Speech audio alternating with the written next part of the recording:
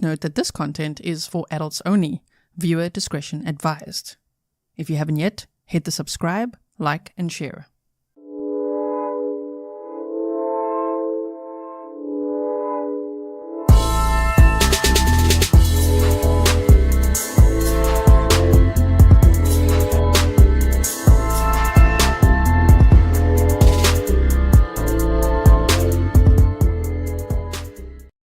Hello everyone and welcome back to another live stream with me, Grizzly K. This is Grizzly True Crime. If you are brand new here, I am South African, living in the Netherlands, otherwise known as, maybe you know it as Holland.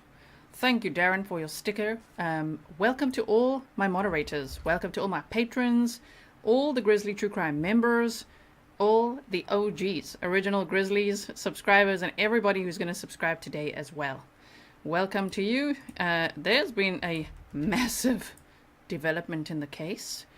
The perimeter, that was set up by the police that was very, very tight is now it's just broadened slightly. It now includes the whole of the USA. Okay, so wow, we're gonna go over everything. I've been listening to all the police scanner. I've been watching all the streams. Yes, I watched all of them. I saw the action go down. I'm sure all of us have had very little sleep, right? We've been watching all night, all day, listening to the scanners, pinpointing the moments where things happened, and I tried my very best to put a chronological timeline together for you. W22, my volume is top. It's right. It's like in the red right now. I can't increase it anymore. It's just because my intro is loud, which is, you know, when you go to the movies and they've got like action scenes and it's super loud, and then when people talk, it's a little softer. Yeah, welcome to my production. Also, I'm not a sound engineer. I just have a USB mic. The intros I make, just adjust your volume if you can, okay? But the intro is supposed to wake you up. Are you awake? Are you ready? Okay, so I've got a map up here because I want to show you a few things. But I think first we need to dive into a presentation so that you know what happened, okay? So we will do some map time and updates and everything. But let me just walk you through what the hell is going on. So just hold on 1 second. Jill, thank you so much. She said, we appreciate you so much. Thank you. Oh, thank you so much. So yeah, actually last night when I was listening to the police scanner, I was lurking on all the feeds and I'm like, I don't know about this, man. I'm not sure. And yet, remember at the last press conference when they said, we believe he's heading south, I said, I'm so sorry to say the opposite, but number one, he's extremely dangerous. Don't act normal. Don't just take normal precautions. He's dangerous. 2, very high risk to take a car. And 3, he'll head north because he's got family and associates north in Phoenixville, and that, what's that other area? Royersville area. Yeah, and that's where he went. He went north, you guys. Wow, Royersford. There we go. Okay, so let me just remind you what happened on August 31st of 2023. Danelo Cavalcante escaped the Chester County Prison, which is actually a jail, wearing his jail-issued shoes that we can still see him wearing from the latest photos, which I'm going to show you. Okay, just take note of them. I've also got the Shoe Corporation, which shows the types of shoes they would wear so that we can kind of see maybe what to look out for and all that. Okay, and then maybe I'll even tell you where I think he's going to go next, because you never know. You just never know. Also, I do know that in my intro that I just played, this case has been moving so fast, I actually made a new flyer for us that I've been sharing. If you follow me on X, formerly known as Twitter, my handle's at True Crime Grizzly. I shared it on there and on Facebook to show the collective reward, which is still $20,000 at this point. I think at this point they really need to increase that so that bounty hunters can get really inspired and jump on, you know, this case. And as many people as possible countrywide. You know, with 100K seems like a good option. 50 to 100K reward money, something like that. So anyway, I do have a new intro, but that one I see is still got the old flyer. And sorry about that. I do know the reward is $20,000. Coastal Couple said, hopefully law enforcement is watching you. You've gotten 100% more correct than they to this one. Thank you, Coastal Couple. I have a feeling they watch a little bit, because when I made the new flyer, 2 hours later, they made a new flyer. And I'm like, oh, there it is. Okay, very nice. We love that. We love that. M. Libra says, thank you for all you do. Thank you so much. And Kerry said, you were totally on this Grizzly True Crime. My weekend has been all about escapes with a UK guy who was captured on day 4. Yeah, that's right. He was. That sounded like a movie, that case. So remember this, we watched the escape video as well. Everything is on the playlist for you if you want to rewatch it. Today we're going to focus on the timeline, what the hell happened, and we're going to listen to the police scanner. So this comes from one of the previous press conferences where they broke down exactly what happened on the day. So they said at 8:33 a.m. he enters the exercise yard. At 8:51 a.m. Cavalcante escapes from the Chester County Jail. It's Chester County Prison, but it's a jail. At 9:35 a.m. on August 31st, his block then returned to their unit from the exercise yard. He was seen walking on Wawasset Road in Pocopson Township around 9:40 a.m. So that's actually kind of westward. I'll show you very quickly. Just hold on. There we go. Let's bring it here. We'll just put the map in the background. How's that? Bridget, thank you so much. Really appreciate it. Welcome, everyone. Please like and share so that everyone else knows we're also live. Okay, so the Chester County Prison is right over here, and he was seen walking on Wawasset Road. Hope I'm saying it right. Sorry, locals. At 9:40 a.m. At 9:45 a.m., a correctional officer noted that one inmate was missing, and then they said they need to conduct a special search.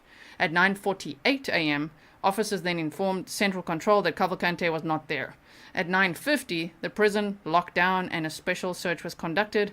And at 10:01 a.m., there was a public escape sound, which I don't know, man. They said it went off at noon, but okay, they say now 10:01 a.m., the 911 center was notified. Wes says, gee, like a bloodhound. Oh, thank you. So I just quickly want to show you something here. At this Chester County Prison, if you look at this map, I've been looking like, where the hell would he escape from? Okay, so I'm just going to, I don't want to take it off completely. I just want to put that there so we can see. But if you look at this Chester County Prison, right? Here is where you can see the walls. Because I was looking everywhere. Where the hell did he shimmy up like that? And where did he run over the roof? And where did he go down then? Terry in KS, proud to be a Grizzly. Thank you so much. You're so sweet. Thank you very much. Okay, so basically, let me see if I could turn this a little bit. Oh, let's turn it this way so we can look at it like this. Okay. So what he did was, it would be this one. Because we saw the brick wall, as you just saw on that presentation, and the door, and he went in there. Okay, so at 8:33 enters the exercise yard carrying his towel, which I initially thought maybe he had something in, but he's got such small hands, you know, small guy, that I think he was just holding the towel. Anyway, so he went into the exercise yard. This is where they would have been playing basketball. And then he climbed up this wall, as we saw. Crab walked up the wall, got on the roof. And if you look at the prison from above, you can see there's fencing all around like this, all around this end, which means that he would have, and by the way, here's the tower. Here's the tower, and the person working in this tower has been fired because they didn't see him escape. Okay, so he went up here, got on the roof, and then my best bet would be that he ran straight across this roof because everything else is fenced in, you see? Which means from this line here, it's not fenced in. That means, to me, he went here, maybe down here, maybe a little bit over there, got down somehow here into this parking lot. Once he's there, he's pretty much free. So he would have even run in here and hid in here for a little bit and then be like, damn, I can't believe I got out.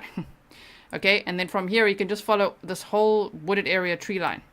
So you see how the path goes. Okay, not to the dairy. That's the prison. And Wawasset Road is actually up here. Let me orientate ourselves north again.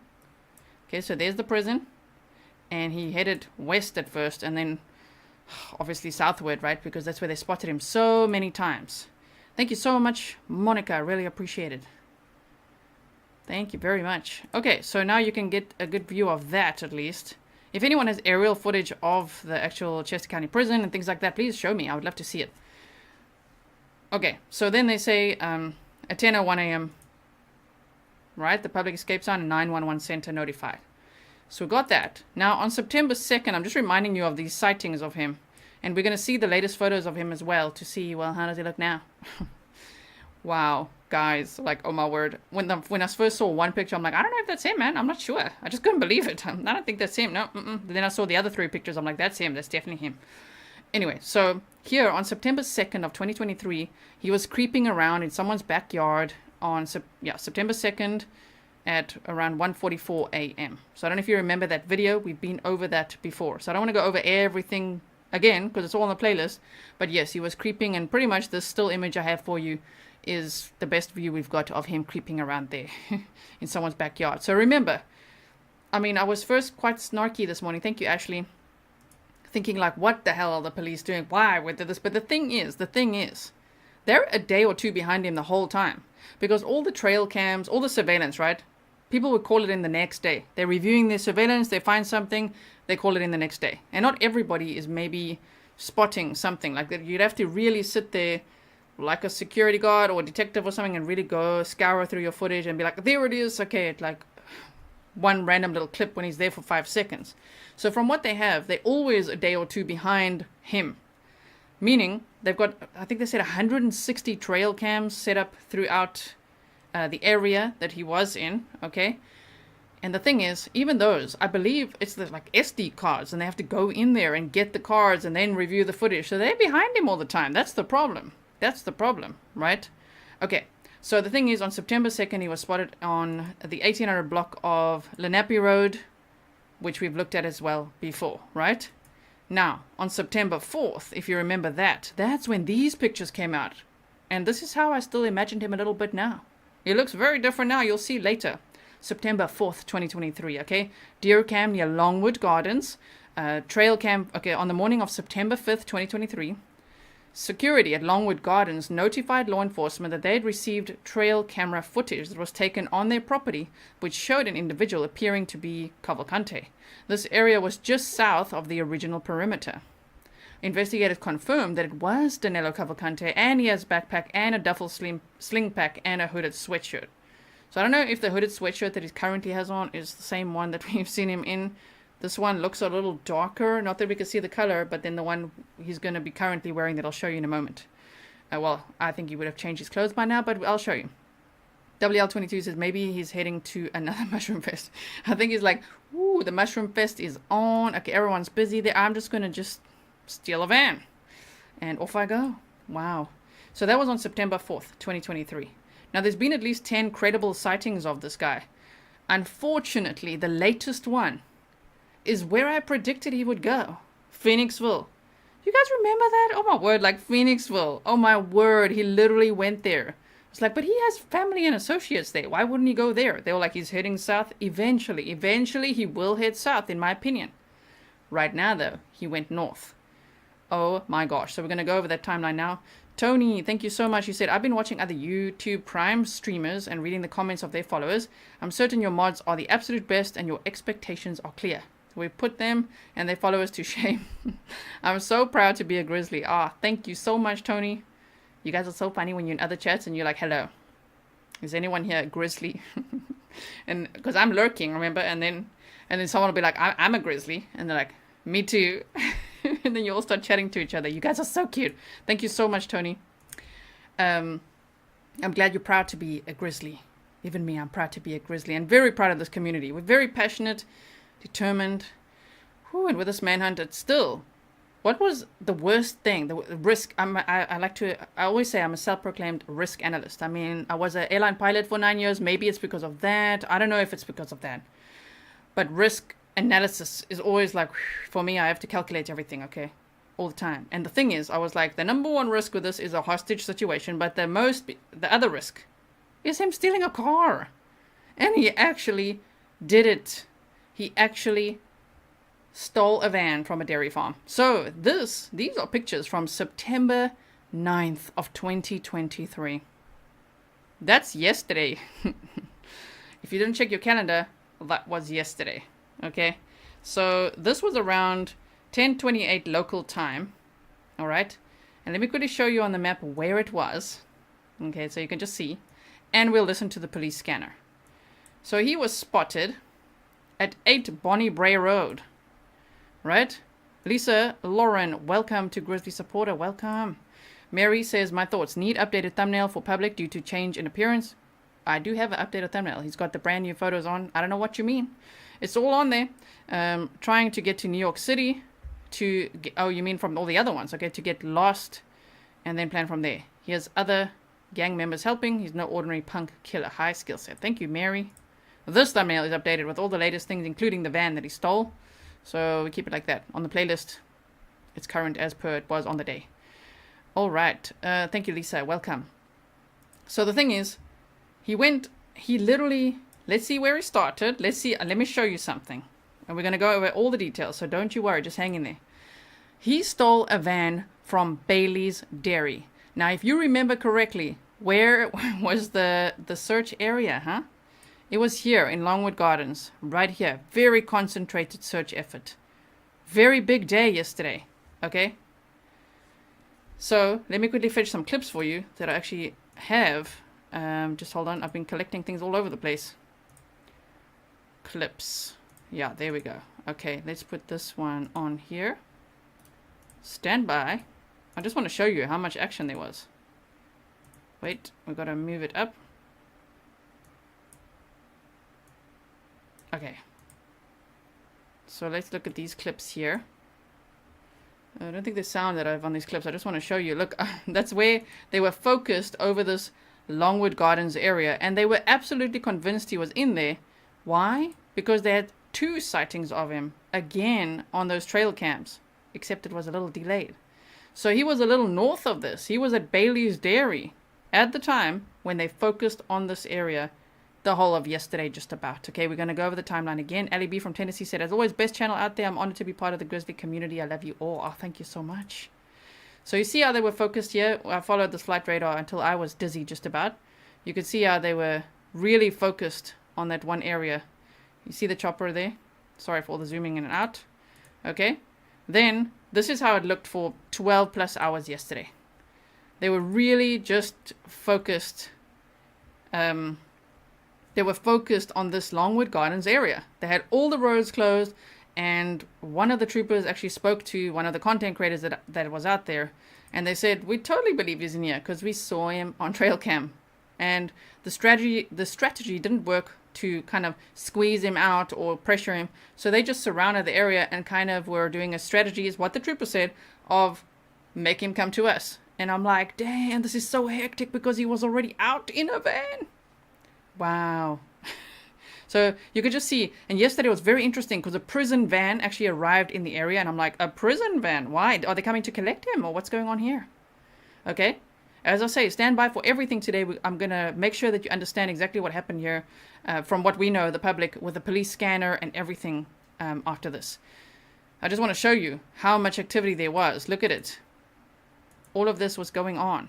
Look, they were in the fields there. I mean, they were armed. They were armed and dangerous. They were ready. It looked like, oh my word, it's going down. Really, it looked like what was happening, right? Okay, so let me just quickly find something else for you. I want to show you this one quickly here. Look at this one. I don't know if you guys remember this. So that I could just make sure this is all chronological. Look at what I said here. This was cool.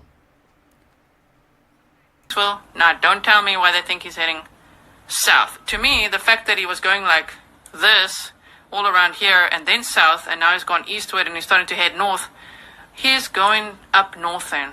Everybody in Phoenixville and King of Prussia, keep your eyes peeled. Keep your eyes peeled. When somebody like him is weakening, maybe, from what we know, he's getting tired, he might be like, I'm going to my family. And that's what he did. Literally getting tired and like, that's it, I'm going to my family. That's what it seems like he did. Okay, so we've got that. We're trying to follow this chronological pattern here.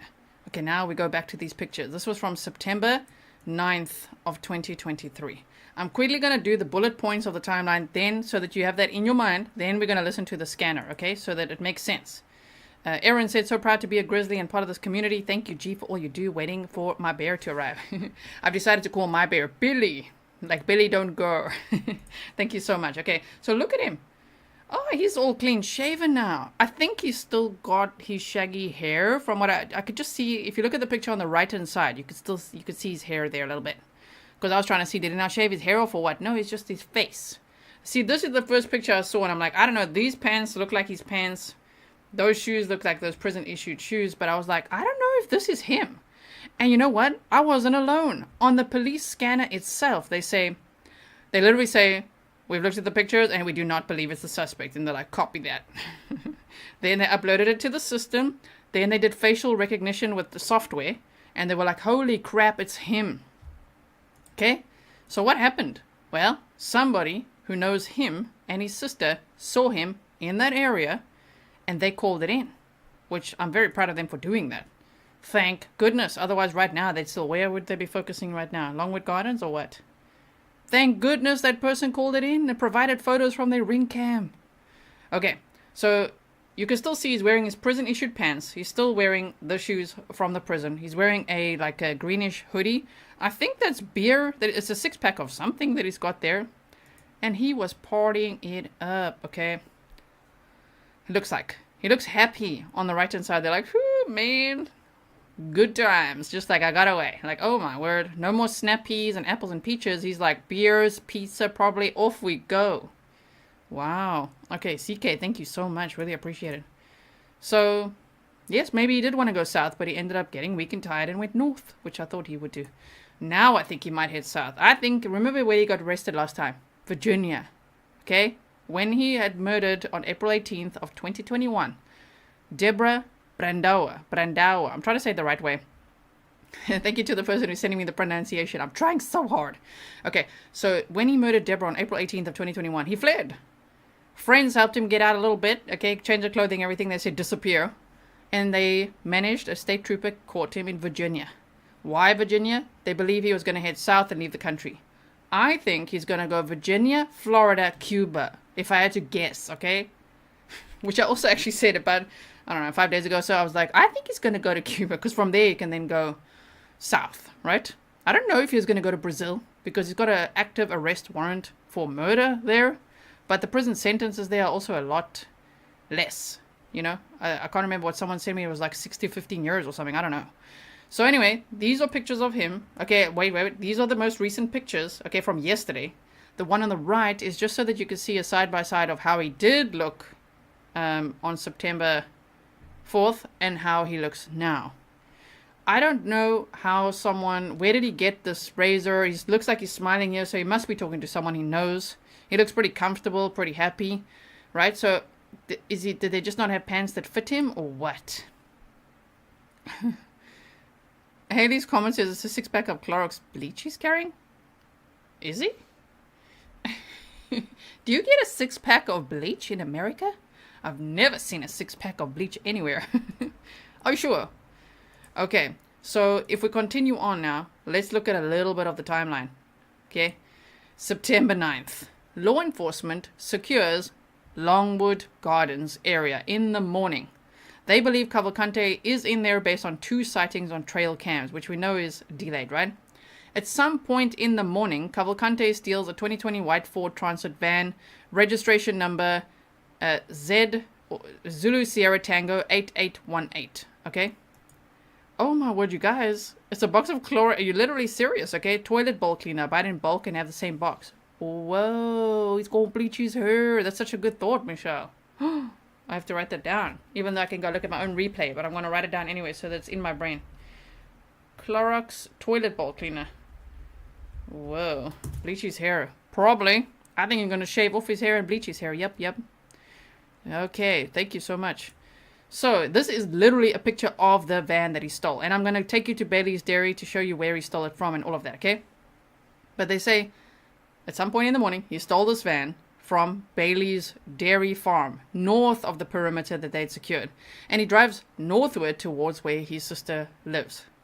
He actually, apparently, wait. Someone emailed me to say that his sister doesn't, they don't want to say exactly where she lives, but she's not quite in the Phoenixville area. She's a little bit further north in that. But he might be heading towards that Royersford area. Wait, sorry, I'll make it smaller. Yeah, I think he would be heading here. That's where he stayed at the time of the murder. He stayed in Royersford. Okay. Berlina Flans said, I think he may be wearing different clothes under the baggy pants and sweatshirt. Probably that too. Probably that. Maybe he thought, oh, in case this comes out, I'm just going to wear this. I don't know. You never know. If he's like, look, law enforcement, I'm here. Off he goes. I don't know where. With such a head start. My goodness. So, yeah, he went here. Phoenixville is here. they reported something about East Pikeland Township and going past a mall, but again, it was delayed. So the thing is, okay, they spotted, let me just go through this and I'll show you the van at the actual dairy farm. He stole there sometime in the morning. They spot the van on cameras, in hindsight, okay, at 10 a.m. on September 9th, okay, yesterday. Then at 8:57 p.m. and at 10 p.m. The van is reported as stolen at 4:51 a.m. on September 10th, 2023. That's a long time to be like, based on what I'm hearing from the scanner, right? Vicky said, are law enforcement monitoring the system? I do believe so. I believe they, from locals that have emailed me, they said, just hold on 1 second. Because people don't want to put their name out there. I totally understand. Don't worry. Anything you send me is anonymous unless you specifically ask me to tell people your name, right? So this person who knows the area and everything says she moved about 20 minutes northwest, okay? But I don't want to name the town as I want her safe. She has her own cleaning business. This is now Cavalcante's sister, and has cleaned my house as well as others close to me. She speaks broken English, is very nice, and cooperating with the police. It's been upsetting to her. Okay, so that's what I'm going to share for now. Book Girl says, oh no, he stole Gabby Petito's van. No, wait, no, sorry, flashback. Right? It feels like Gabby Petito days, like Brian Laundrie. Oh my word, the white vans. Maybe that's why I think he's going to Florida. He's going to Florida. Okay, so the thing is, the van is reported as stolen, right? So now if you look, the arrow that I've got there is because there is damage on the rear bumper on the left hand side. You could see the registration there. Please be on the lookout. So it's still high alert, of course. Now you got an extremely dangerous. Someone on social media was saying we're making him to sound too scary, that he's a coward, that he shot a man because he owed him money, and he stabbed Deborah in front of her children, and it was like a DV guy, and it's because she was going to tell on him or whatever, because she knew that he had murdered someone in Brazil. But I still, like, he killed 2 people. We don't know who else he killed in his former gang days in Brazil, because he's a former gang member, and it could now be a gang member. How do we know? I think he's extremely dangerous. He's on the run. He's outsmarted the police, although I want to say outsmarted, but the thing is, because of the resources, they're always a day or two behind. That's the problem. That's the biggest problem they had. Wooded area, perfect place to hide, affects the thermal cameras apparently when it's so thick, right? And then he's just managed to move around quite a bit. So that's interesting. 007 Angelo says, I wouldn't trust those cops to catch a cold. Thank you, 007 Angelo. So this is an actual picture that law enforcement has shared. This is not coming from social media. It's coming from law enforcement. I'll show you their post as well. Milwaukee Mary said, they are cowards, clowns, sat in cars. Thank you, Milwaukee Mary. They were waiting all day yesterday, 12 plus hours in the cars, waiting for him to come to them, basically. Okay, so we got that. Almost done with my presentation. Then we're going to listen to the police scanner. We're going to look at the maps of exactly where we could see the van on the map. Diane said, white van, so innocuous. You can sleep in the back. And it's got air conditioning. And air conditioning. Yes, indeed. Okay. No, in local time. Asperger Sadie said all the time, mention local time. Local time. I've converted everything to local time for you. Trust me, that was a mission. Because I was like, wait a minute. Wait. So, let me just make double sure of that time there. Because I've got it all written down here as well. Yeah, stolen van. 10:43 my time. That would be 4:43-ish this morning. Oh my word. That is so hectic. Okay, so here's the flyer that I made. I will have to add these new pictures there. I can't believe that's bleach. Oh my gosh. Maybe it's just sitting there on the porch.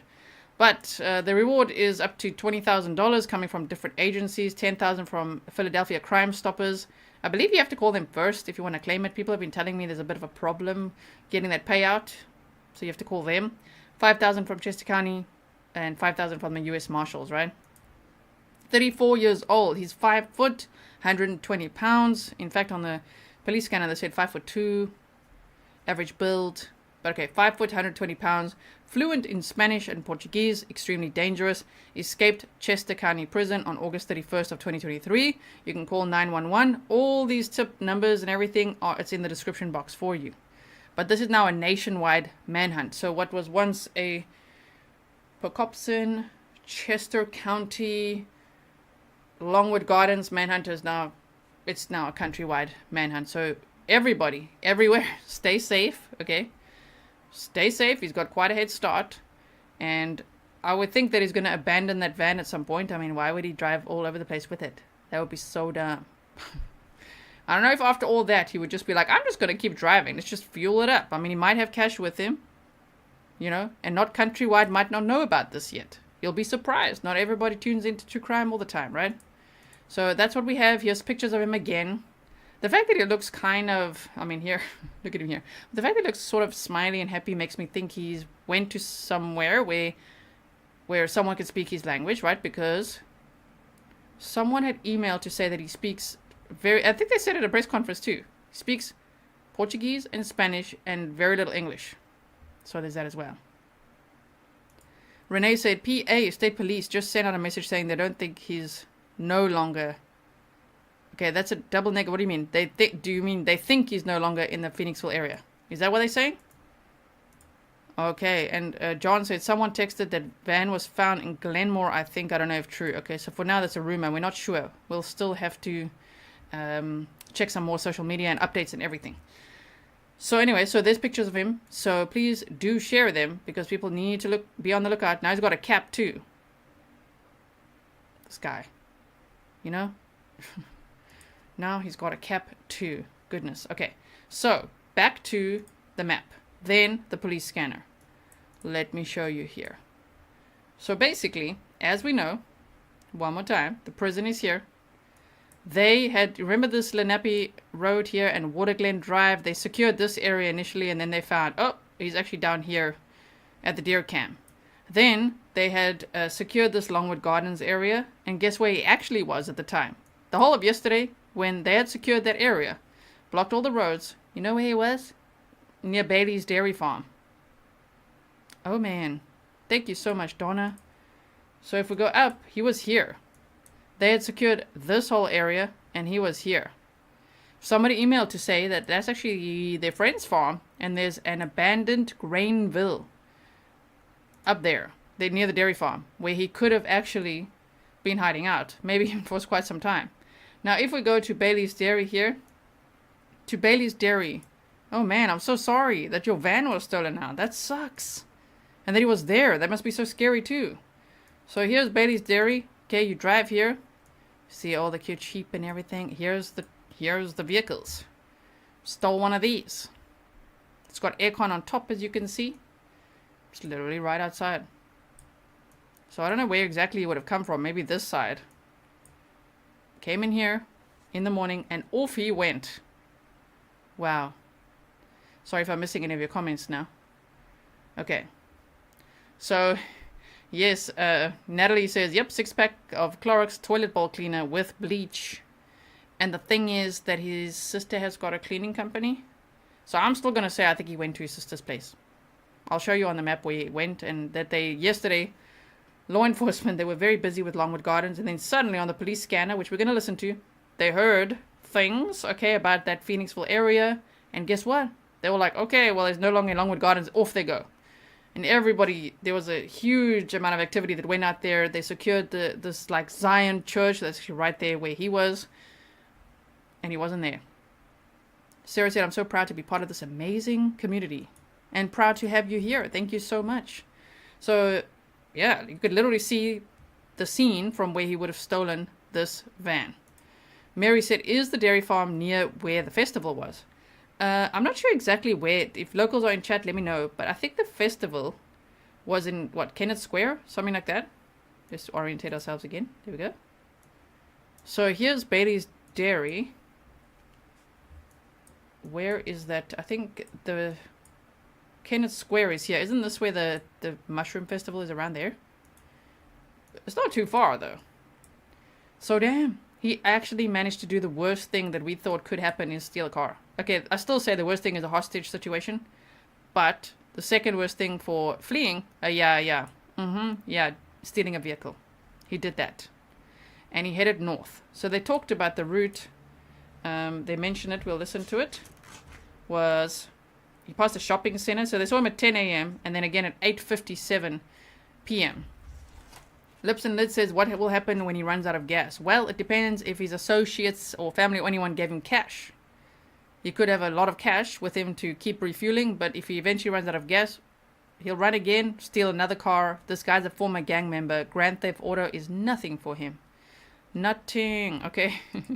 So he'll just keep stealing cars, is my opinion. And good luck with the police tracking that countrywide, right? I hope they do. Hope they catch him. But now it's like, oh dear. Okay, so he went northward here. And I'm just zooming in a little bit. Past this East Pikeland Township. And then he ended up here at this 8 Bonnie Bray Road. I believe the boots on the ground content creators are out here now. They're also out here by this.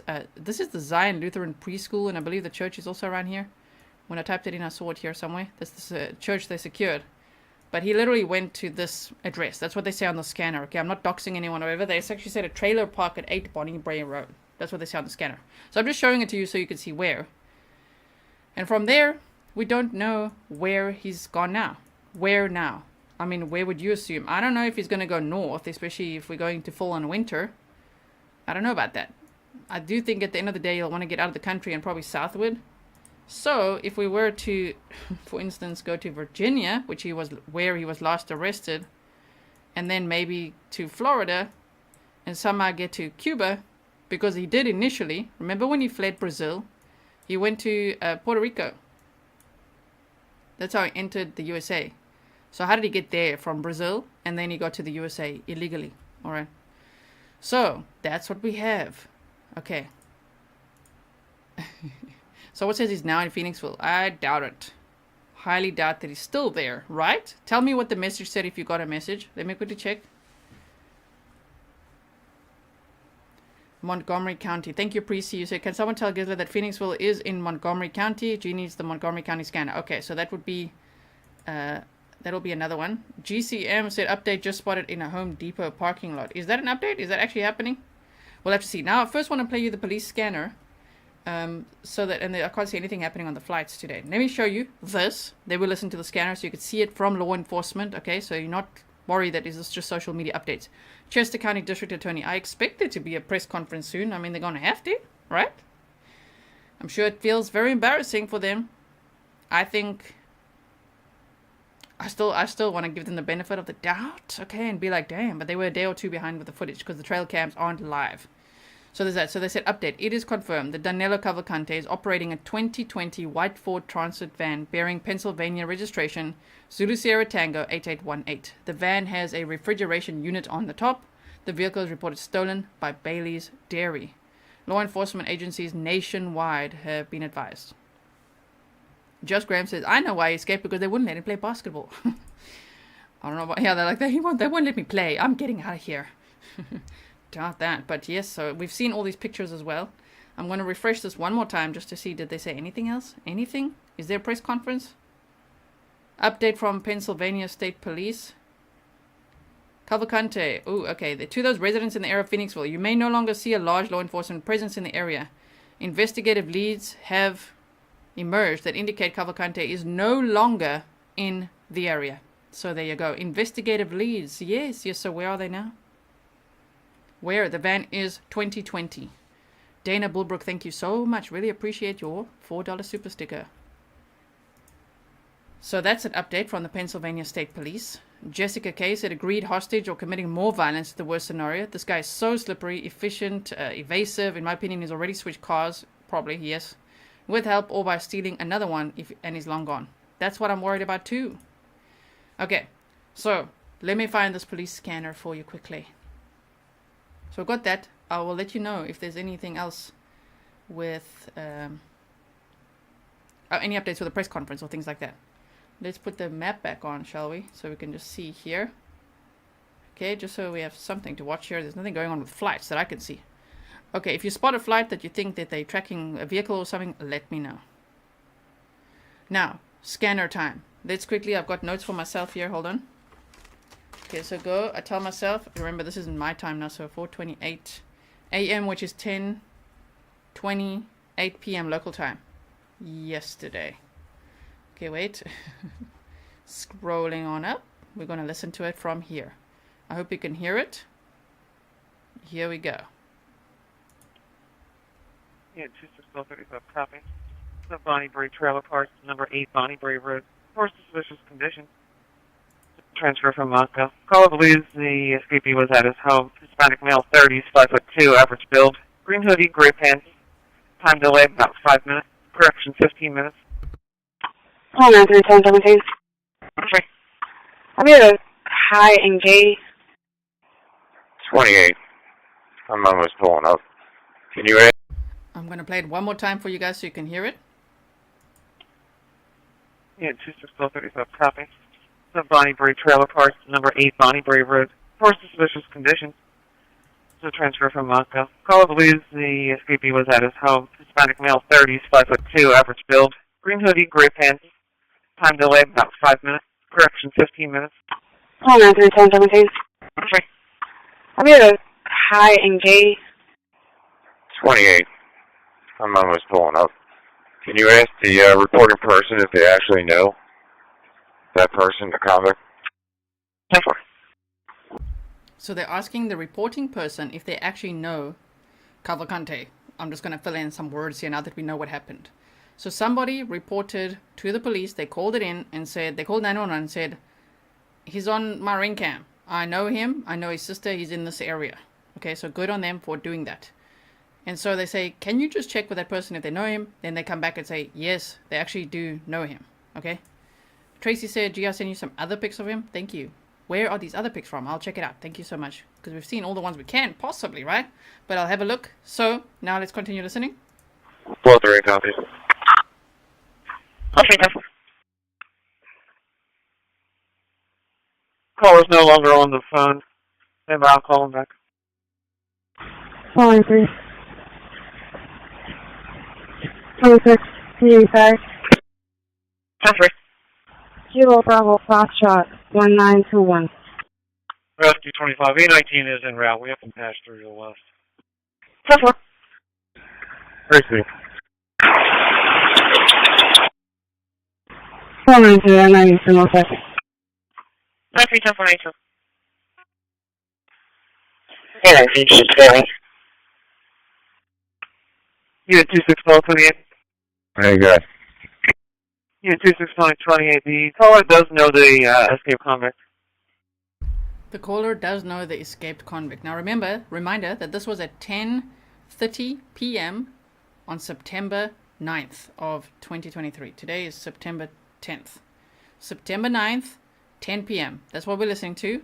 To the person who said that you send me new pictures, we already went through all of that. We've seen those pictures. Thank you so much. Dolly Daydream says, thanks for your hard work, Grizzly and Mods. Thank you so much, Dolly Daydream. If you guys have missed the update, the presentation, the timeline, and everything we've just done, I hope that you will check it out. If you're only joining now, we're listening to the police scanner to match up with everything we just learned. It was a little hard when I first just listened to the scanner to make sense of it all, which is why I made you the bullet points, okay? I hope it will help you a lot. So now they say, yeah, that caller actually does know him.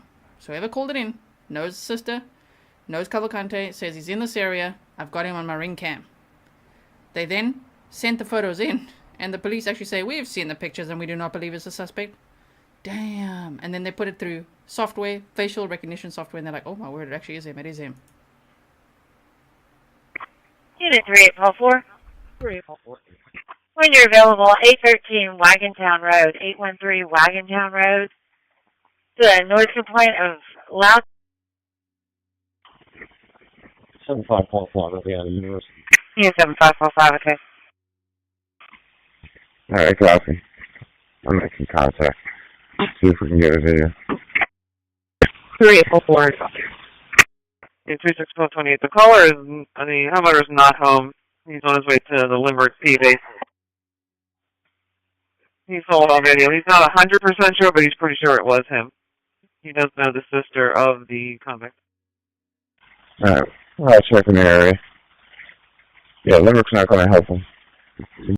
So there they say Limerick's not going to help him because he said he's going to the Limerick Police Department to go and give them the pictures.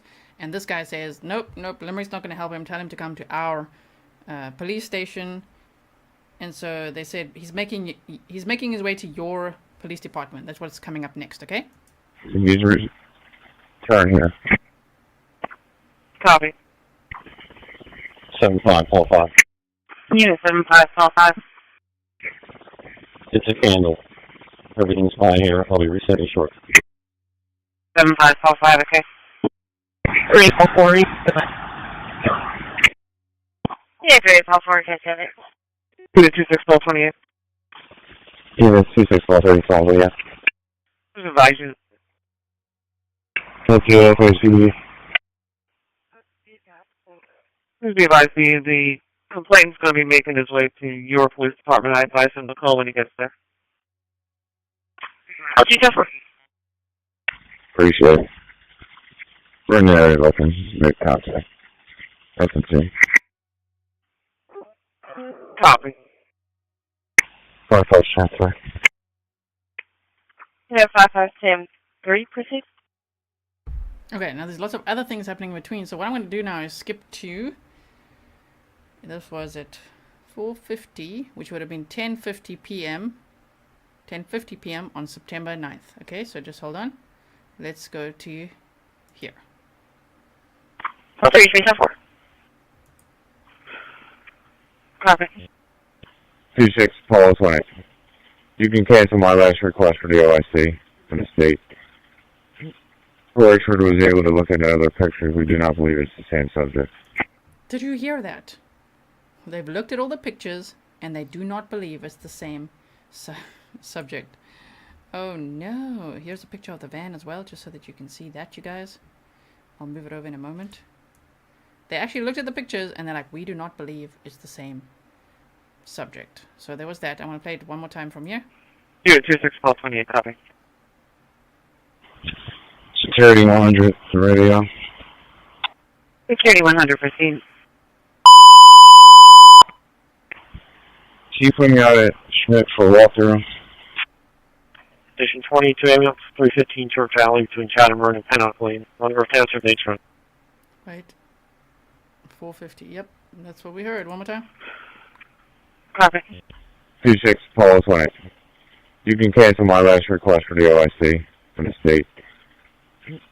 Richard was able to look at other pictures. We do not believe it's the same subject. You at 26 copy. Security 100, the radio. Damn. So then they say we do not believe it's the same. I'm just putting this on because this is what to look out for right now. Okay. That was loud. I know. Sorry. It hurt my ears too. It happens sometimes. Even when I play it here in the house. Even Fury, he ducks like, what is that? He does not like the scanner. Okay. So now what we're going to do, that was from around 10:30 local time. Eastern, right?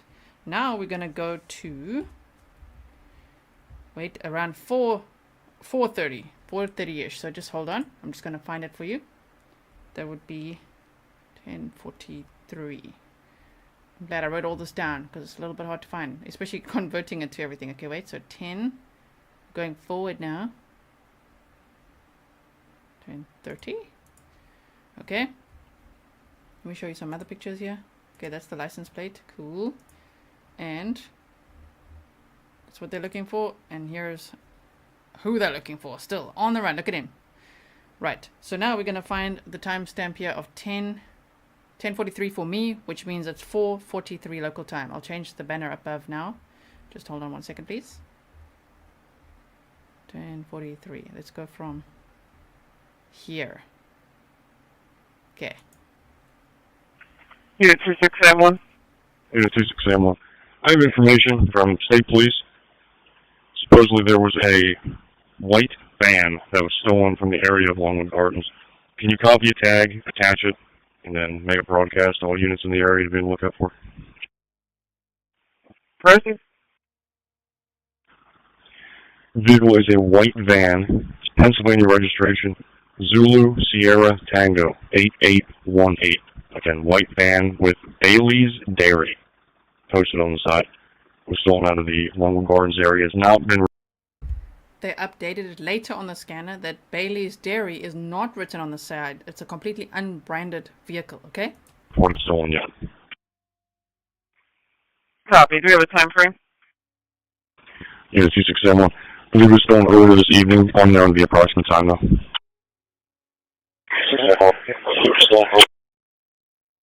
Thanks, stand by. I'm putting it together now. Copy. One of you two will check the vital for that. Yeah, we're working on it. Stay here, logging into it. Is there a reply to send down police department information? Zero, 5, okay. He didn't come through ours, but he went through 5 others. He said Z, Zulu Sierra Tango 8819, right? That's what I got. I saw a dump truck. What is this? A white van.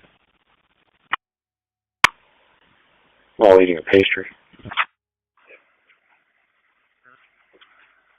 Command post to all units operating 8 Bonnie Bray, 501 South Lofset Road.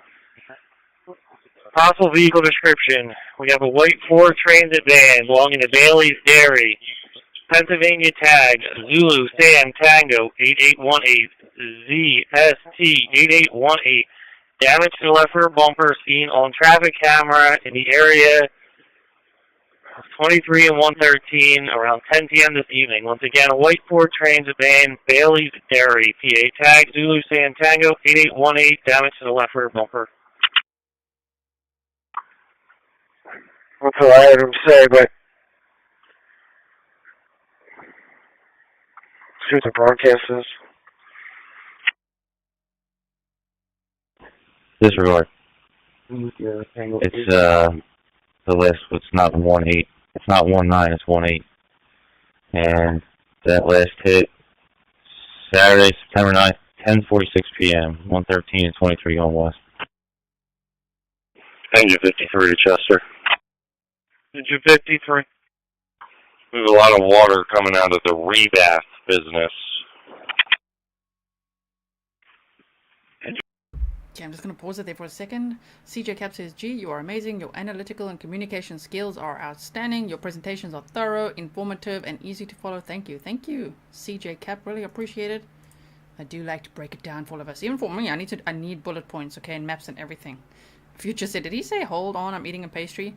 I think he said while eating a pastry, and I'm like, So I'm just going to skip forward just a minute or so, which is at 10, wait, this would be at 4:51 a.m. your time. That means Pennsylvania time if you are local. Anita, thank you so much. Treats for Fury. He's so spoiled, oh my word. It's like me, I can't have coffee after like 5 p.m. I'm going to go to channel 10 after this. But Fury as well can't have treats after 5 p.m. He goes absolutely bonkers. Mad. Zoomies. Okay, so 4:51 a.m. I'm quickly going to skip forward to that so we could just hear what they said there. It would be, let's go here. Wait, I'm just going to start here. Thank you. I believe it's on 5 Bonnie Bray, 724, I believe. Great Body Church. County all cars and stations, prepared copy, flash information, updated vehicle description for the escaped prisoner. Command post to all units operating prisoner search. We are getting confirmation that van is now reported stolen. Once again, that van is now reported stolen. County all cars and stations for flash information. Updated vehicle description is a white Ford Transit van, Pennsylvania registration, Zulu Sierra Tango 8818 ZST 8818, belongs to Baily's Dairy. Reported stolen out of the Longwood Gardens area, possibly being operated by the escaped prisoner. Vehicle did hit an LPR Route 113 and Route 23 around 2200 hours last night. County all cars and stations regarding the vehicle possibly operated by the escaped prisoner. The vehicle is now reported as stolen.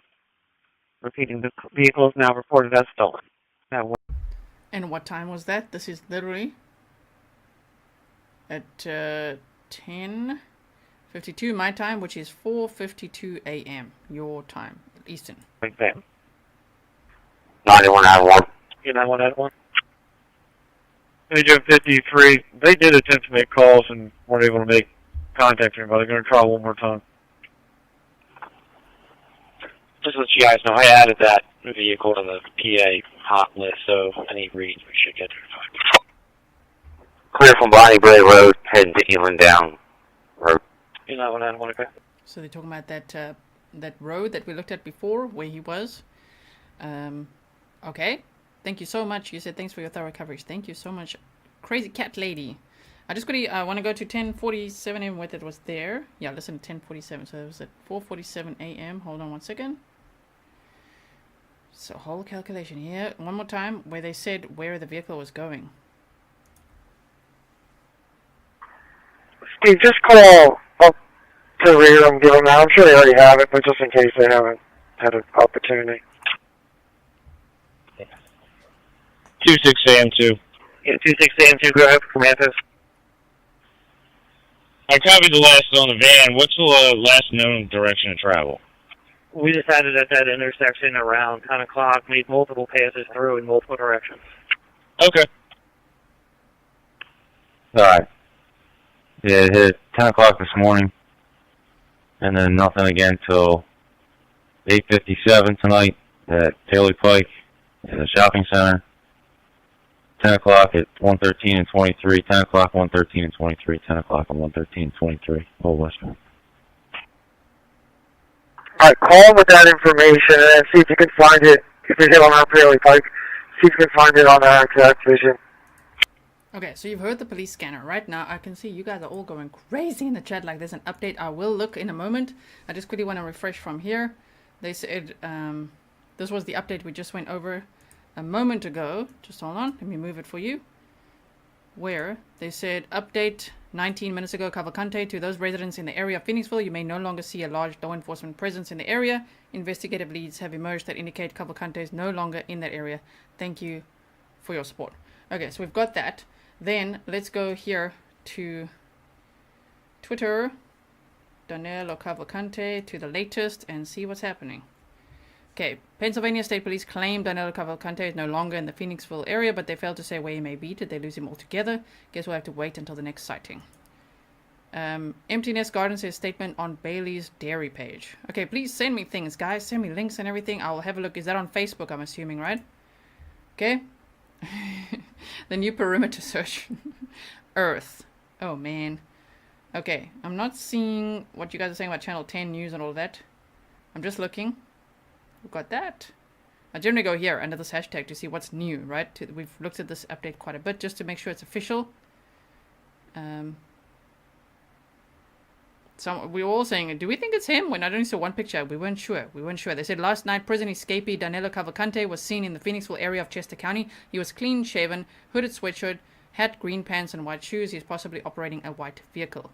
Call 911 or the PSP tip line at 717-562-2987 with information. Okay. So I'm going to check my emails quickly because I want to see what you guys are sending me. What is going on there? Danelo Cavalcante escape perimeter. What are you guys talking about? There's a lot going on here. Okay. I'm just going to go through this quickly so that we can see. So I've updated you with everything that I have for now. And we've gone over everything we possibly can from the police scanner. Okay. Thank you so much, Vicky. We just got to take it, yeah, with a pinch or grain of salt, right? Angel Rock, I was also watching this morning. Okay, let's see what's here. Thank you for sharing the flyer that I created there. Really appreciate it. Yeah, where's Waldo? And the #1 ranking hide and seek. Okay, so I can't see what you guys are saying. Channel 10 news or anything like that. Let me quickly go. Hold on one second. Now I'm going to have my head on a swivel again, aren't I? I could feel it. It's going to happen. Let me just check what the Chester County District Attorney's Office is saying. Nothing else, okay? Nothing else right now. Therefore, you said I must go to Baily's Dairy Farm statement. Where? Pecopson. Okay. My email address, all the mods are sharing. Okay, there we go. Okay, cool. Thank you for that. Baily's Dairy of Pecopson Meadow Farm. Friends, our delivery van was stolen last night. Oh, yeah, okay. Last night. Interesting. With all the timing of the scanner and all that. This was 1 hour ago. I'm just thinking, because that's what the scanners, they were delayed. They were talking about things this morning, right? Okay, so, friends, our delivery van was stolen last night between 7 and 10 p.m. While we were still here working. It is believed that Cavalcante used it to flee the Pecopson area. Wow. And then they said, we are still working with law enforcement to help with the investigation. We really do not have any other information at this time, and are just as disappointed as everyone that he broke through the perimeter in Longwood. We appreciate the support of the community and continuing efforts of law enforcement. Yes. Okay. So we've got that. Tina, we don't want everyone to be redirected right now. We want to stay here, stay focused, do what we're doing. So that would be why. Yes. Okay. So 610 said, take your damn keys with you next time, right? Oh yeah. The keys were probably in the van, right? Mm-hmm. Unless, I don't know, maybe he's got experience stealing cars. Wouldn't doubt. So, okay, we've got that. And the rest, I'm just waiting for an official update from law enforcement. I know there's a lot going on social media right now. I am aware. There's so much going on. Now, where are you getting this Channel 10 news? Is that like, okay, wait. Channel 10 news. Danelo Cavalcante. Because there's been so many rumors and so many ups and downs that you just don't know. Okay, they talk about changing his appearance. We've seen that. Hey, Lilac Dream says, I've received my teddy. I named him Mr. Snarky. Cute. That is very nice, yeah. Paula says she can read it, 11K in chat. Yeah. It's hard to read some of these comments sometimes. They fly by.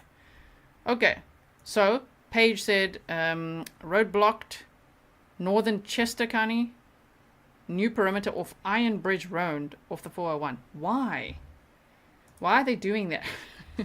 Wait. Iron Bridge Road. And where? In Chester County. Chester County? Or are we talking about... Yeah, you said Chester CO.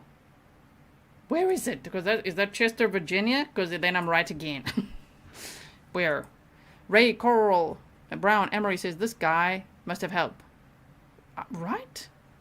Yes. Thank you so much. Vicky, can you imagine? I have 2 eyes. And I'm looking at millions of things. Imagine me being able to see however many people are here right now. Every single comment. Okay? B12 said, van found cornfield. MSM News came after the YouTube guy. Okay, the YouTube guy. So which one are we talking about, huh?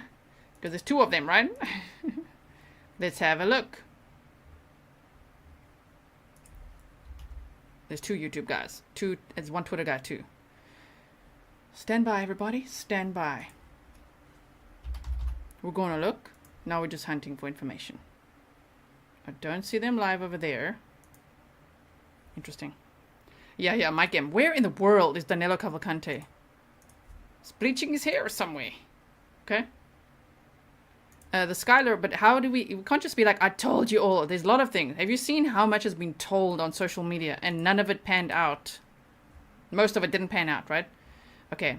Epic Exposure said, how did he have time to shave and wear? He must have known someone. Wherever you went, he must have had a contact there. It could be his associates, as they say, which could be gang associates. Okay, you guys are saying Glenmore. I'm just trying to find these places. You mean Glenmore in Pennsylvania? You mean he's going there? And then some of you are saying Iron Bridge where? What? We're mapping it. Here it is. So this is where the ring cam was around this area. This 8 Bonnie Bray Road, somewhere around here. Phoenixville's here. The Baily's dairy is over here. Okay, so if he's there, he didn't get very far. Alright, let's see what's happening. How many people are here? Lots of people here. Thank you so much for being here. Really appreciate it. Let me quickly type in Danelo Cavalcante. Yes, we want to see. Veronica said, I was up late last night watching Nick stream. He gave lots of props to you and the Grizzlies. Gee, lots of Grizzlies watching. I did see that as well. I was there lurking. Thank you, Veronica. Yeah, and he said something very sweet. Thank you so much. Laura said they can track the vehicle through the GPS system. I also think so. Right? That 2020, I think they could. Yes. Okay. So, unfortunately, guys, I cannot see anything to update you with right now. Nothing that's... this is why I like to take my time, bring the bullet points, see what's happening up. What's happening out there, if it's credible or not. Iron Bridge is west of Route 100, south of Route 24. Yes, but remember, I'm not from there, so you gotta... Can you tell me? Iron Bridge. Route Is it Ironbridge like Glenmore? Interesting. Okay. Oh wow, up here. Okay, and I haven't seen the update of what's going on. So we're updated according to law enforcement. Yes, Kitty Bang Bang. I don't know the name of the gang that he's affiliated with at all. Not too sure. And now what we're gonna do is quickly go back here, and we're gonna have a browse to see what is going on here. Let's go to latest. Refresh. Let's see. Okay, Danelo Cavalcante, Chester County Manhunt near Coventryville Road and Nant Mill Road. SWAT team deployed around a barn. That was 24 seconds ago. You see what I mean? It's like you can't be in 20 places at once, right? Wow. Jane, thank you so much for your $2.99 sticker. Really appreciate it. Okay, I hope they catch this guy. The downside of him taking a vehicle is that it's much easier to track him now that he's not hiding out in the woods somewhere, right? If they can really catch up to him. If he's got such a head start, it makes it difficult. But we shall see. So you guys are saying, let me just see this. They say near Coventryville Road and Nant Mill Road. Okay, let's type it in.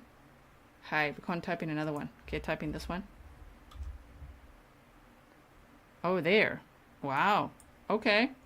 Not far from there either. C minor op says knew for days he wasn't in that perimeter. But we want to give them the benefit of the doubt. They had night vision goggles. They had canines. They had board tech.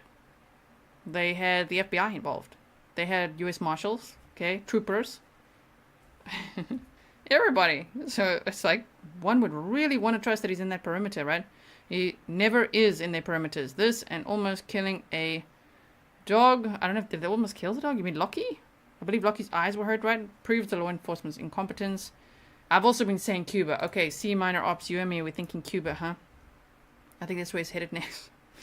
First Florida, though. Virginia, Florida, Cuba. You guys are like, he's not coming to Canada. Kerry said, in my opinion, we have to be mindful not to victim shame. As in my opinion, it could have been threatening to the person that's how he's shaped. That's true as well. I mean, that must be quite scary. Okay, so I'm just trying to follow what's going on in this developing news. We now looked at what we know professionally, bullet points. Now we're back to the speculation place where I'm not too sure what's going on right now, but they're talking about this on social media. So social media here, Lindsay O'Reilly shared Dan. There we go. There's a sighting. Let's hear. Danelo Cavalcante, it had moved up here to northern Chester County near Phoenixville overnight. We now know that state police have left this area near Phoenixville. And we also know, per our Action News sources, that the van that Cavalcante apparently stole and was driving, that van has now been found. And that pictures of him that were captured on home surveillance video, they were captured at the home of a... Where's the van found?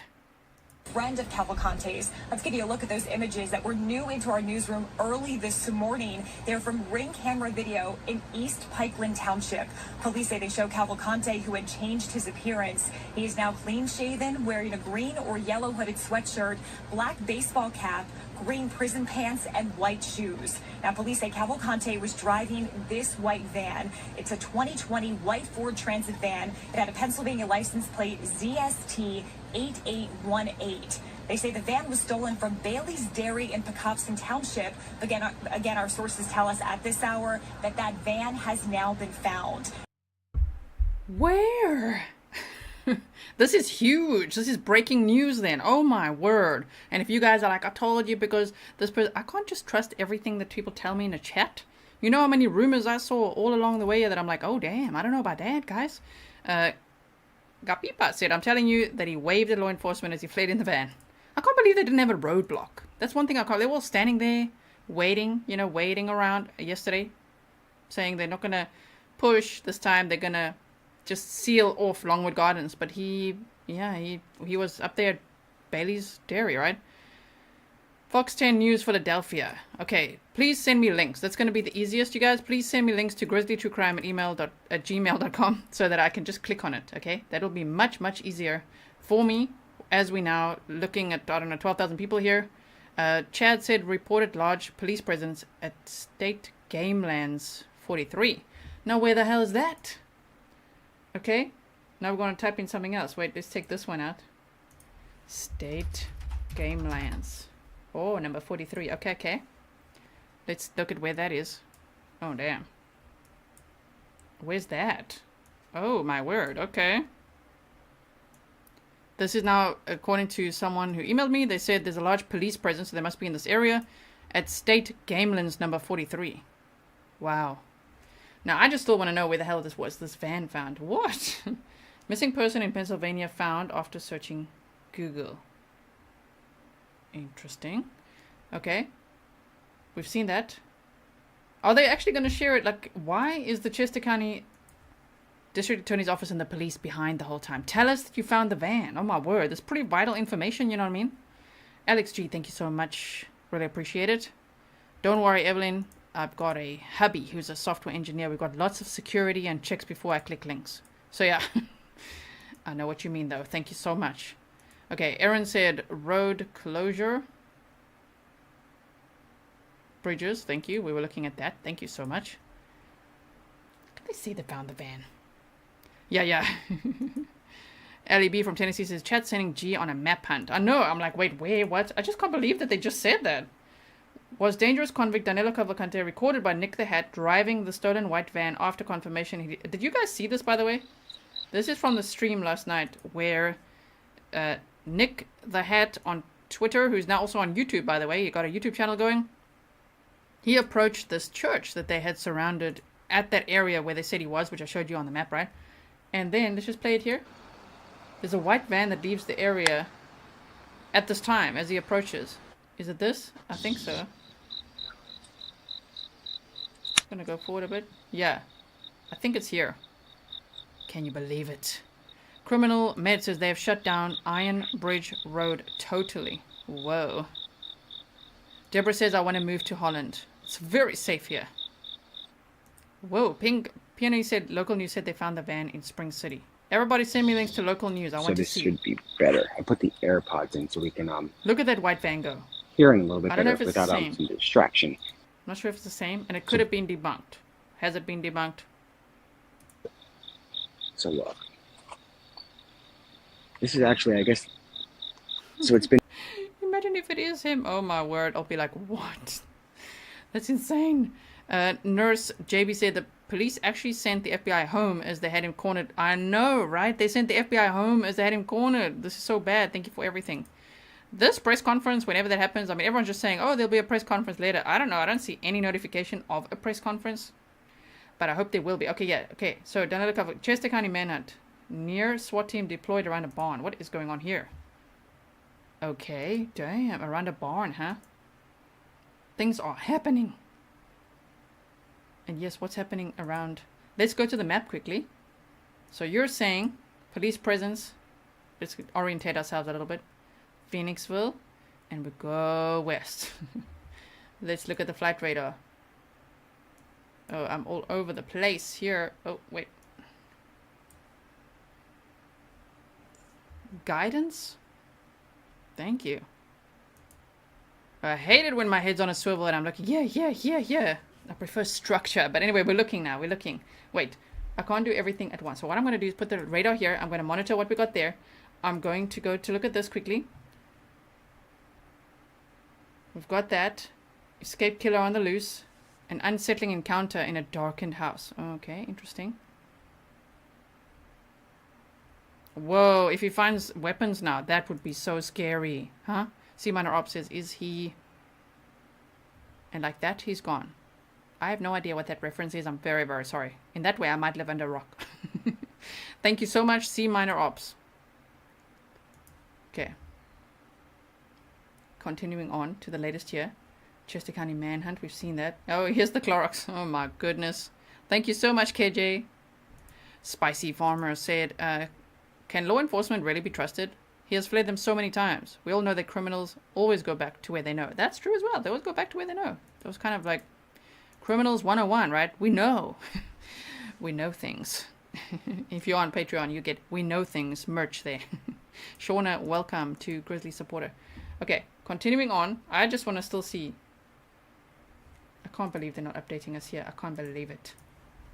The hell. I must find that trooper. There's a trooper on here. Hold on.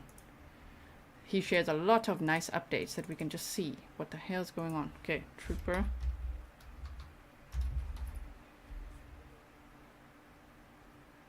Can't see him now. Can't believe they found the van. So where's he? And what's he on in now? There, breaking news. Okay, what? Ditched. Per my source, the stolen refrigerator mounted for transfer was driving has been ditched. This guy is the Brazilian Chuck Norris. Wow. Oh, thank you. Kerry said the usual suspects movie quote. Thank you so much. Do you think I have time to watch movies, you guys? I do not. Okay. Now, Country Diva says, I read Kimberton Golf Course. Van found. Wow. There's so many. Let's just see if it all kind of adds up. Let's take one of these out. Kimberton Golf Course. Let's see where that is. And that's not here.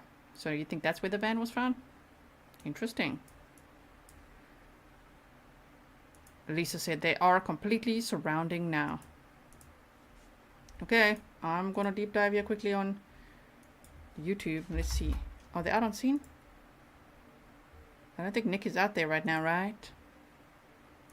Is the other one out there?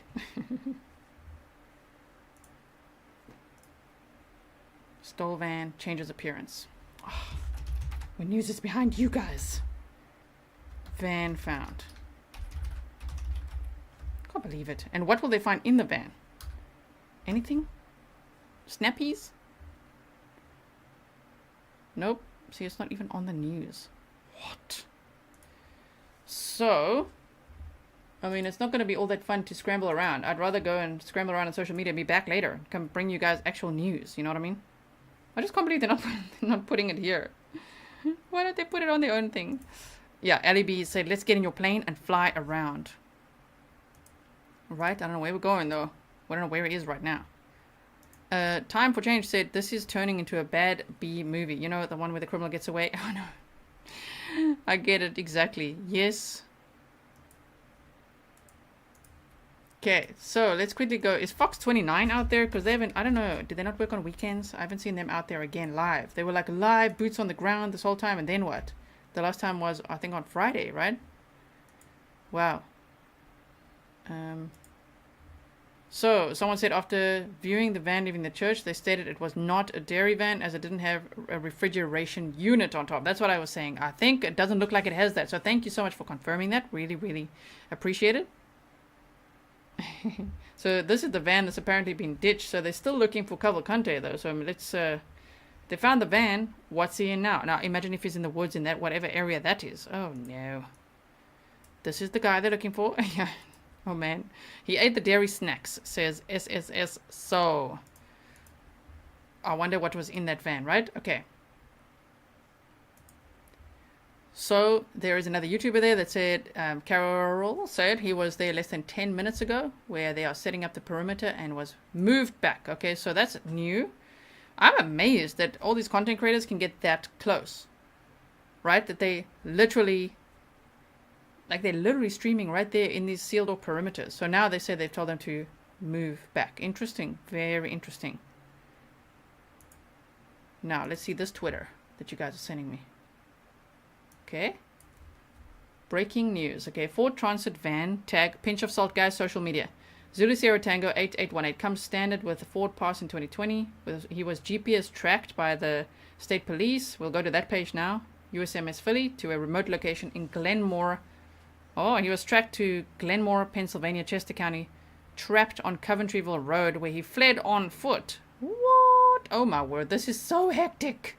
Okay, can I still listen to the normal scanner? Do you guys think? I wonder, because now we're actually still in Chester County, are we not? Color says, fantastic eye on the Clorox toilet wand refill. Google picked it up too, so props to whoever got that one. Can all of us Grizzlies go get him now? I think Fury must go get him. What do you think? Yes. BG said content creators seem to be more on it than law enforcement. And mainstream media, right? At first it was myself and Nick. I was on YouTube, he was on Twitter. No one else was talking about it. It was like, what? Like, where is everyone? This case is so hectic. And eventually, I'm so glad it took off. Because, like, yes, this is an amazing story of, like, what is going on here? How did he escape? Look at the video that came out. Can you believe your eyes? Can you believe it? Now, what is going on here? Oh, it's all the features of the van. Okay. Interesting. Nantmeal United Methodist Church. Is that where? You see, we've heard lots of locations now. But it's all in the, it's sort of in the same area. Huh? My goodness. Can I handle it? All of this, it's just so much, right? I get like so much adrenaline. Do you also, I'm like, what is happening now? Okay, so to continue, let's play the scanner and just see if is there anything on it. Should there be? Let's go to the live scanner. Play it. What are you guys doing?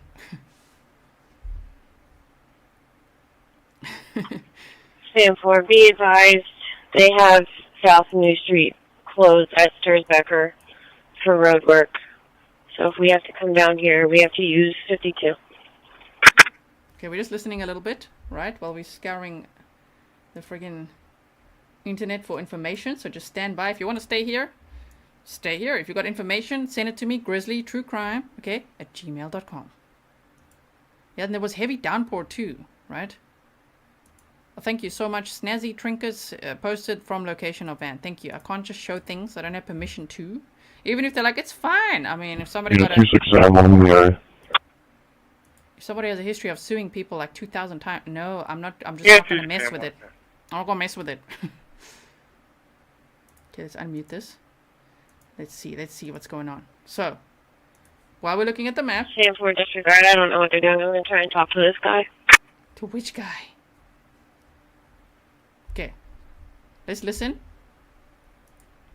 while I look for things. I can't believe it.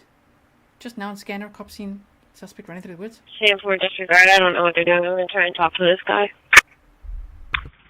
33 San Juan side.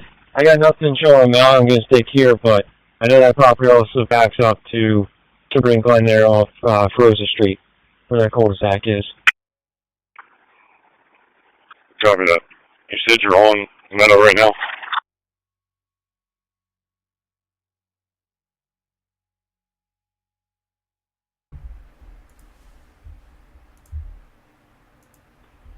Yeah, 26-12-33 Spanish, okay? You in San Juan?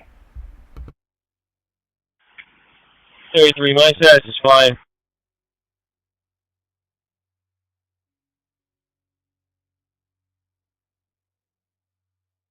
Just looking at something. It's 26-12-33, okay? San Juan will be okay. I'll be checking Sherwood off on that out. 6190, copy map. This is business condition.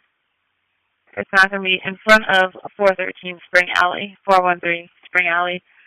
2 vehicles in the car's alleyway, possibly doing a drug deal. Silver Ford sedan and a white Lincoln sedan. Car sedan, there's been multiple drug deals and people stealing off their porch. Both vehicles have been on location for about 20 minutes and then disconnected. 33, my status is fine. It's 26-12-33, okay? San Juan will be okay. I'll be checking Sherwood off on that out. Alright, Sherwood off on that.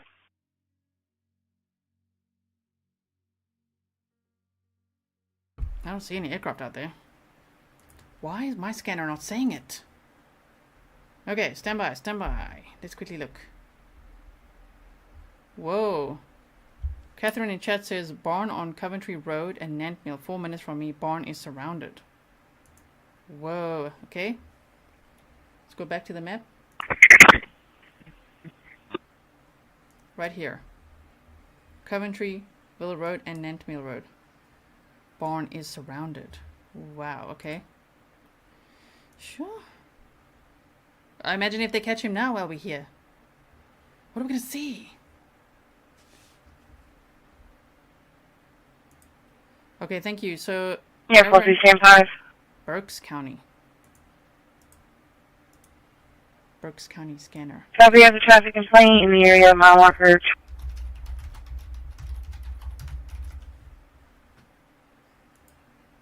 That might be Broadcastify again, right?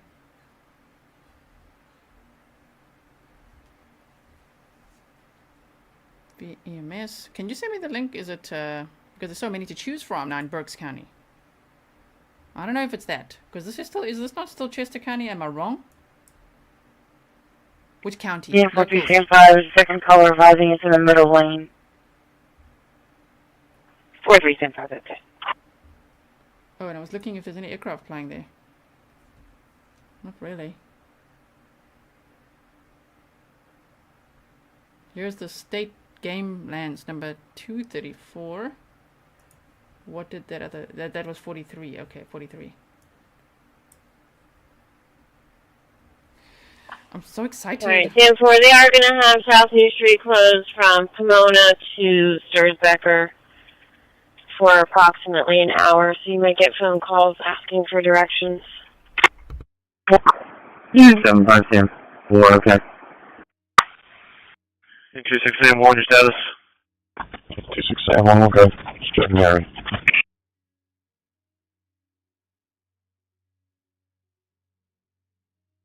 Just checking if there's locals here. Chester County. 5 to 40.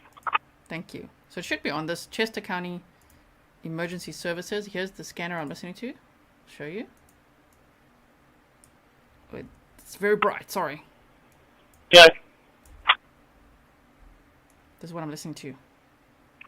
Mike, if you want to start sliding this way, just in case it's in the middle lane. 1240, go ahead. Sorry about that.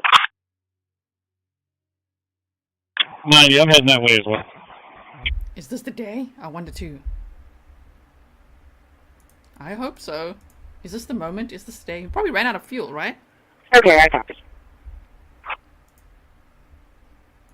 I'll bring this over here again. Okay. And I'm clear from Upper Gulf. I can get on. Have Bay Colony. If you need a traffic break, just let me know. 44, 290. Nothing flying around this area.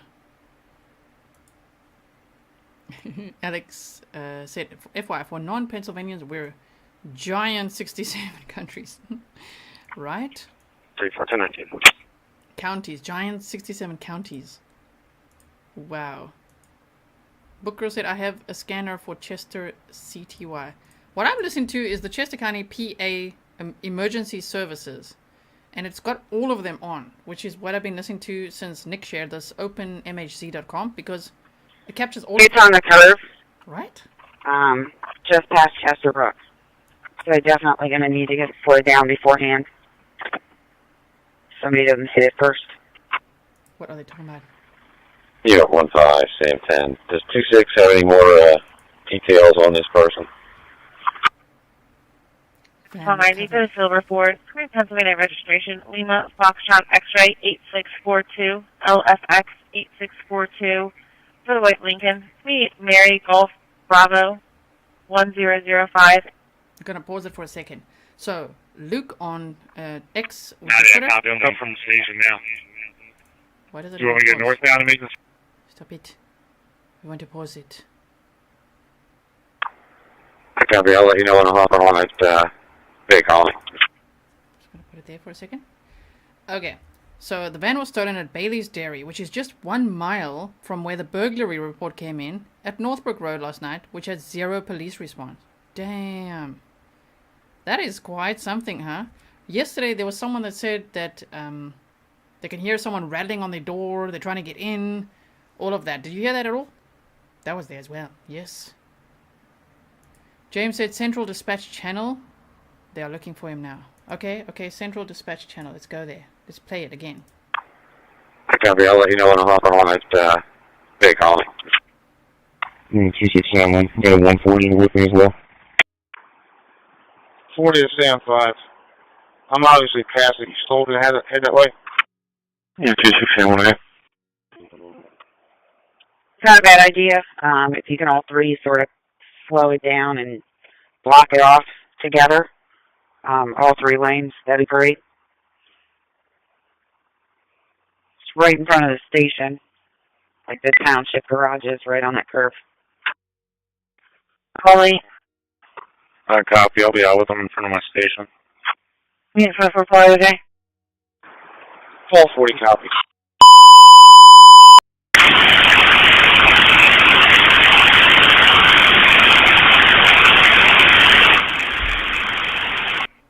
They were just checking we're awake.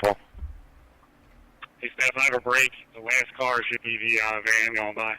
Everybody else is held up. Okay. Still checking. ABC is on it. This Google map, that's true. It's been an incredible resource. It has. It really has. Actually, that's a good one. Let's refresh this map. There we go. Thank you to Andrew Averill. Sorry it took me so long to follow you back, Andrew. I didn't notice that I wasn't doing it. But here they go. Number 4. Perimeter being set 12 p.m. I have one from Bay Colony, if you need another. So it is there. L 387, 134 Moore Road, Cross Street, Ivystone, Upper Euclid. Can simple lift assist. I have one from Bay Colony, if you need another.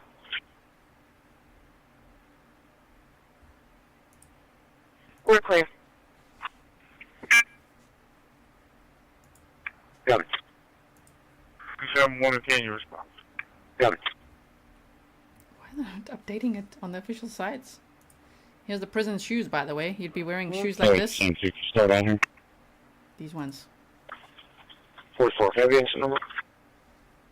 28063, 28063. Snazzy shoes. Yeah, 2671. Can you have your units at that scene switch over to CPG? You're like, he stole a van? Yeah. Copy. Yes. Yeah, 2671 from the command post. Unit 03 Prospect, your status? We're clear. Unit 03 Prospect, okay.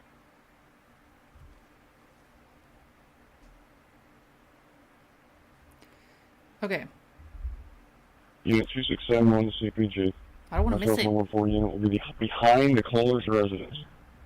We got an open field through some thick brush. Responding units can have them sort of response if they hear sirens in the background. Unit 3044, copy your stop. Entrance block, Horseshoe Pike. Copy, we're going to start at perimeter. We're getting the state started out to you. See what other resources we can get you. Do we have any confirmed information on this? I know we have a white t-shirt. Unit 54 Polly, your status okay there? Got one female back with staff. The other one is walking Sugartown and Dutton Mill. I'm getting out there. Unit 54 Polly, okay. So what's going on? Negative. Other than what was dispatched, we didn't have anything. Caller just pointing us in the direction that we're in now. Any available units listening in, CPG. Start off at 1040 Meadow Lane, 1040 Meadow Lane, and set up a perimeter. Meadow Call Lane? out when you're en route. U61233, I'm out. I'm at the rear of the property. Keep an eye on the field. Meadow Lane. Is that not what they said? Okay. Something like 12. Unit 3044, okay. Meadow Lane? Doesn't sound like Meadow Unit Lane. 2671 to 1233. Hold your location at the corner. Copy. Where is that? Can't see it on here. Here's Meadow Creek Lane. 10-4. Pendazy, hurry up and make it snappy. 4-3. Let me turn this off for a second. So, let me turn this down as well. Okay, I'm still listening a little bit. I'll put it on if there's something. Happy Haggies, welcome. Okay, so for anyone joining the stream now, Cavalcante stole a van from Baily's Dairy yesterday. Let me just take this. I'm not sure if this is the actual correct address. They're setting up a perimeter now. So how do they know it's him? Because they used facial recognition and they were like, holy crap, it's him. And somebody who knows him and his sister called it in to say he's in this Phoenixville area. They do not believe he's in the Phoenixville area anymore, okay? So he stole a van from Baily's Dairy. Baily's Dairy also posted it on their Facebook page. Then he drove northward towards the Phoenixville area, ending up at this area. It was called 8 Bonnie Bray Road. So I ended up there. And now there's been another development where they say the van has been found. I'm still waiting to see where exactly has this van been found. But they say they're talking about Coventryville Road and Nantmeal Road, and they're setting up a perimeter at some road here called Meadow Lane or something like that, which I'm trying to look for because I can't find on there. 165 Meadow or Miller. See, that's the thing. I'm not sure exactly which one. But we've got the police scanner going. This is a huge development. I think he ran out of fuel. He's now running on foot from what I'm understanding. I'm trying to find any news like covering. This is unbelievable that they're not covering it, right? Is it just us YouTubers again or what? Okay. So looking what's going on.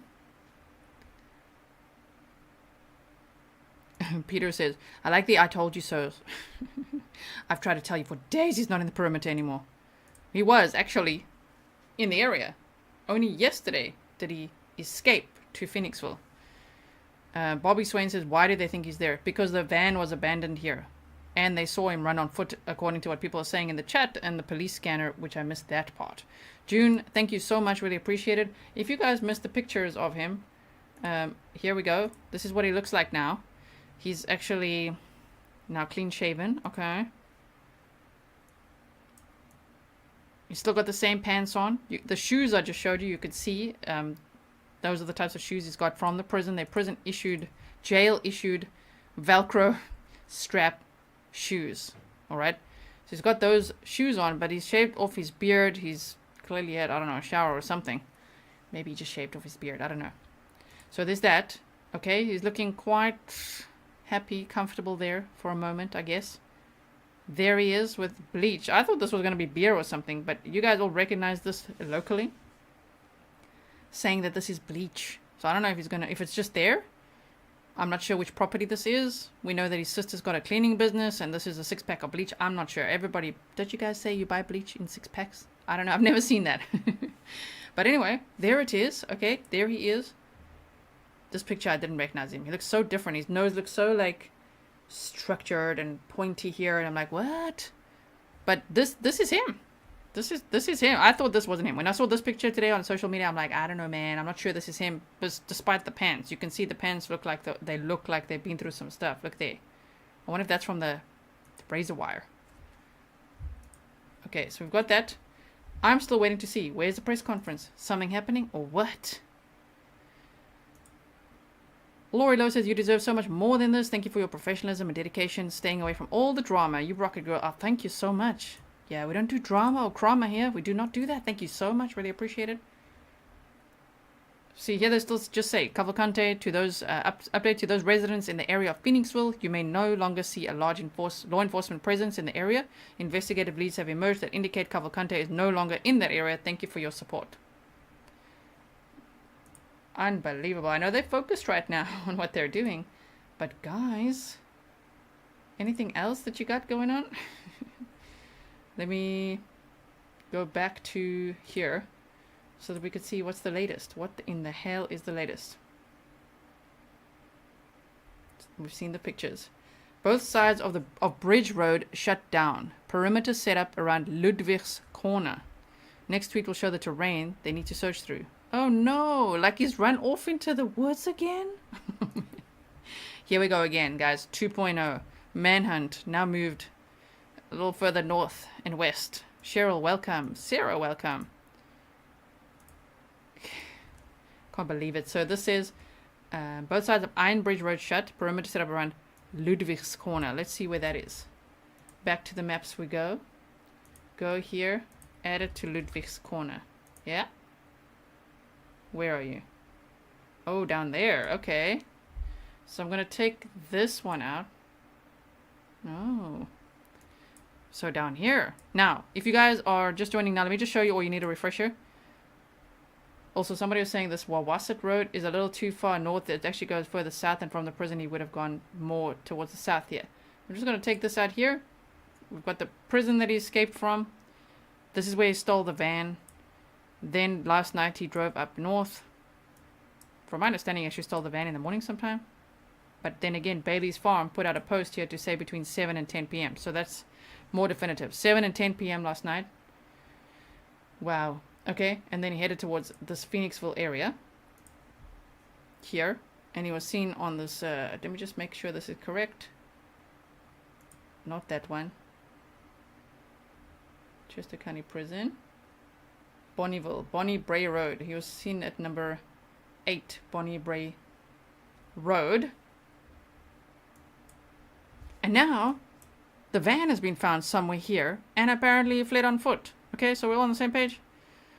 Prey partner Eve says, how long does it take to drive that distance? Also, it looks like him with a little weight loss, angle of pick, clean shaven, right? Yes.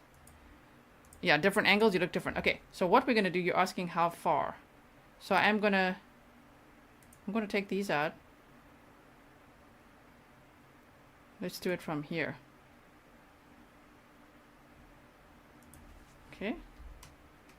And we want to go to 8 Bonnie Bray Road.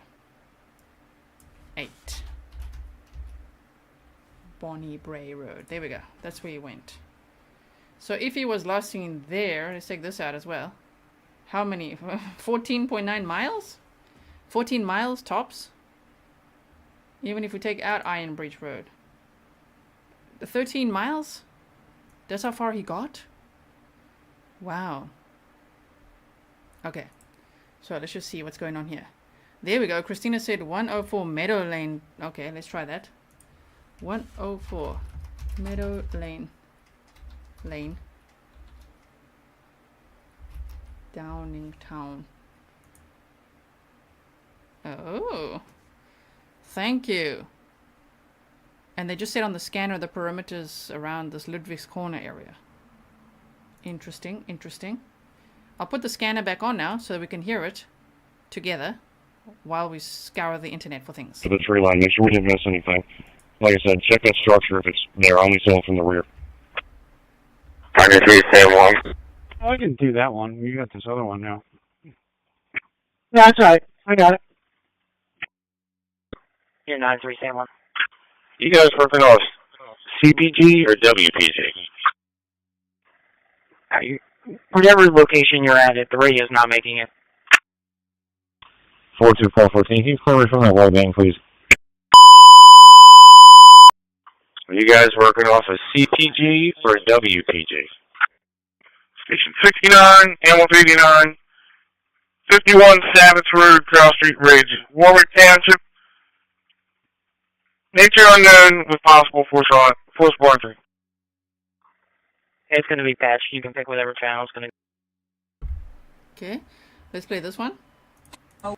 We know that the search for Danelo Cavalcante, it had moved up here to northern Chester County near Phoenixville overnight. We now know that state police have left this area near Phoenixville. And we also know, per our Action News sources, that the van that Cavalcante apparently stole and was driving, that van has now been found. And that pictures of him that were captured on home surveillance video, they were captured at the home of a friend of Cavalcante's. A friend. That's what I wanted to hear again. They were captured at the home of a friend of Cavalcante. So he does have friends, associates, and family in the area, which is what they said. That's why I was saying he's gonna go north, and he did. Oh my word. Podger Mouse UK, thank you for your £2 sticker. And you say chasing decoy, van, SWAT for car, he's gone. But the thing is, on the scanner, people said they heard that he was fleeing on foot. So I don't know, man. Now he's apparently in the bushes there. We're gonna have this going on again. Wow. Okay, back to the autoplay here. I was going to go over both. Copy that. Unified 2, call 62. When you're available, I have a phone assignment specific for you. Yeah, 45, he comes. Hey. Command 26 Sam 1. 26 Sam 1. Unit 1690. FCC check for phone assignment. So they have other units go to the Kiverton Glens development. Looks like there's access to that neighborhood just to the north. Sam 1, affirmative. I believe Reading Circle is going to be the closest development. Responding units can enter on Crossover Boulevard and then Reading Circle. It's close to Township Line Road. Copy, direct. 181 can start to Warwick Circle. It's going to be off Feronia Street. We're off of Crossing Boulevard. 190. MDC check for phone assignment. Drawing a perimeter. Hold on, okay. I'm going to cross over to Ridge Road right now. All right, go 1 o'clock. 26-33. I just got off the phone with the reporting party. He advised the subject was running towards Mauer where the residential houses are. Oh my word. 190. 15-2. We're going to be set up on Mauer Road and Ox Lane. I got sheriff with a dog. We're going to hold this position and start walking towards the woods, towards the back of the caller's address. 261 to 15, you want to Okay, now the risk is a hostage situation. 1690. 1690. 164, can you send that to the station? 181 to 26 Sam. 261, my bad. Yeah, 1640, you okay? assuming they try to call 90 and see if she's okay. I'm on crossover. What's the cross street that you want me to go to? Still 40, I'm on the phone.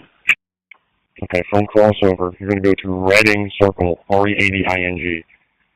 It's near Township Line Road. If you're onto Township Line Road entering crossover, it's going to be the first section to your left. Once you get in there, just keep going into the development. There's a dead-end cul-de-sac at the very far end of it. Copy that. I'm out at crossover, Reading Circle. Where is it? That van should have been right back out here, like 5 minutes ago. Handle 391, gain your response. I copy. Just head deep into the neighborhood. It's a big oval. Go to the other side of it, and then there's a cul-de-sac. You can stage there. Caller was there to check on him. Doesn't have the ability to gain access. And all I can hear is the female yelling. So we sent the fire department with you. Awesome, thank you. Copy that. 27-1237 to 2671. It's me, 3 sheriffs, and a Phoenix officer. We're going to be pushing from Maui through the woods towards Meadow in the direction of the house. We got a little skirmish line about 20, 30 yards apart each. We're going to try to get through it if there's a thick undergrowth, though. This is very... 2671, I copy that. What section of Maui are you guys starting at? Is it your house? It's going to be Mauer Road, just by Ox Lane. 2671, I copy that. Okay, once you guys cross over onto this side of Mauer Road, I'll be here waiting for you. So we'll meet up halfway there. We made a few more units. This field expands pretty substantially. A field? Substantial field? He's running. And 2671, confirming you want more units. 2671. Now, the units that are with 27, I'd say start them for now. Let's do a 2671. Units that are with 27, have them start over, and we'll cover what we can, and then we'll do a backtrack once we have more people here. Yeah, 2671, okay. Just make sure being around you. 2671, I copy. I apologize. Did someone say we're going to have tracking doors there? Station 69, number 51, Savage Drive, Cross Street, Ridge Road. Forward catch if possible, force 1 through. 2671, you're in the low area right now with the radio. That's getting every 3rd or 4th word. 261233, Samuel was inquiring if there were tracking dogs with those units. Now it's still local. And 937, confirming you're out with your K9s. 75 follow on traffic. 91398, that is affirmative. May as well wave those cars around us since she's not going to get in the van. Straight 631's out. After 69, 1 okay. There's little callers there to check on a female patient or party. They can hear you yelling, but they can't gain access. So we're sending you with the ambulance for possible force 1 3. Hey, Paul, you can put me in the area of 810 Bloom Court. 810 Bloom Court. 75-11 traffic. Okay. I'm also looking for... 941, okay, Bloom Court. I don't think this one's... Is anyone 90. 90. You know what, 90. The Goodwill 700 Nut Road. For disturbance, there's a male subject threatening staff. 75-11 traffic. Thanks, Mary.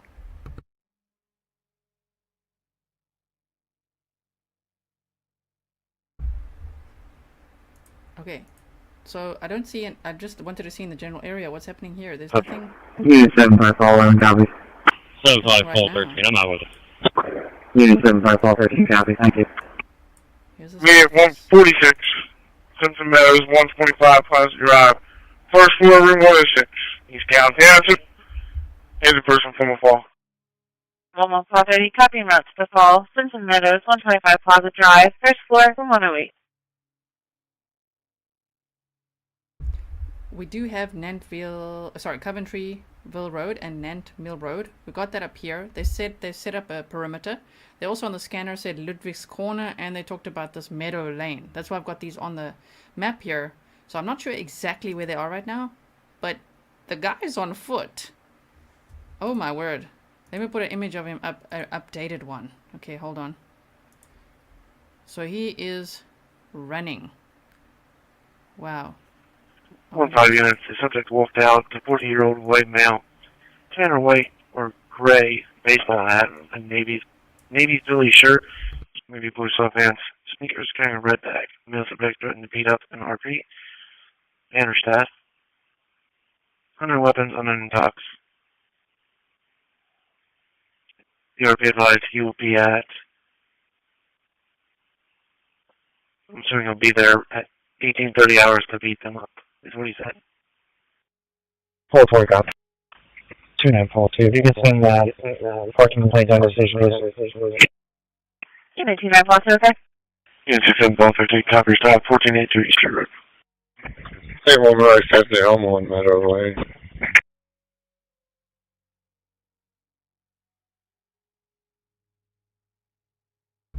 Okay, thank you. Someone sent a sticker. Thank you, KM. I don't know if I've missed it. I've just paused the chat there for a second. I was trying to see everything. Thank you so much. There we go. I got it. KM Mero says, you have the wrong Meadow Lane on the map. So I was basing that on what someone said in chat. But thank you so much for the update, right? 1040 Meadow Lane. Unit 3, also. Phoenixville, which is very close to where he last was. That's a bit odd to me. Really? Is that the perimeter or what? From here? 1510-1. Ludwig's Corner. So now the manhunters moved to this area, you guys. Oh Unit my 3, word. call 225 South Mount Airy Road, 225 South Mount Airy Road. EMS is being dispatched out for hemorrhage. Oh, they're coming back here. 1510-1. Maybe they are searching. Also okay, you can clear out. This is a Cessna Unit 172. 7 call around the status. Unit 1510-1, okay. Maybe that's all that's available right now. Zone 413, status is fine. Unit 7 call 13, thank you. Let me tell you quickly, hold on. I'll put it here for you.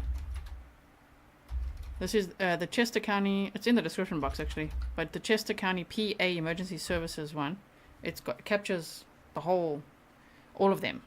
So listen to that one. It's one that Nick the Hat actually advised people listen to. 32 out of 10. 42 scene 3. You can clear out the phone assignment and the FPDI. Force CSV, okay?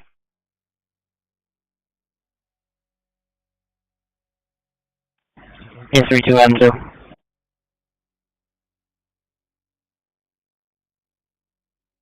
Someone says they're saying Bloom Court. All locations, Google an hour. We're going to need somebody to point out where they need searched. Unit 3942. Unit 26M under it. Bloom Court. Yeah, 2671. If Yes, this- sir. If you're going to use the drones to scour the field, double check it for us. That'll be ideal. Thank you. Can't help that noise, guys. Intermediate 144, Mickey 244, Copper 44, 225 South Mount Area Road. Cross Street, Wagon Town Road, Valley Township coverage. Unit 3942. Number 71, Foundry Street. Number 71, Foundry Street. EMS is being dispatched out for an injured person. 52-year-old male fell off his bicycle. Possibly has a broken right arm. Just for Rescue 44 is around. Rescue 44. 300 copy. 4671 Foundry Street, Car Street. Okay, so Melissa says they are towing the van now. Can you please send me your source? Please email me, grizzlytruecrime@gmail.com. I'm hungry for news right now. Give it to me. Okay? Thank you, Erin. You said 810 Bloom Court. Okay, so I'll put the scanner back on when I can. It's just sometimes it's hard to think, right? When we're watching everything. 810 Bloom Court. So if this is the area they focused on, he's running around somewhere here, right? And people also saying, yeah, he's towing the van. Okay. Donna said he wants to be seen. There's a method in his madness. I don't know about that. I think he ran out of fuel and now he's running for his life, right? And this could turn really hectic because if he's going towards these residential houses, now the risk now, as you know, I like to risk assess, is a hostage situation. That is the risk now. Everybody in that area, please share the stream, okay? If you're local anywhere in Pennsylvania here, please like and share it anyway. We need this information out. What if someone there hasn't seen the news and they're just like gardening or something? Yeah, the scanner is pretty loud. Don't worry, I'll turn it Make it down. 146 You want me to turn it down a little bit? There we go. There's nothing going on right now. Let's just see. Yeah, they're sending out the drones right now. Taylor Wood says, why would he still be in Phoenix for 12 hours later? 2671. District 150. Do you want me on Mallard Road or here on Meadow Lane?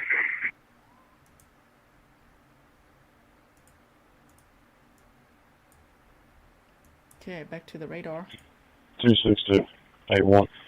If you want to do a double check of the tree line, right behind cars, house on Meadow. It's between his property and the field. Just double check the tree line for us, make sure we didn't miss anything.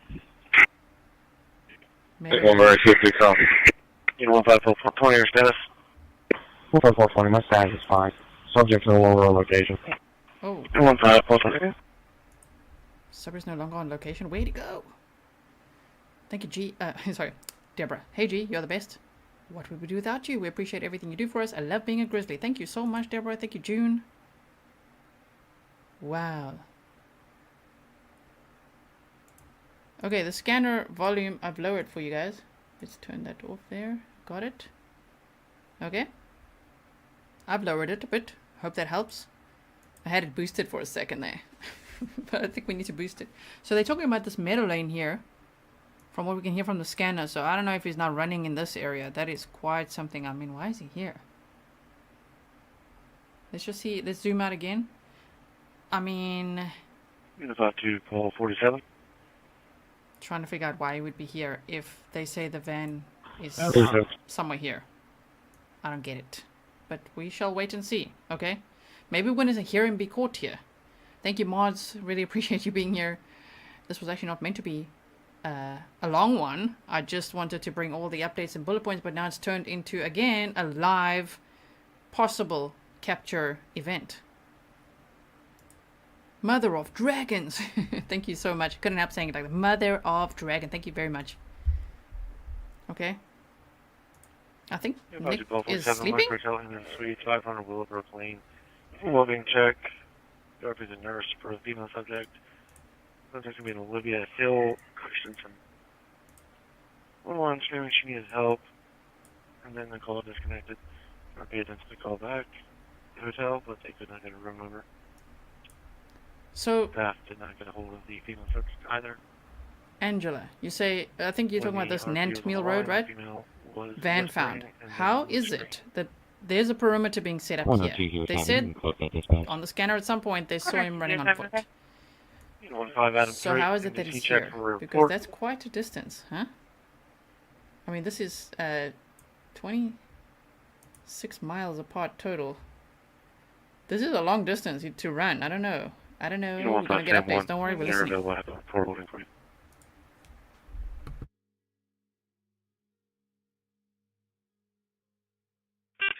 150, clear out the traffic lane headed down.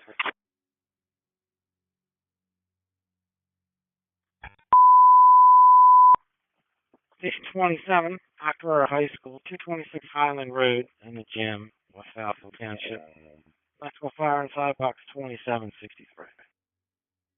15490. If you have anything that's waiting, send it to me. I'll take care. You know 157, 10 on it. We're gonna put in the scan off. So Grammy H said the feds jammed the cell signal in case he has a phone, so YouTubers are losing signals too. Okay, so wow, you guys are here with me. I'm in the Netherlands. We're hearing this possible potential live chase. It's a live chase right now. Live manhunt, okay? They found the van. It's being reported as being found somewhere around here. They said the suspect fled on foot and they're chasing him. And now everyone in chat is telling me about 810 Bloom Court and 1040 Meadow Lane. I don't know what's going on here and how he got from here to here, but we shall see. And someone said maybe someone picked him up. Imagine that too. So we continue listening to the scanner together.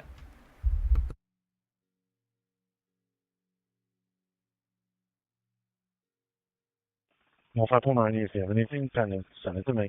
I'll take care of it.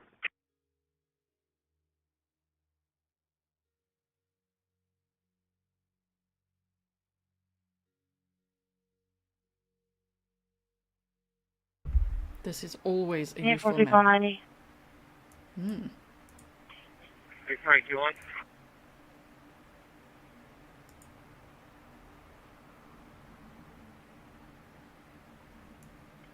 Go ahead, Sarge. You mind taking that call on Church Street? I got a follow-up. Okay. Yeah, I told him to send it to me. I'll click on it. Copy. Oh, so this one's back at the airport now. Okay. They did a little search. Anything else happening in this area? Damn, I don't see too much going on. Here's Ludwig's corner. Bucktown. Where's the choppers? Drones? Anything?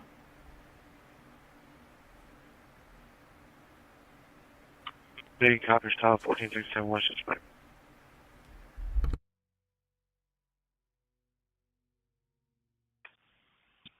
T6 call 33.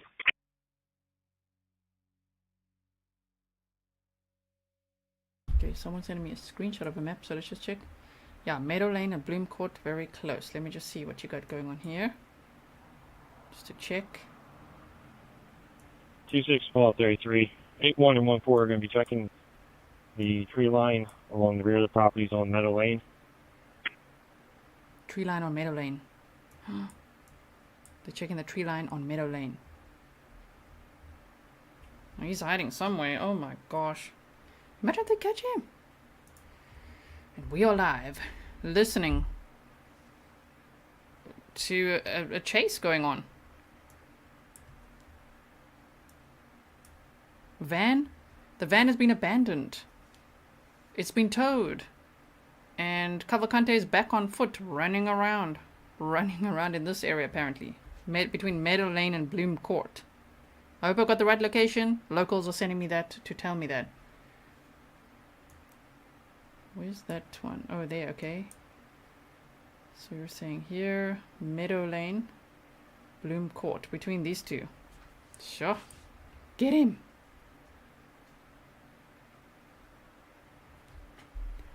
What's happening now with the scanner? Nothing? 6 on Paul 30. Okay. 6 on Paul 30.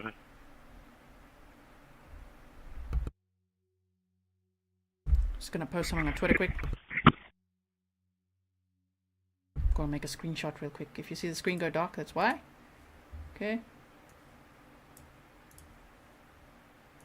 Got it? Yes. Okay, if you follow me on Twitter, my handle is @TrueCrimeGizzler. I'm just quickly gonna update everyone, because I've been updating everyone a lot during this case. So, okay. We're still listening to the scanner. Chase happening for Danelo Cavalcante. I feel like, are they going to catch him today? I had a poll up on Twitter as well, which is X. 28% said that he'll be caught between day 9 and day 11. So today's day 11. Right here. Okay. So if you follow me on Twitter, I know it's called X, but it's still twitter.com. You would see a lot of updates that I've been making there. Is today the day? I think today's the day. Is today the day? Okay, there we go. Presser at 2 p.m. Thank you, Lisa. That's what we're waiting for. I want to see that. Yes! Unit 75, call 11, copy, thank you. Where do you see that? Is that on Twitter? We're so delayed on Facebook. Sorry for whispering. I'm just like, what? I don't want to miss anything. Sorry about that. I've got my true crime voice on. Grumpy Bunny, awesome coverage. In the gymnasium. Yeah, maybe Fury will come say hi. Caught fire, Thank you. Sparked, and it's out. Let's see what's Not going sure on. if it's the plug where they went into the extension cord or the extension cord into the wall. We're not sure. We're direct. Unit 75, call 11, copy, thank you. This is that 2 to 5. area where he's from, where Yeah. you might have gang associates. Call 50. This is where he could have got help. Yeah. 450. 6 and Paul 50. Copy of the fire alarm. Comcast Cable Data Center, 1354 Group Road. Alright, can you slide back? There's a guy in the lobby, and I gotta take care of something. Unit 4392, away. Alright, here it goes. Yeah, 4390, okay? 54, 56, Comcast Cable Data Center, 1354 Boot Room. in the Brandywine Business Park, Excursion Township. I'll tell you about Fire this later. alarm 5681. Okay, so they're looking between these two. Just orientate myself here. Not being local is interesting. Okay. Chester, Tanker What? 27 is responding. Tanker 27. Okay, I'm gonna look for the presser update. Tell me if it's on Twitter. Send it to me. Okay, send me the Twitter link on grizzlytruecrime@gmail.com because usually they tell us about the press conference on Twitter first. I don't see it on their official page. So. 1054. Hang around. Okay, with the river does Stand by, I'm that. transferring to Clark County.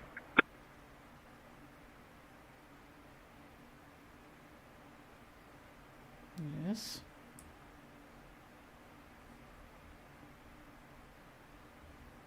Okay, here's the school kill. Am I saying it right yet?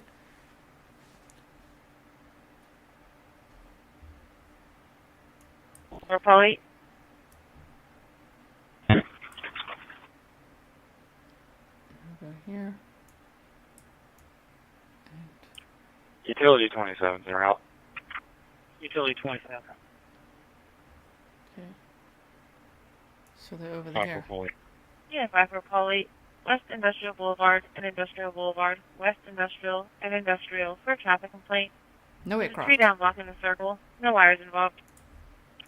Utility 27, they're out. Utility 27. Okay.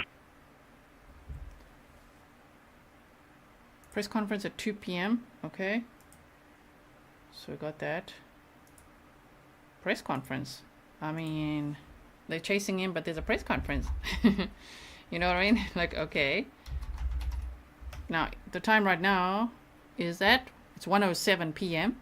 So in the next 15 minutes or so. And Dylan Jones says, run! You want him to run? Don't run. Don't run. We are your friends. Just stand still, buddy. Damn, no aircraft going on here. Okay. Now, while we listen, I'm going to find things on social media for you. Unit 2681, copy. Unit 2681 to the units on foot through the woods. Use your status okay there? That's right, that's okay. Well, take the answer now. Pennsylvania State Police. Edge 2072's on the scene. Large two-story brick educational building, nothing evidence of that alpha. We'll be out checking. 2 p.m. Okay.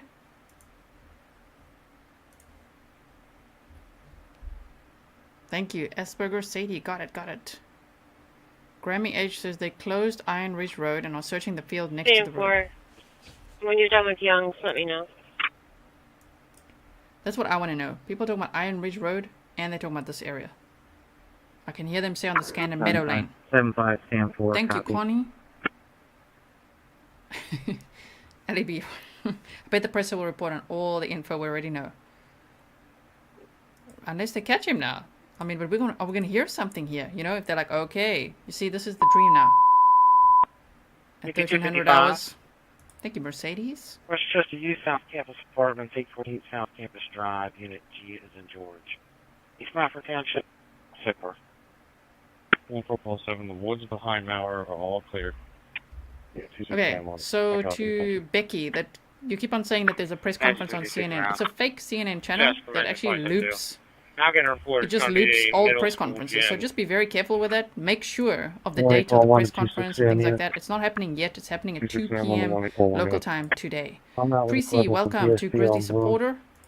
Okay, members, I know, we're going to have a member stream soon, but right now, lately, it's been, this is where we're at. Discovering this manhunt all day, every day, all the time, 24/7, right? Okay, on the Because middle. I'm not live, I'm still listening to everything all the time. Yeah, Stefan's like, the presser is probably about the stolen van. They'll be like, right, so a van, at least they can then clear up exactly what time, because it was reported pretty late. What time did they learn about the stolen van? 27 copy. Do they have any surveillance footage of the stolen van? Cavalcante. Any other images? But I think we probably heard everything now. That's right, you're right. Especially now, I mean, it's only 10 past 1 there. For me in the Netherlands, gas, it's 10 past firearm 7 box, in the 50, evening, 51. so I've had a whole day to listen to all the stuff. Copy. Sometimes my time zone is to my advantage. Calling Adam 2, 32 Adam 2. Christopher says they are talking about the search and I can't hear. No, there's nothing going on right now. As soon as they play it again, go, play it. They're not doing They're anything. flying away from our road. What's the time? 7:09, 7:10. Okay, let's go here. Copy, I'll contact the radio. One to the right. Yeah, 4244 NBC check for phone assignment. It's quiet right now. I'm sorry, you're going to have to go again with all that. I can't hear you with the background noise on my end. Go again. Wait, let's go back 1 minute. Sam 4, if that's the county calling you, can you tell them to tell Fireboard to use 52 Tide Road to get to South Campus? South New Street is closed. Edge 56 on location. Edge 56, Jason. Copy, I'll contact the radio. One to the right. Yeah, 4244 NBC check for phone assignment. I'm sorry, you're going to have to go again with all that. I can't hear you with the background noise on my end. Go again. 4244. I copy. If you take the drone, fly it away from our road towards the woods. There's going to be 2 cul-de-sacs on the end of the wooded area. The one closest to us and to the left is Warwick. The one further away to the right is Blue. If you can take the drone, search the area surrounding Blue Court. We have several officers on scene trying to set up a perimeter. If you can just fly it over there and give it a scan, that would be ideal. 1214. Copy our route to the CO alarm. Fraser Crossing, Maple Building. Okay. 1086 King Road, 3rd floor hallway. Bloom Court. System 54 on location. 2-story commercial, nothing evident, side alpha. Copy. So I'm standing in front of 1030 Mauer. I want to go directly away from that and to the right. Affirmative. Yes, to the left, you'll see one cul-de-sac. Ignore that. Keep going further and to the right. Now they've got a 54 perimeter. on the scene, nothing showing side. I think that's the perimeter. 5-2 units just had us. And 5-2's 1045. Copy. 5266. It's going to be room 112. I'm out with her. 112. Station 5, Fraser Crossing, Maple Building. 1086 King Road, 3rd floor hallway, East Wayland. Answer. CO alarm boxer 581. Unit 5262, is your status going to be okay there? We're okay. Adam 2, check your phone. I sent you a pin. 26 Sam 1 of 26, all 33, 814. 26 33. Sam 1 of 33.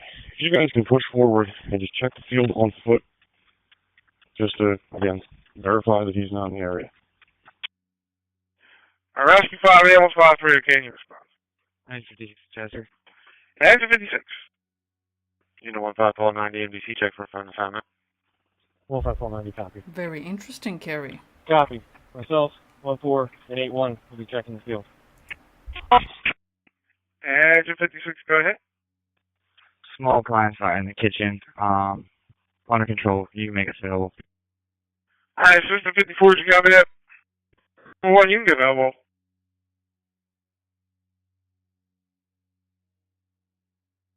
I'm just checking this area. Ladder 56 responding. 56, you can go available. Clearing. Still nothing. 254. Okay.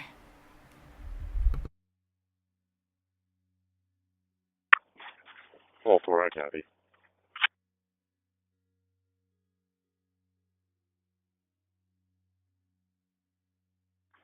Chester, utility 27 returning available.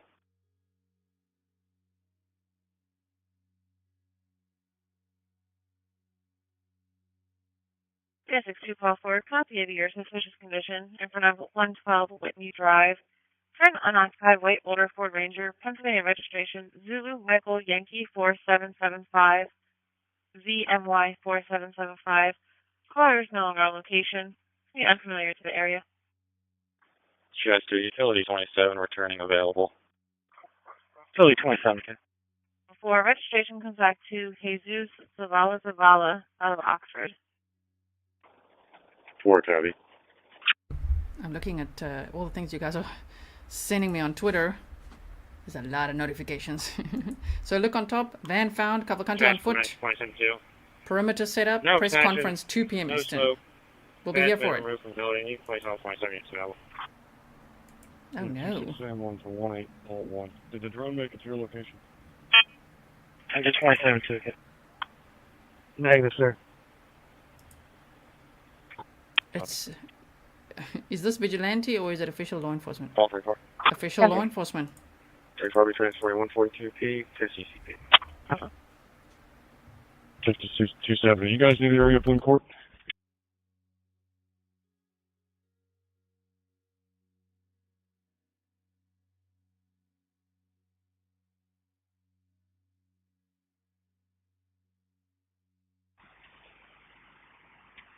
Call 37. I'm still at 1030 Mallory. We checked that area of woods that we discussed.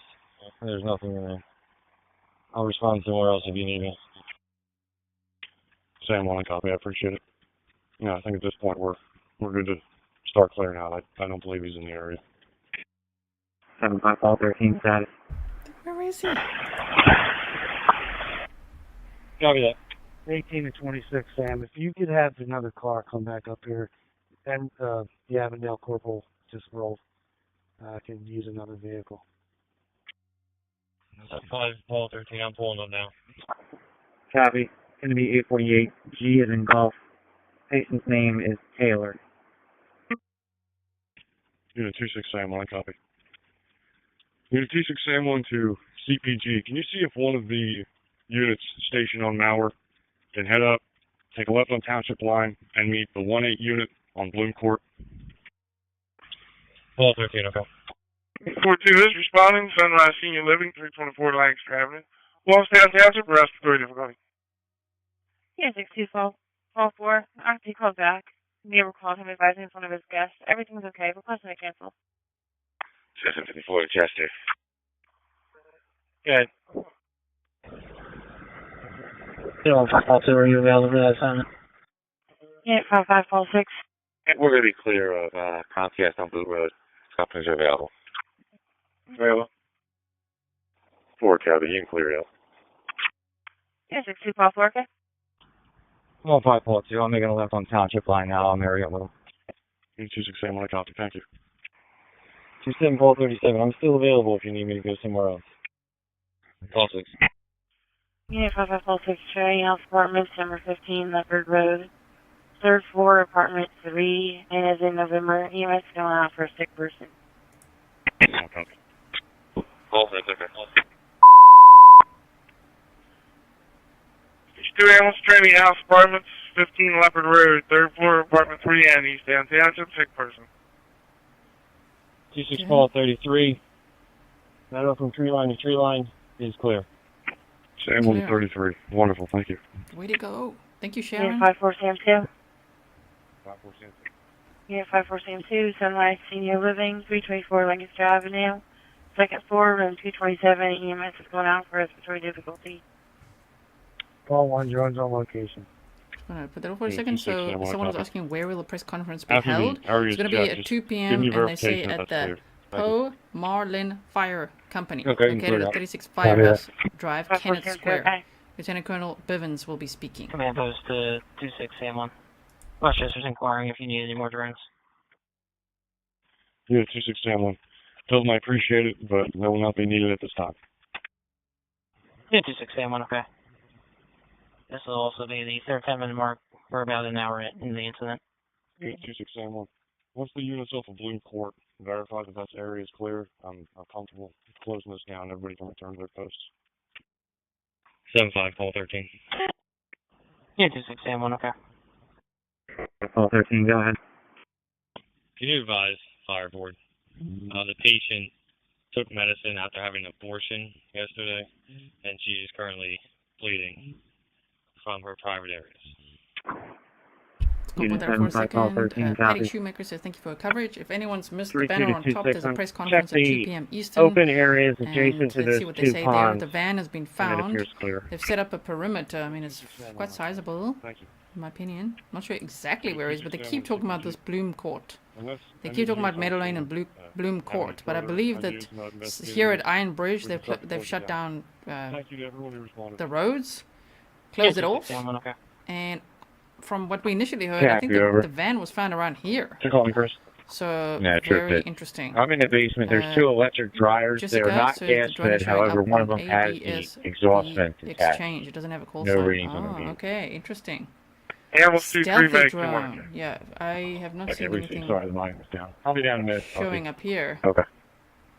So we keep looking, The patient is and so conscious. we're waiting for the press conference while listening to the police scanner because there's a live chase for him 755, now. Apparently 13, he abandoned the vehicle on foot. And 210-3. they're chasing him right now, but now they say they don't think he's in the area, which would be that immediate when they search him now, which I think is over here. I don't know where he is, but it's literally the manhunt continues, even though he stole a vehicle from Baily's Dairy. Oh man. Wow, we went over that map time and everything earlier. Sam, Stole a van sometime yesterday. Where you can clear me from Drove the it towards assignment, please. Phoenixville. Went to this Bonnie Bray Road. That's why I've got this up here. You know what, He was around there. Band-Aids on his arm. And then someone who Yep, knows got a him beard and his and dark sister, curly they hair. handed in these pictures from their ring cam. They initially thought it wasn't him, and then they did facial recognition software searches, and they were like, oh my word, it really is him. And so you can see he's still wearing like the prison pants, the prison shoes. It's actually jail pants, jail shoes, like a mint green type of hoodie, a cap. I don't think he shaved his hair. It looks like in some other pictures you can see his hair a bit. And 5 foot, 120 pounds. Don't know, maybe he's lost some weight, 110-ish pounds. And he's on the run again. It's like Manhunt 2.0, although Manhunt just continues. Day 11, new area. And he's got associates that they talked about before. Family and associates. And I think he knows people in that Royersford area, which is here. So I don't know. I don't know if he's got help or what's going on. Coogie, you say thanks for all your hard work. I love you, G. Oh, thank you so much, Coogie. Sherry said it's amazing how much this dude can disappear. I know, right? Patty G says, the big question, will he be taken alive? He's going to carjack to get out of there. I don't know. Yes. Okay, so let's hear the police scanner again. Okay.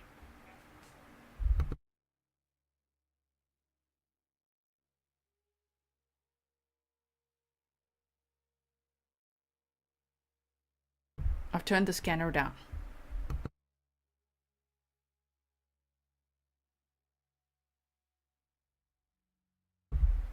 Thank you, Melissa. Okay, what's happening? Okay. Thank you.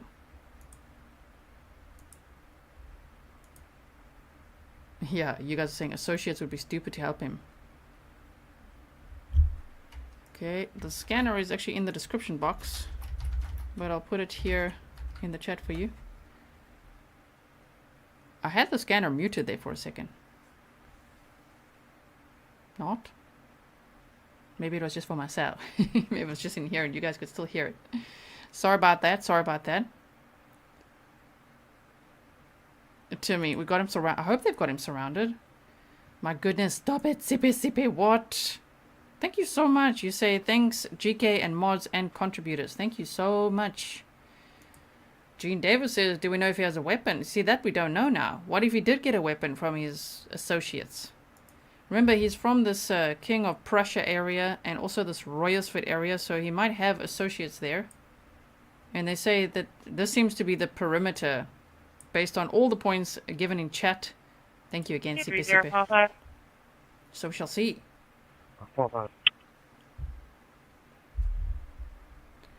I'm gonna go get some okay, it was muted. Good, good, good. I'm gonna go get some water, okay? I'll be right back. I'm gonna keep this on and keep listening to the scanner.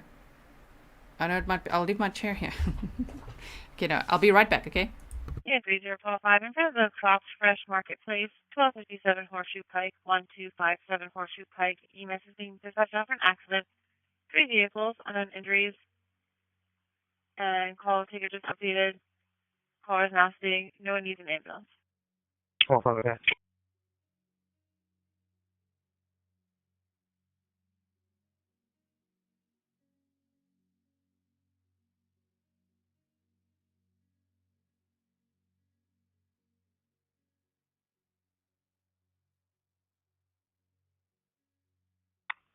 2-4, you heading there?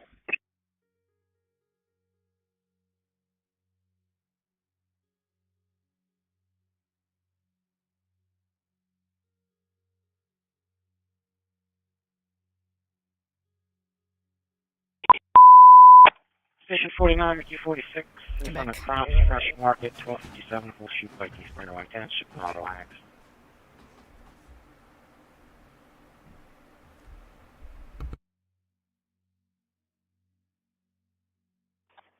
Lieutenant 49's route.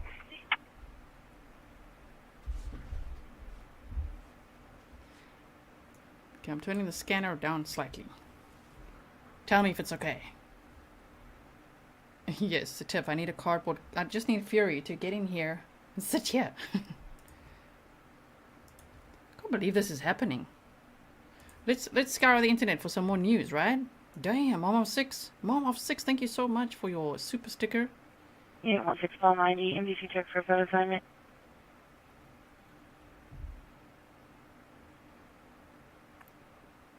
True crime. Okay. I'm looking at reports for stating no injuries, and somebody else stated that they weren't sure.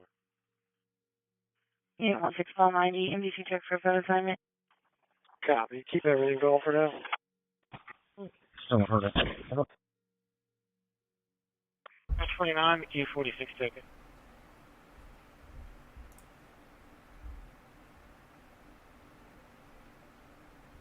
Still don't see any aircraft up here. Wow. Wow, okay. We're listening, we're waiting. There's a press conference happening in 35 minutes, okay? We'll boost the sound for that. 1690, MDC check for phone assignment.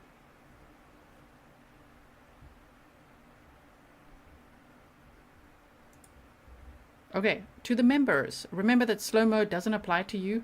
So if you could just consider typing a little less frequently, it helps us. If you can pace yourself, it helps the mods also pace the chat and people get a word in. Otherwise they say like it's too fast and all of that. I know it's very fast. We're all trying to keep up. So if you could just instead of typing, you know, every thought, type every second thought. How about that? Anna Banana said, you are fabulous at what you do and a class act. Best true crime channel. Oh, thank you so much. Yes.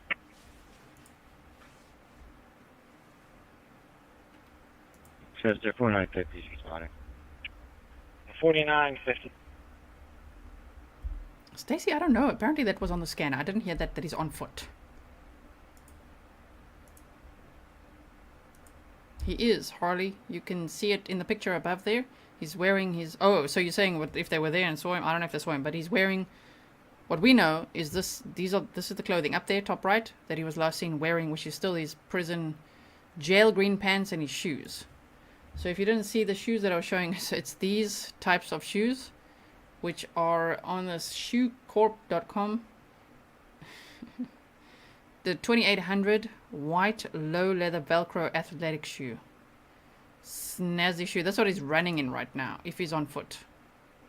Yes. Yeah. Tracy said slow mode is on. That's the point, guys. Slow mode is on.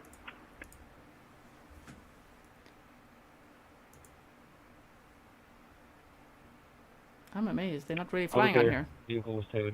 71 citation to the attached female operator. Disposition will be in the card. Call 11, copy. Yeah. Let's see what else is there.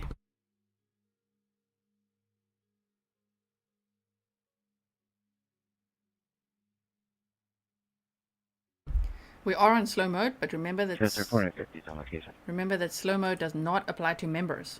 Members don't get slowed down at all, right? Slow down. So if members could just slow down a little bit, because we do have lots of members, lots of supporters, that would be very helpful. Battalion 49 likewise. Battalion 49. Battalion from Lieutenant. You want me to just shut it down here for you for a minute?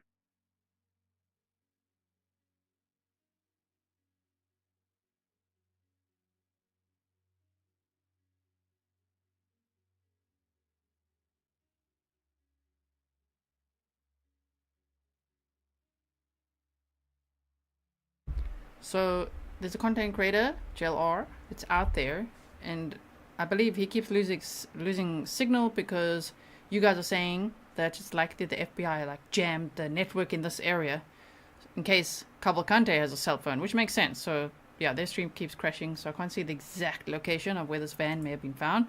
But people have said it's near that Iron Bridge Road and this Coventryville Road and Nantmill Road. Diane G said, thank you for your thorough coverage. I love your passion. Oh, thank you so much. And now we're awake. Thank you, Diane. Station 49 in front of Crops Fresh Market, 1257 Horseshoe Pike, East Brandywine Township, Model X. Rescue 49 is en route.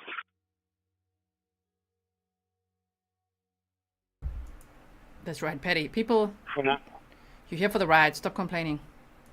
Why are they complaining? What can we do? Tracy, 27,000 during the Brian Koberger press conference when he was arrested. That's the recording chat on this channel. That was hectic.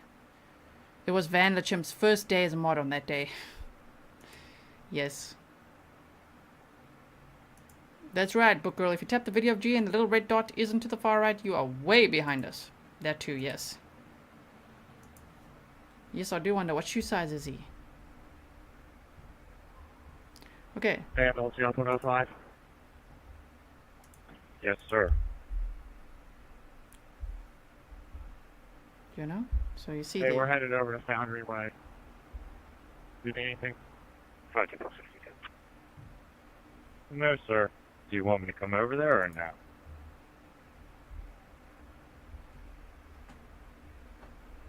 Just checking another channel called Smoke and Mirrors. Okay, what's here? They're the only other ones I can see live right now. You don't have to. It's up to you. We'll be back after that stop. Okay, I'll see you when you get back.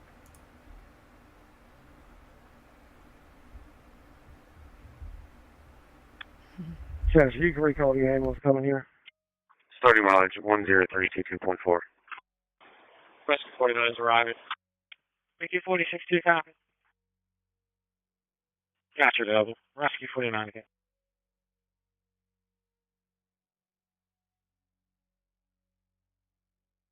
"28 minutes to the press conference.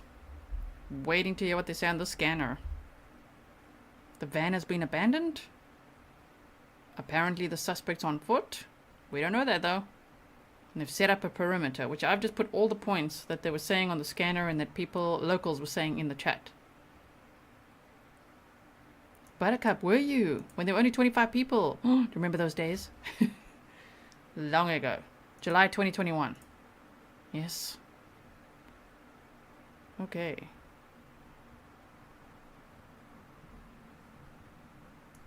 Angela said the van was on Nantmeal Road in Glenmore or Warwick area. So this one, right? This one? We did see pictures of that, so I'm guessing the van was somewhere here. Now, where is he? 3429. He's somewhere in here.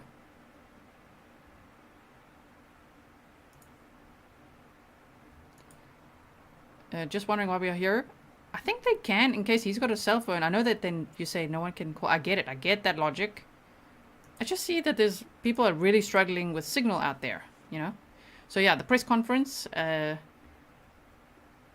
Grizzly Cat, normally you count down. You help me count down. If you could, just remind everyone when the press conference is. Maybe every 5 minutes or so. That could be cool. Amy said, Grizzly Crime, how do they know he's on foot? Was there visual confirmation? That's just what was reported at the time when they found the van abandoned. But all I've heard is that they went on a chase after him. So that's how I think. They had a visual, chased after him. Very interesting. So I wonder if they were on his tail and he ran out of fuel and then abandoned the van and then jumped. I'm not sure. I would love to know more. I really would. I want every detail. Thank you so much for your sticker. Paula says 67452, okay. 67452. They have mentioned his associates, so I don't know. Maybe.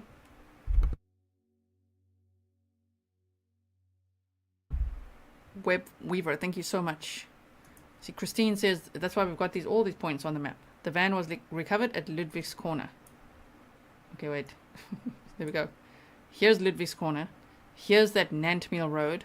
Somewhere between here, van recovered. Okay, they closed off this road from here, and Iron Bridge Road, they closed all this off. So actually that would make sense, Christine Cook, if it was recovered at Ludwig's Corner here.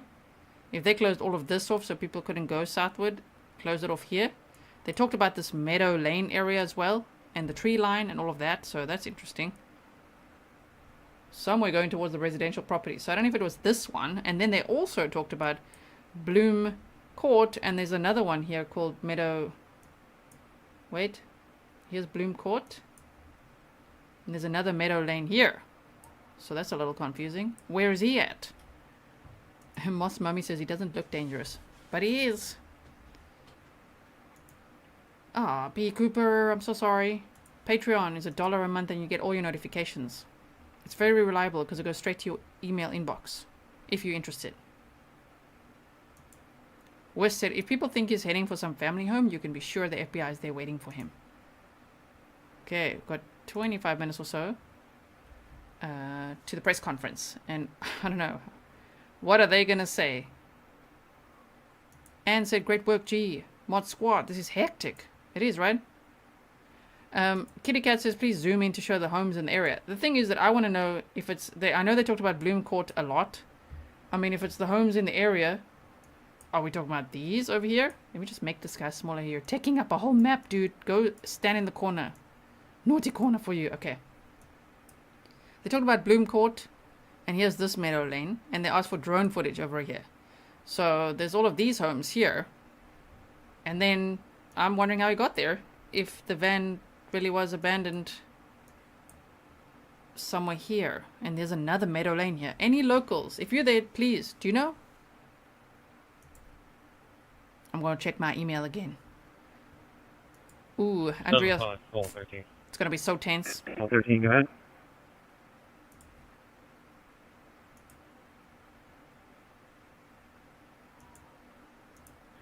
Well, 13. I'm going to be clear. I'm going to be transporting Cesar County.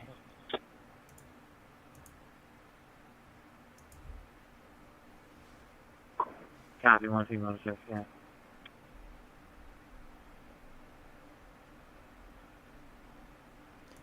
Lisa, it's not beer. It's actually a 6-pack of bleach. That's what we found out earlier. Damn. You're like, your map isn't updated. This is Google Maps. 2023 is what it says. It's not my map. It's Google. Yeah, Amber, naughty corner for this guy.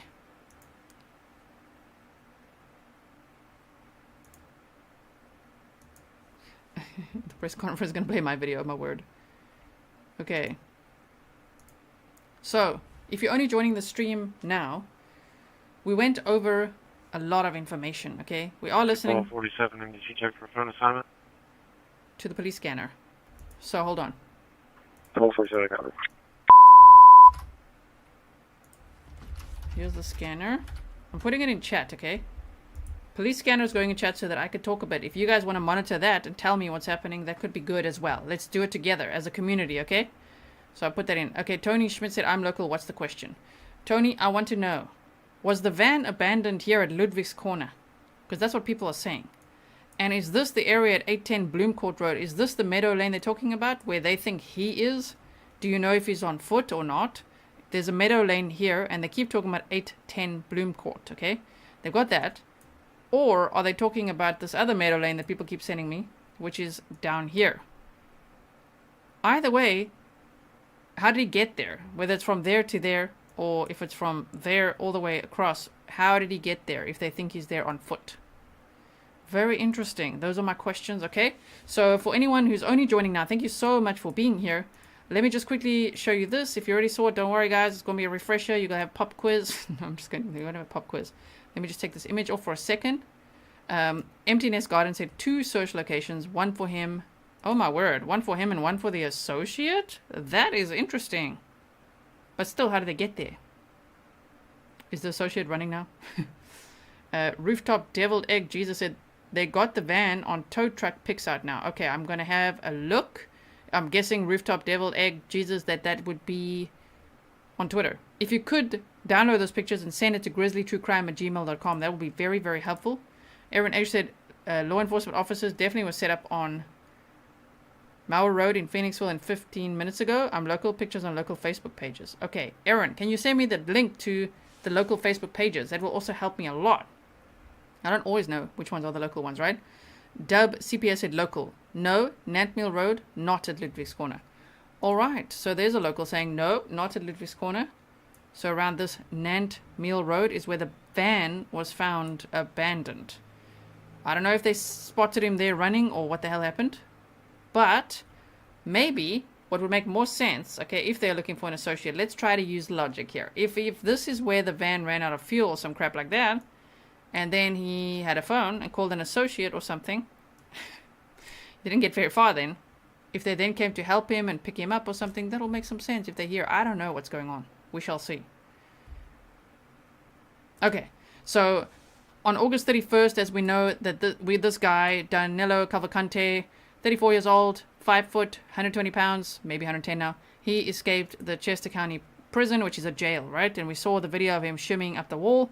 We actually looked earlier at the map. We looked at the prison itself and how he would have run across the roof and gotten down the other side. So, okay, Johnny says van seen towed from 365 in Coventry. What is that? 3? Must I say and Coventry or Glenmore? I'm just looking. Oh. Okay, I'll put that on. Thank you, Johnny. 365 Coventryville Road. Is that what you're talking about? I just put that there, which is all around the same area. Interesting. Okay, so as we know, he escaped on August 31st. This is an entire rundown we've done of exactly what happened on August 31st that I'm going to skip over right now because we've already done a full deep dive on this. On September 2nd, this guy, Cavalcante, was actually spotted outside in someone's yard. They saw him on their ring cam. September 2nd, 1:44 a.m. Algoma once said, "Your tasteful sense of humor is adored by many." Oh, thank you so much. Thank you. Okay, and so iPad said, "My friend just left her house and said there's a lot of police near Ott's Auto Repair." Okay, so just stand by. I'm just, as we get information. Ott's Auto Body Shop. Is it that one?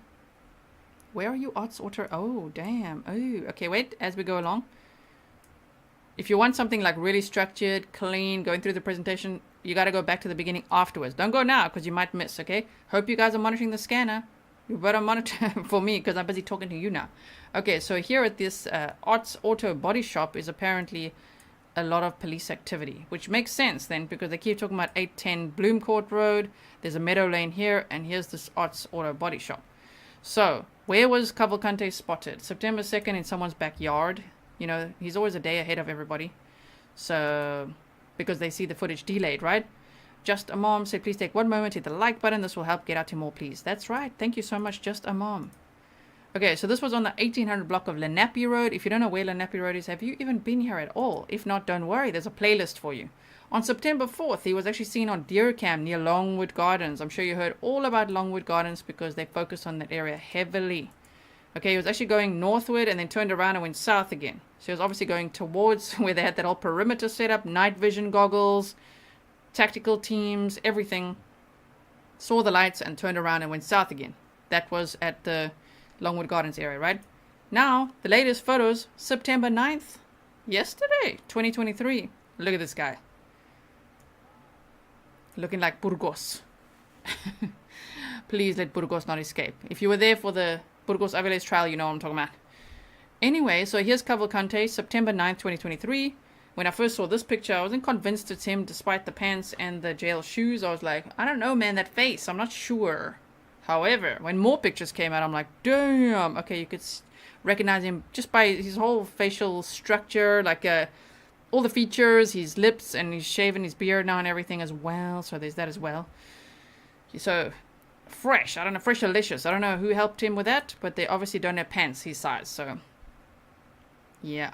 Okay, and he's sitting by bleach, apparently, a 6-pack of bleach. Okay, so Lost and Fox is Meadow Creek Lane near Marsh Creek. Just came over the scanner as a sighting. Okay, let's go there quickly. Meadow Creek Lane. Marsh. I don't know what to say there. Marsh Creek. I wish I could find that. Where the hell is that? Yeah, it's not down there, so I'll have to find it. Okay, so anyway, these are pictures of him. The press conference is in 15 minutes. if you have an actual Lost and Fog Meadow Creek lane near Marsh Creek. If you have like Marsh Creek or where I'm supposed to be looking, please tell me. These are some pictures of him as well. Here he's looking pretty happy. If they say he doesn't speak much English, then my speculation would be here he's smiling at somebody, you know, talking to somebody he knows, which would be an associate perhaps. I don't know if it's a press conference. Oh, sorry, a press conference. If it's a family member or associate or what. They say his sister is cooperating with law enforcement. So there's that. Sandy, yeah, press conference upcoming. We've got a press conference in 15 minutes. It's going to be so damn tense. I don't know if you guys know, but Lieutenant Colonel Bevins was demoted in 2016 for how he handled another manhunt. Based on that, he's going to be grilled so hard. He's going to be grilled. Oh, my word. Thank you, Grizzly Cat. Julianne says, gee, if you'd work for law enforcement, they'd already have him back in custody. I don't know, man. Must have given them my bullet points. Arlene, thank you so much. Welcome. Jana said they need to post a cop on every corner. Okay, so we looked at that, and then we just went over the timeline. This is the vehicle. At some point, Cavalcante steals a 2020. I'm still trying to figure out exactly now. Based on the scanner, it sounded like they saw it at 10 in the morning and then at 8:27 at night, okay? Oh, thank you so much. You tagged me in a post. Is that on Twitter? I'm looking. There's so many. When I got my notifications, it's kind of hard sometimes to see, right? Are people again complaining because I'm not in the USA? Like, hello, okay, 2023. You can literally cover it. I'm the PewDiePie of true crime, okay? I can cover it from here. I'm here to share the information. I just see on Twitter, people are arguing with other people saying, why is she doing this from the Netherlands? Sharing information. September 9th, 2023. At some point from the Baily's dairy farm, he stole this vehicle. This is the vehicle that they've now found abandoned at that Iron Bridge Road area, okay? And it's a 2020 white Ford Transit van. When we started the stream, what was the goal, the task, the mission was look out for the van. Try to find the van. Let that van not get too far. Apparently it didn't get that far then. Huh? It really didn't get that far. I think we looked at it was like 13 miles or so. Anyway, so there's the registration number. We looked at Baily's farm. You see, on the scanner they talk about the morning, but Baily's farm themselves say the car was stolen in the evening between 7 and 10. So interesting. Anyway, the van was stolen. He managed to get out of that entire area because they were locked down on Longwood Gardens. And Baily's farm is north of that. He wasn't in the perimeter. He wasn't. That's right. This country goes live. The one who got demoted, the one who keeps saying he's going south. Yup. What? Paul Smith said, Bivens, not true. New administration chose deputies. Very common to go back. Okay, we're going to look. We'll look at an article. So, there's a reward of $20,000 for information leading to the capture of escaped convicted murderer Danelo Cavalcante, 34 years old, 5 foot, 120 pounds, fluent in Spanish and Portuguese, extremely dangerous. He's committed 2 murders that we know of already. Escaped Chester County Prison on August 31st, 2023. Brenda says, you are the one who brought this to us and many others. I know, right? When I started talking about it, I felt like the not cool kid because I was the only one talking about it. And then Nick started talking about it. And then it was Nick and I. That felt pretty cool. He's boots on the ground. I'm here in the Netherlands. Bullet points, maps, let's go. Yeah. And then eventually, 2 days later or so, this case, everybody jumped on, including, of course, all the mainstream media, which is fantastic. Share the info. This is huge. So, yeah, thank you so much. When they judge me like that. Get pretty snarky on Twitter if you do like snark and you want to see me there. Because I'm like, what? I have to defend myself. So, anyway, here's you can call 911 if you spot him. The tip lines are all in the description box. I'm just sharing all the information we have for anyone who's just joined the stream now. These are the photos they shared of him. Couldn't believe my eyes. What?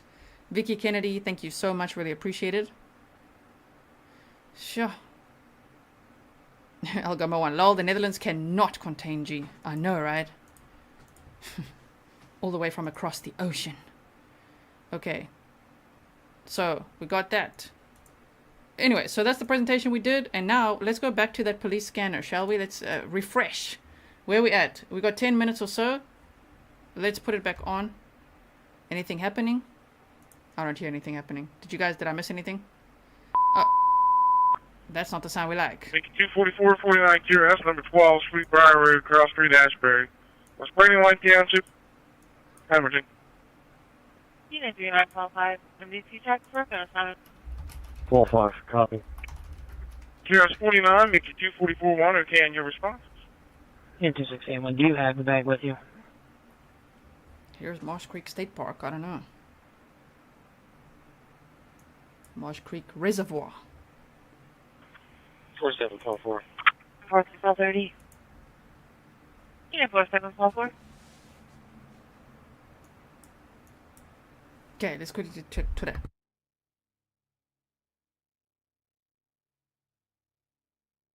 Thank you, Jody. Someone said he was being ugly to me. 2681. I heard him being nice. 38. Yeah, 4730, 1478 Sterling Drive, 1478 Sterling Drive. Fire department's being dismissed out for the investigation outside. 4744, can you show me out on traffic stop 400 block of Hepzibah Hill Road? It's going to be a mini bike with no registration. Okay, here's a potential sighting. Station 2, 1478 Sterling Drive, Cross Street, Brookmead. 250 answer for investigation, Boxer 265. Command post 2681. Yeah, 4744, okay. Copy, guys, okay. Okay. 2633. I believe they're searching for the bag. They do not have it yet. Bag? Anyway. 2633, okay, searching for the bag. Potential sighting here. Okay, interesting. Interesting. We almost got the press conference, 9 minutes to go. This time is flying, oh my word. 33 to Sam 1 on the side.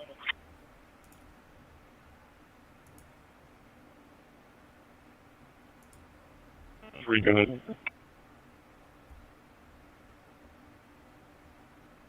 Ah, it was a lady being rude on Twitter. We're listening. Net Detective, we are listening. I'm right here on Fair Street. I can go into the woods from here towards the church if you'd like me to assist in that search. 75-13. 75-13, proceed. 12-13. I'll be clear. Bournemouth. There we go. Copy. You have ID. Copy. Heading there now. Battalion 49. Nice. Stand by. Copy. Gretchen. Heard from a local police they have been cornered in a barn in Elverson. Unconfirmed if true. Thank you for saying unconfirmed if true, because we just don't know. Yeah, 49 again.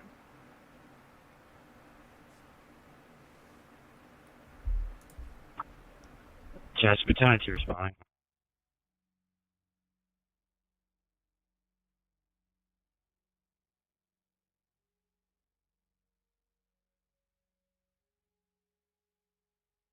Okay, now there's a huge flood of emails, so just hold on 1 second.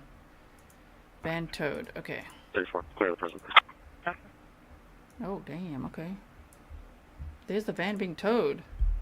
Damn, holy crap, look at it, look. There's no sound there. Thank you. So they say the van was towed a while ago. The van was up drive on Fairway View and Front Road, approximately half a mile from Ludwig Corner.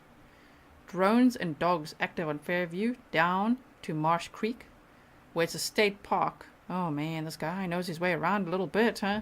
Transfer engine, water responding. Transfer 2. 75-13. I have the ID when you're ready. Heavily wooded. They say the area is much thicker woods. 0955. See, that only miss it for me. Hold on. 0955 881. There you go. Okay, so the area is much thicker woods than Longwood Gardens, which is mostly farmland. Oh, crap. So yeah, there's the van being towed. Wow, okay. Thank you for sending me that. Really appreciate that. Goodness. So, press conference in 5 minutes, huh? Let's continue to look if there's any... We're listening still to the scanner. Let's see if there's any aircraft.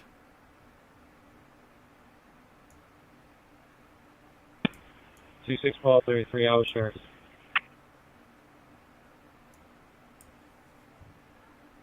Oh, Priestley said there are bears in this area. Oh my word. And 26-33, go ahead your message again. I'll be out with the sheriff. What's going on here? 56 miles 33, okay, out, church.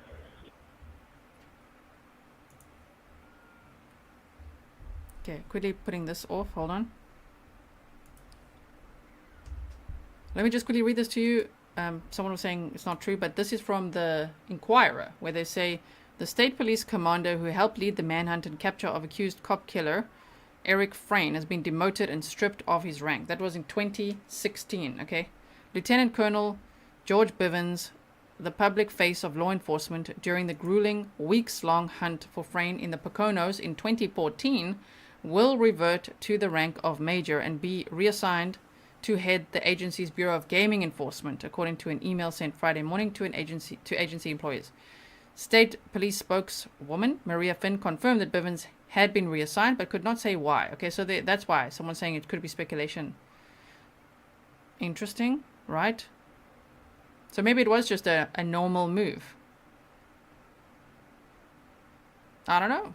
People just be sending me this. Thank you so much, Bernie Heaven. Thank you, G, for not indulging all the misinformation. Facts, not fakery.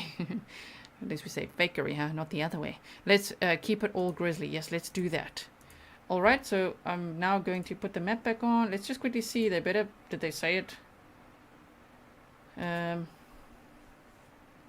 Let me get it for you. Hold on. We'll keep putting this on. Put the scanner back on. Okay. Thank you, love, Laura. Yeah, 2671.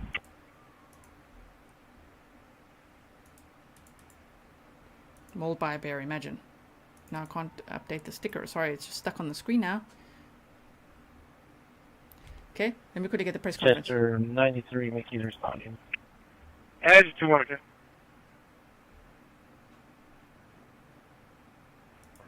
Okay. Waiting for this live stream. That's what they say here, so I'm just going to unpin this one. And here they say... You know, 145, copy of the Providence exit, North Wall Street approach. Okay. From the Pennsylvania State Police. Press conference to provide an update on the search for Cavalcante will be held at 2 p.m. today at the Poe Marlin Fire Company, 36 Firehouse Drive, Kennett Square.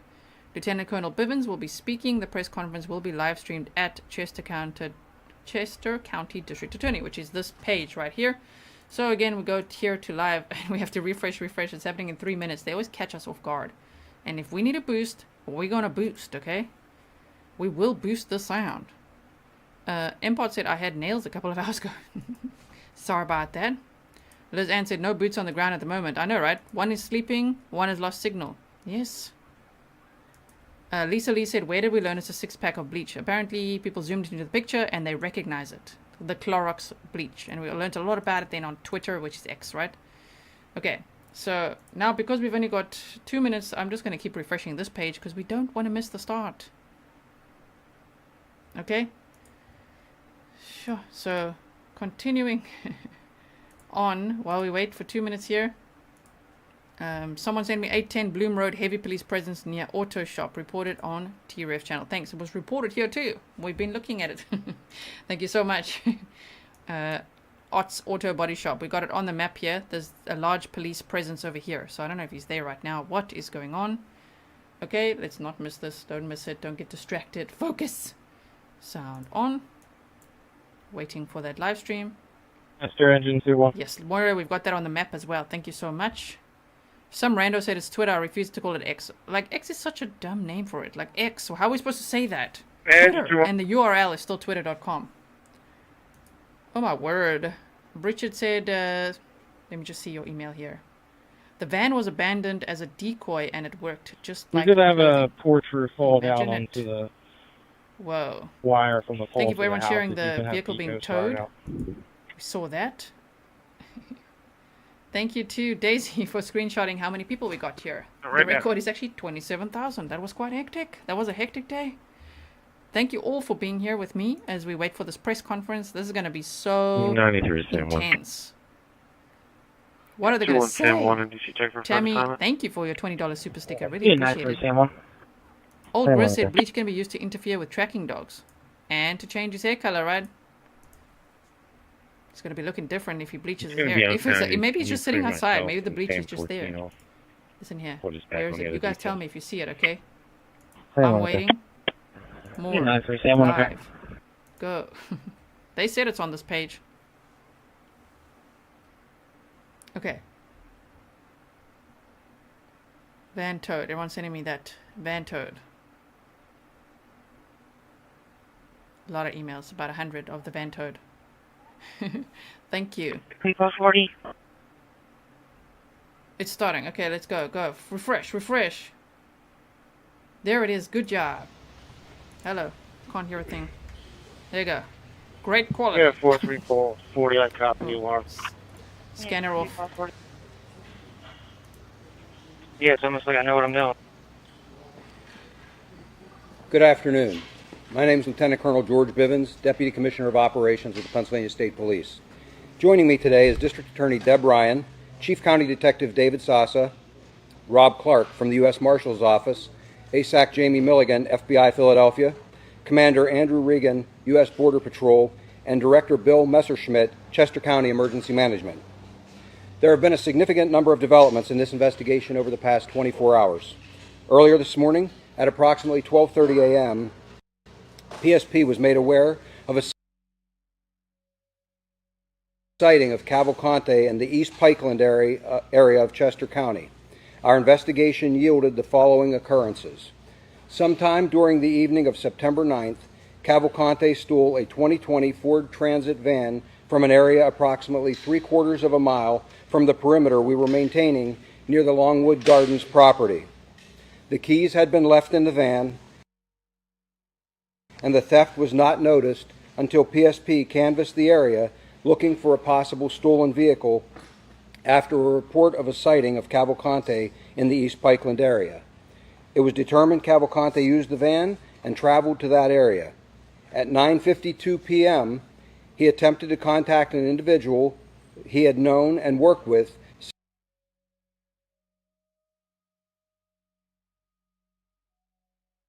Come on. Press conference feed. several years prior.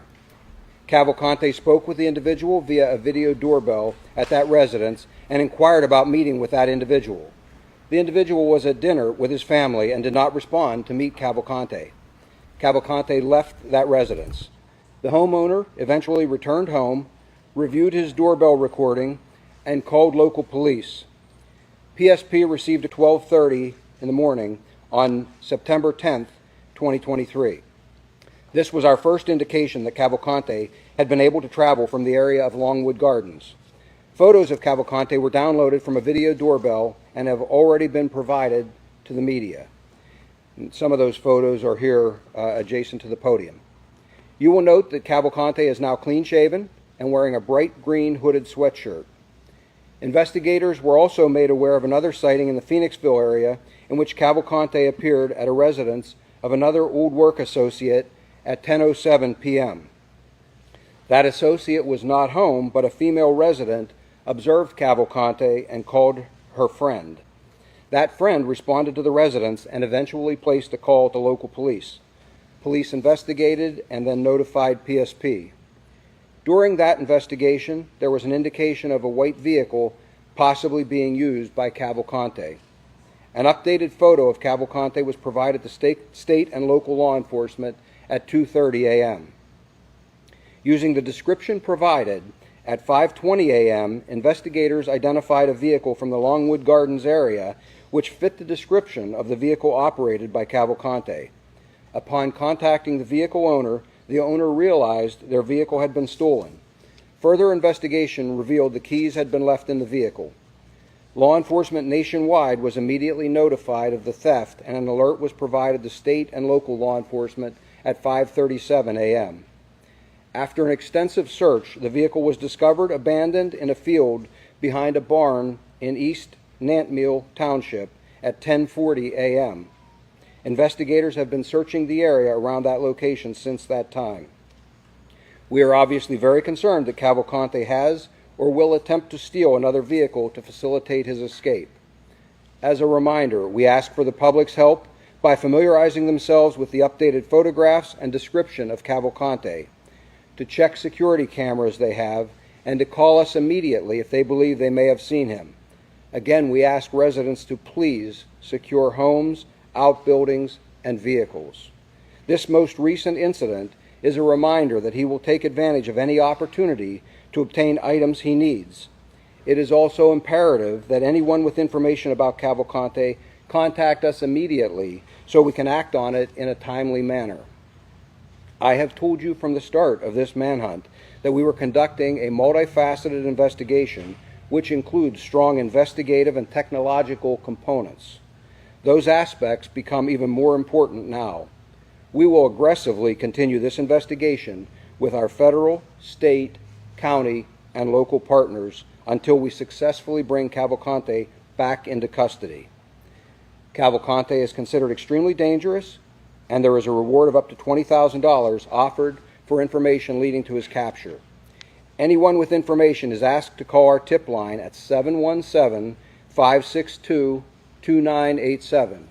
717-562-2987. I know this is an extremely stressful time for the community. I assure you we are doing everything possible to bring this to a successful resolution as quickly as possible. I also want to make mention of a special thank you to Longwood Gardens.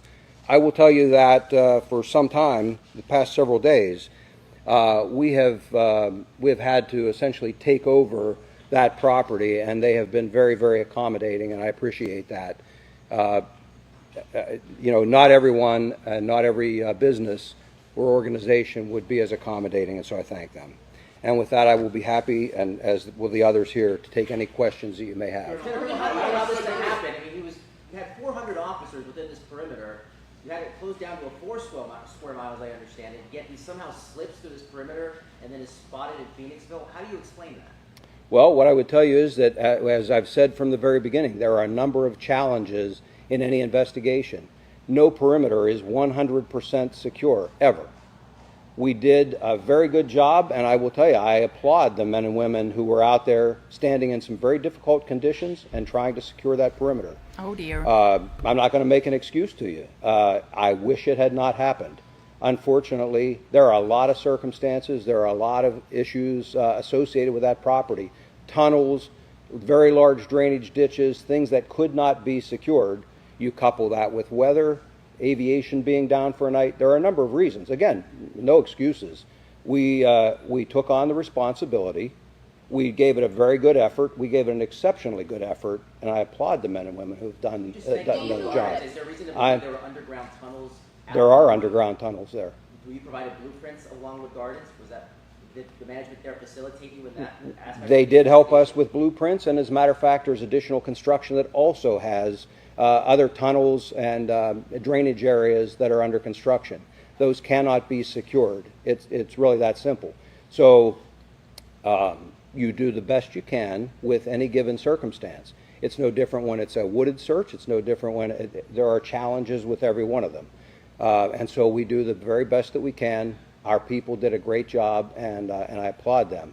I wish that he had not been able to slip through there. But that does happen sometimes, and that's why we don't simply rest on our laurels and say, okay, we're going to take one approach. I will tell you, I mean, to give you some idea, I brought you all in here on Friday and showed you the scope of this. I nearly doubled the planning for 7 o'clock tomorrow morning. Our plan had been to go close to 600 members of law enforcement to do one massive sweep of that entire piece of property. There's a huge amount of planning goes into that, and working around weather and some of those other kinds of things. So it is not for a lack of trying that this occurred. We'll fall back, as we do in any other investigation. When something doesn't go our way, we'll fall back to something else. In the end, I am confident we will capture him, and we will bring him back into the criminal justice system. So you believe that Cavalcante... I'm sorry, sir. What? Where is it? Currently, we're up in a little more in the northern part of the county. I do not have a perimeter secured up there. We're searching an area around where we recovered the van, but there are a number of other a number of other pieces of information that are in play that don't require a perimeter and are the focus of our efforts at this point. What's Cavalcante's family's involvement at this point? His mom was assisting you earlier, but we're now hearing that his sister's been arrested by ICE and possibly for deportation. That is accurate. And do you believe that he's getting cooperating? Do you believe that he's getting any assistance from those family members or anyone else in this community? As always, I'm not going to comment on what assistance he may or may not be receiving, but we take steps to try and minimize or eliminate that that assistance, and that's exactly what we've done at this point. Where's the focal point of the search right now? The physical search right now is near that the recovery of that van. But again, there are a number of other things in play that that don't require that physical presence up there, and those are all equally or even more important at this point. Do you still believe he is in Pennsylvania and probably Chester County? Have other special forces come in over the last few hours to support your efforts from other states? And then anything you tell us about the victim's family right now? I do believe that he's still in Pennsylvania. I can tell you that the victim's family remains under protection, and we assure them that they will be fully protected through all of this. And I'm sorry, what was the other part of your question? Additional support coming in from other states? Yes, as always, we adjust. You know, I just mentioned the planning that had obviously I couldn't disclose to you ahead of time, but the planning that was going into tomorrow's efforts. We were bringing even more resources in. What we're doing now is shifting, again, based on the nature of how I see the investigation playing out and going forward. All of our partners here are doing an amazing job of shifting now and bringing the resources we need to bear. Yes, sir. Can you repeat the location of where that van was located, just so we make sure we have that right? And also, this video or these images that you're sharing with us, what has the person who shared these images told you about what he's saying through this ring camera? What is he asking for? Does this tell you that he's now trying to get support from associates? So the first part of your question, East Nantmeal Township in Chester County. The second part, I'm not going to be specific, but yes, he is absolutely, I'll give it a general characterization, he is absolutely looking for support. He needs that support. He doesn't have it. Yes, ma'am.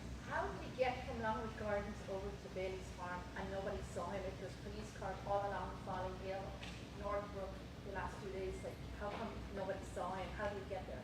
Well, ma'am, first of all, you've got darkness, you've got a variety of weather conditions, and you've got some fairly rugged terrain. And I mentioned, you know, drainage ditches, underground tunnels, all of those kinds of things. There are a lot of factors. Until I capture him or we capture him and I or others have an opportunity to interview, and if he would share that, I guess then we'll know. But until then, I don't know how he got over there. I wish I did. I could speculate on a couple of possibilities, but I can tell you that, again, no perimeter is 100% secure. We do the best we can. Most times, we're able to secure it adequately. For clarification, these images from the doorbell camera, they were from his acquaintance's home?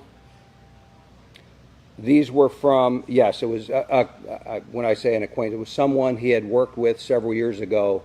I'm not suggesting that they have a relationship with him now. It was someone he has worked with, but he sought out their assistance. What's your indication that, you know, he might have a weapon or anything? Is there anything from any of these videos or anything that's just an indicator? I don't have any substantive proof right now that he has a weapon, but clearly he has been in residences, businesses, and in vehicles, at least one, that I can't say what may or may not have been in any of those locations that he had access to. How much has this cost so far? How much more do you all need? How much more for this? I got to tell you, I'm not tracking the cost right now. We're doing what it takes to successfully run this investigation. In terms of what we need, I will tell you that our partners have been amazing. Anything that I've asked for, anything that they have suggested, because there's a lot of expertise standing behind me and in the room over here.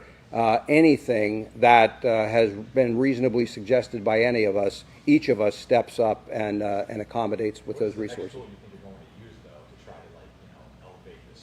Well, again, I'm not going to go into a lot of detail, but I've suggested all along that there are a number of investigative and technological pieces that can be brought to bear. That is where this shifts until such time as we have him in a position where we're prepared to try and contain and capture him again. Are you Yes, prepared ma'am. to characterize this as a nationwide man? Just 1 minute, sir. Are you aware of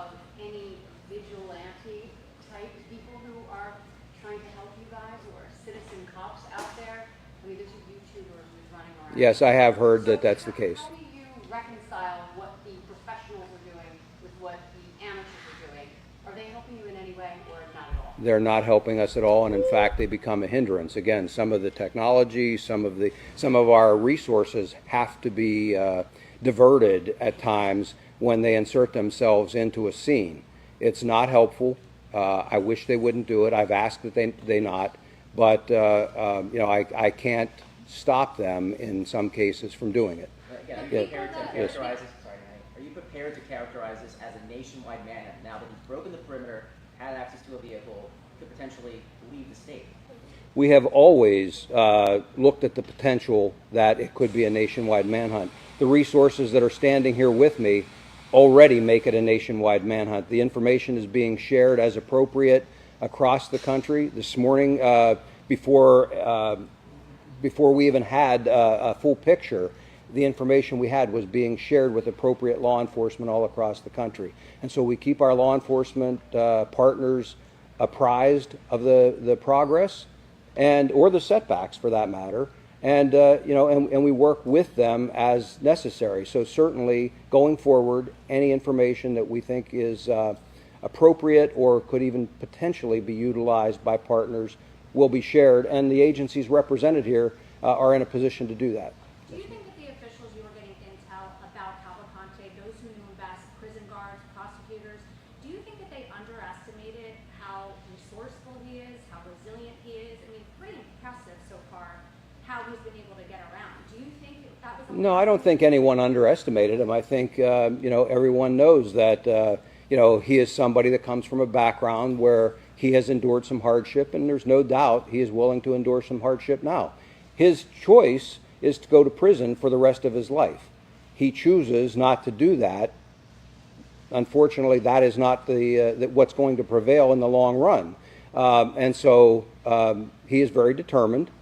We are even more determined. He will be held to justice, and we're going to bring him back into custody. Two quick questions. Do we know where he got the hoodie and presumably the razor to shave? Was this at the dairy farm or another break-in? The hoodie was at the dairy farm. I don't know about the razor. And then the second question is, we know that in 2021, some people in Phoenixville helped him as he was trying to escape. Is the gentleman that he tried to reach out to one of those people? I am aware of that information, and I don't want to comment any further on that right now. What is your message Yes, to ma'am. anyone who's trying to help? Chance.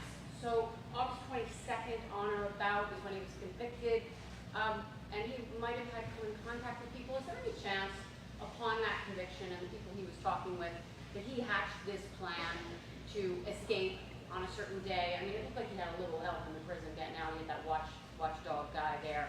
But is there any thought that he started this whole process upon the day he was convicted? Like, is there any way to tell his defense attorney, etc.? I don't know that there's a way to tell that it was that specific day. Do I think he has been trying to plot this? Yes. Do I think he took advantage of an opportunity that presented itself that other inmates told him about from a different inmate escaping that way? Yes, I think he took advantage of that opportunity.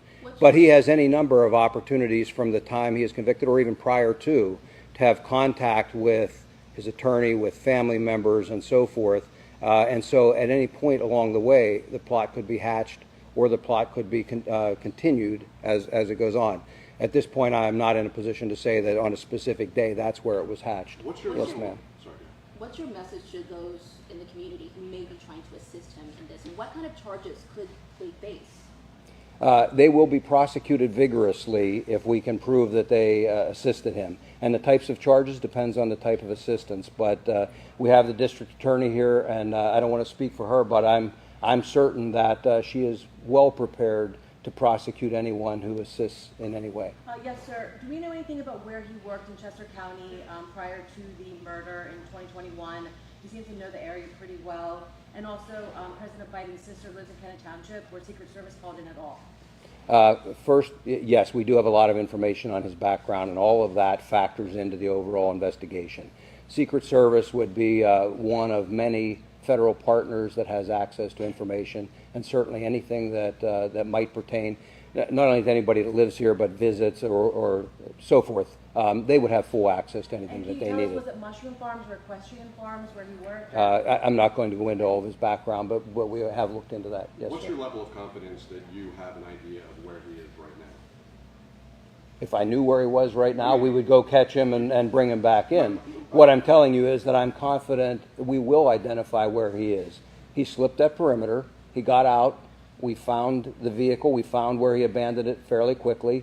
I am confident that we will continue aggressively proceeding on this search and this investigation, and we will eventually capture him. I'm not prepared to say that will be today or tomorrow. I don't know, but I hope sooner rather than later. You have the resources out right now where you found it. Is Absolutely. there any confidence that he's in that area? Or We're still searching. We'll do a thorough search and try and either capture him or eliminate that as a possibility. Just based on what you've learned the last few hours, what did you find inside the van, and why do you believe he may have ditched that dairy van? I don't have a complete counting of everything that was in the van yet. Quite frankly, I've been busy with a number of other things, but I've got some very talented people that are working on that. Some of the folks back here have been directly involved in those operations. What I would tell you is that we take all of that information and factor that in as we go forward. I would also tell you that one of the reasons that I believe he dumped that vehicle was a lack of fuel. Do you got any indication if there are any other reports of stolen vehicles in that area where you found that van? I do not have a report of a stolen vehicle. I anticipate that we will. Are we still at 400 people searching on the ground, or are we up in the numbers as of right now, looking for him? We're adjusting the numbers as we speak, and again, it's going to be determined by what the conditions require. There is no point in having resources stand around. Conversely, I never want to be in a position where I wish I had more and didn't have them here. So we try and anticipate, and we'll adjust to the needs. You mentioned that you're still investigating how he was able to breach that perimeter, but have you been able to pinpoint where in the perimeter that he was able to slip through, or general consensus of the area? I have not been able to conclusively determine that. I have my suspicions where I believe or how I believe that happened. Did you share that? But no.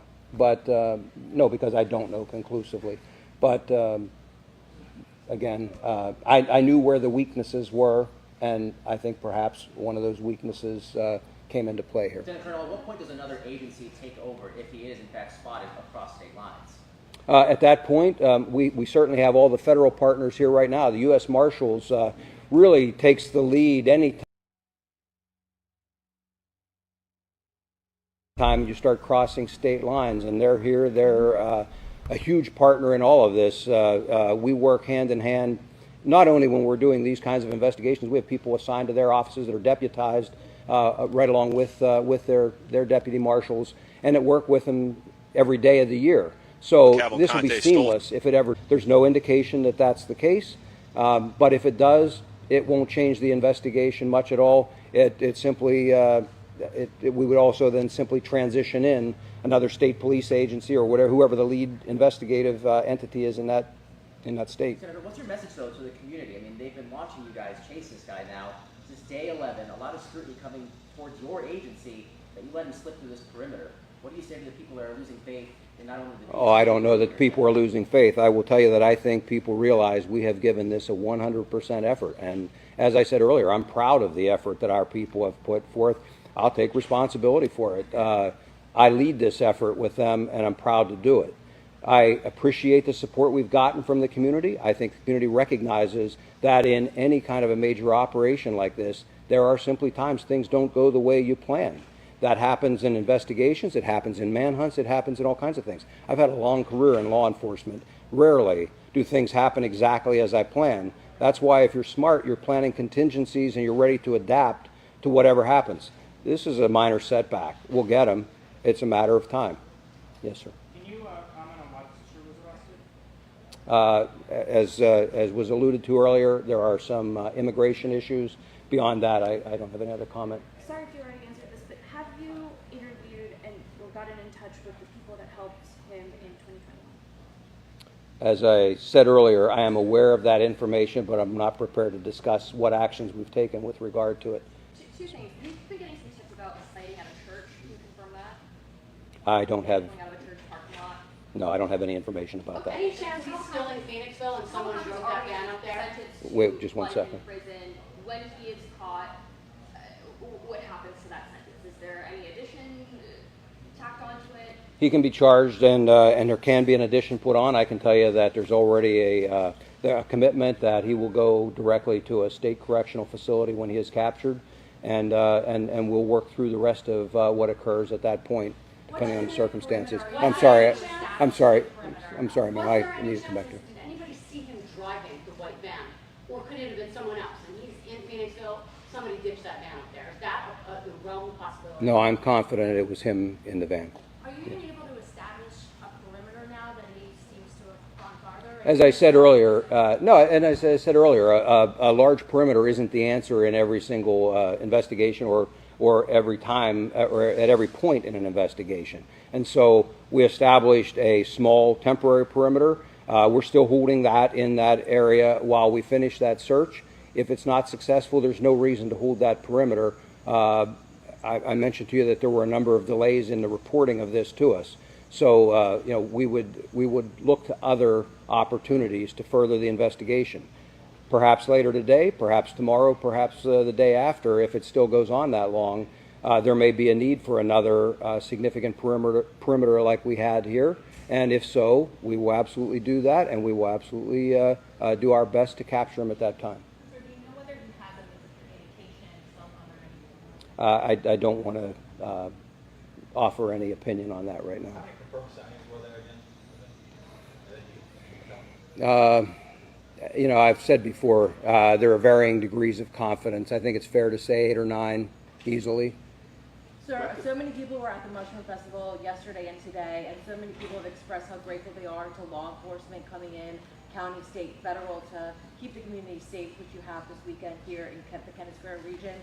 For the people that live here locally, can you give us any insight into where he was hiding specifically overnight, with any evidence of anywhere he might have slept one of these nights, as the effort's been going on since prior to Labor Day? No, there's really not anything I can disclose now. From Sir. Franklin to Netmill, he seems to have gone west about 11 miles. He was behind the wheel, as you point out. Yes. He literally ran out of gas.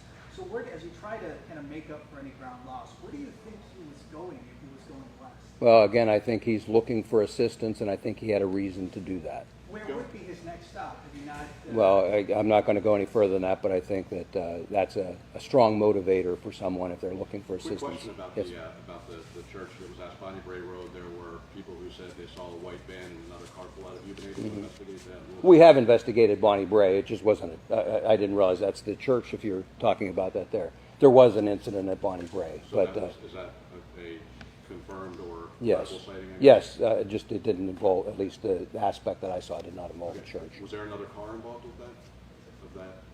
People had said that there was a white No. van pulling out with another car No. involved. No. Prior to him going to Phoenixville, was there any law enforcement stationed over by his sister's house before this all happened? I'm not going to talk about where we have assets at this point, but I think it's very reasonable to think that law enforcement assets were, given the number of people we had assigned to this, very reasonable to think that there were law enforcement assets anywhere that it would have been appropriate to do so. Yes, sir. Can you touch on any of the specific challenges law enforcement is going to be dealing with Cavalcante's potential access to a vehicle? Well, I mean, certainly he is a very determined individual. And so one of the challenges that we face is if people don't heed our advice, and as we had here, a vehicle unlocked with keys in it, that makes our job more difficult, and it makes it much easier for him to succeed in various aspects of his escape efforts. And so, I go back to, we want to make this as difficult as possible for him. We ask for cooperation in trying to do that. Do you regret shortening the perimeter at that time at all? No, it was absolutely the right thing to do. We can strengthen it as we bring it in. It wasn't a matter of him being outside of the perimeter. He was in there. We had sightings once we had it in there and had the perimeter strengthened.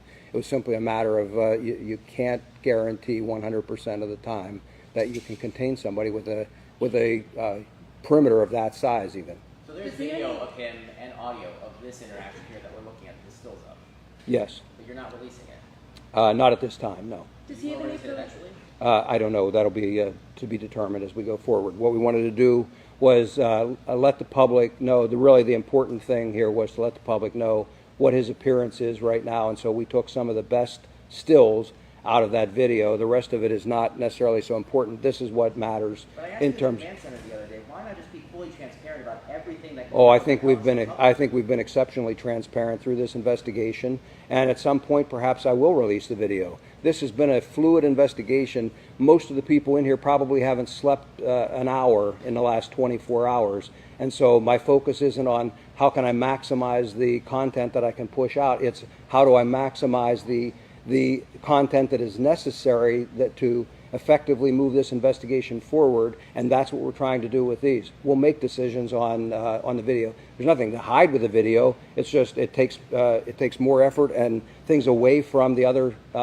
investigative steps that we're taking, and so for right now, we hurried up and got some stills ready so that we could release those. Does he have any cartel or human trafficking gang affiliations, or are you confident to say this is a lone fugitive? He has had gang affiliations in the past. I wouldn't speculate as to what he's got right now. Does Mexico become a possibility again, sir? Oh, we've never discounted that, and not just Mexico, we've never discounted that any international escape effort shouldn't be considered. Those are always things that have been taken into account right from the very start. Again, when I talked about having contingency planning, we're trying to make sure that that can't happen. Is it overstating it to say that you don't know where he is right now? Generally, specifically, that he's... No. Do I know a specific spot where he is right now? No. Do I think generally I have an idea where he is? Probably, but not specifically enough that I could say let's put a hard perimeter up right now. Okay. That general area is East End. Yes.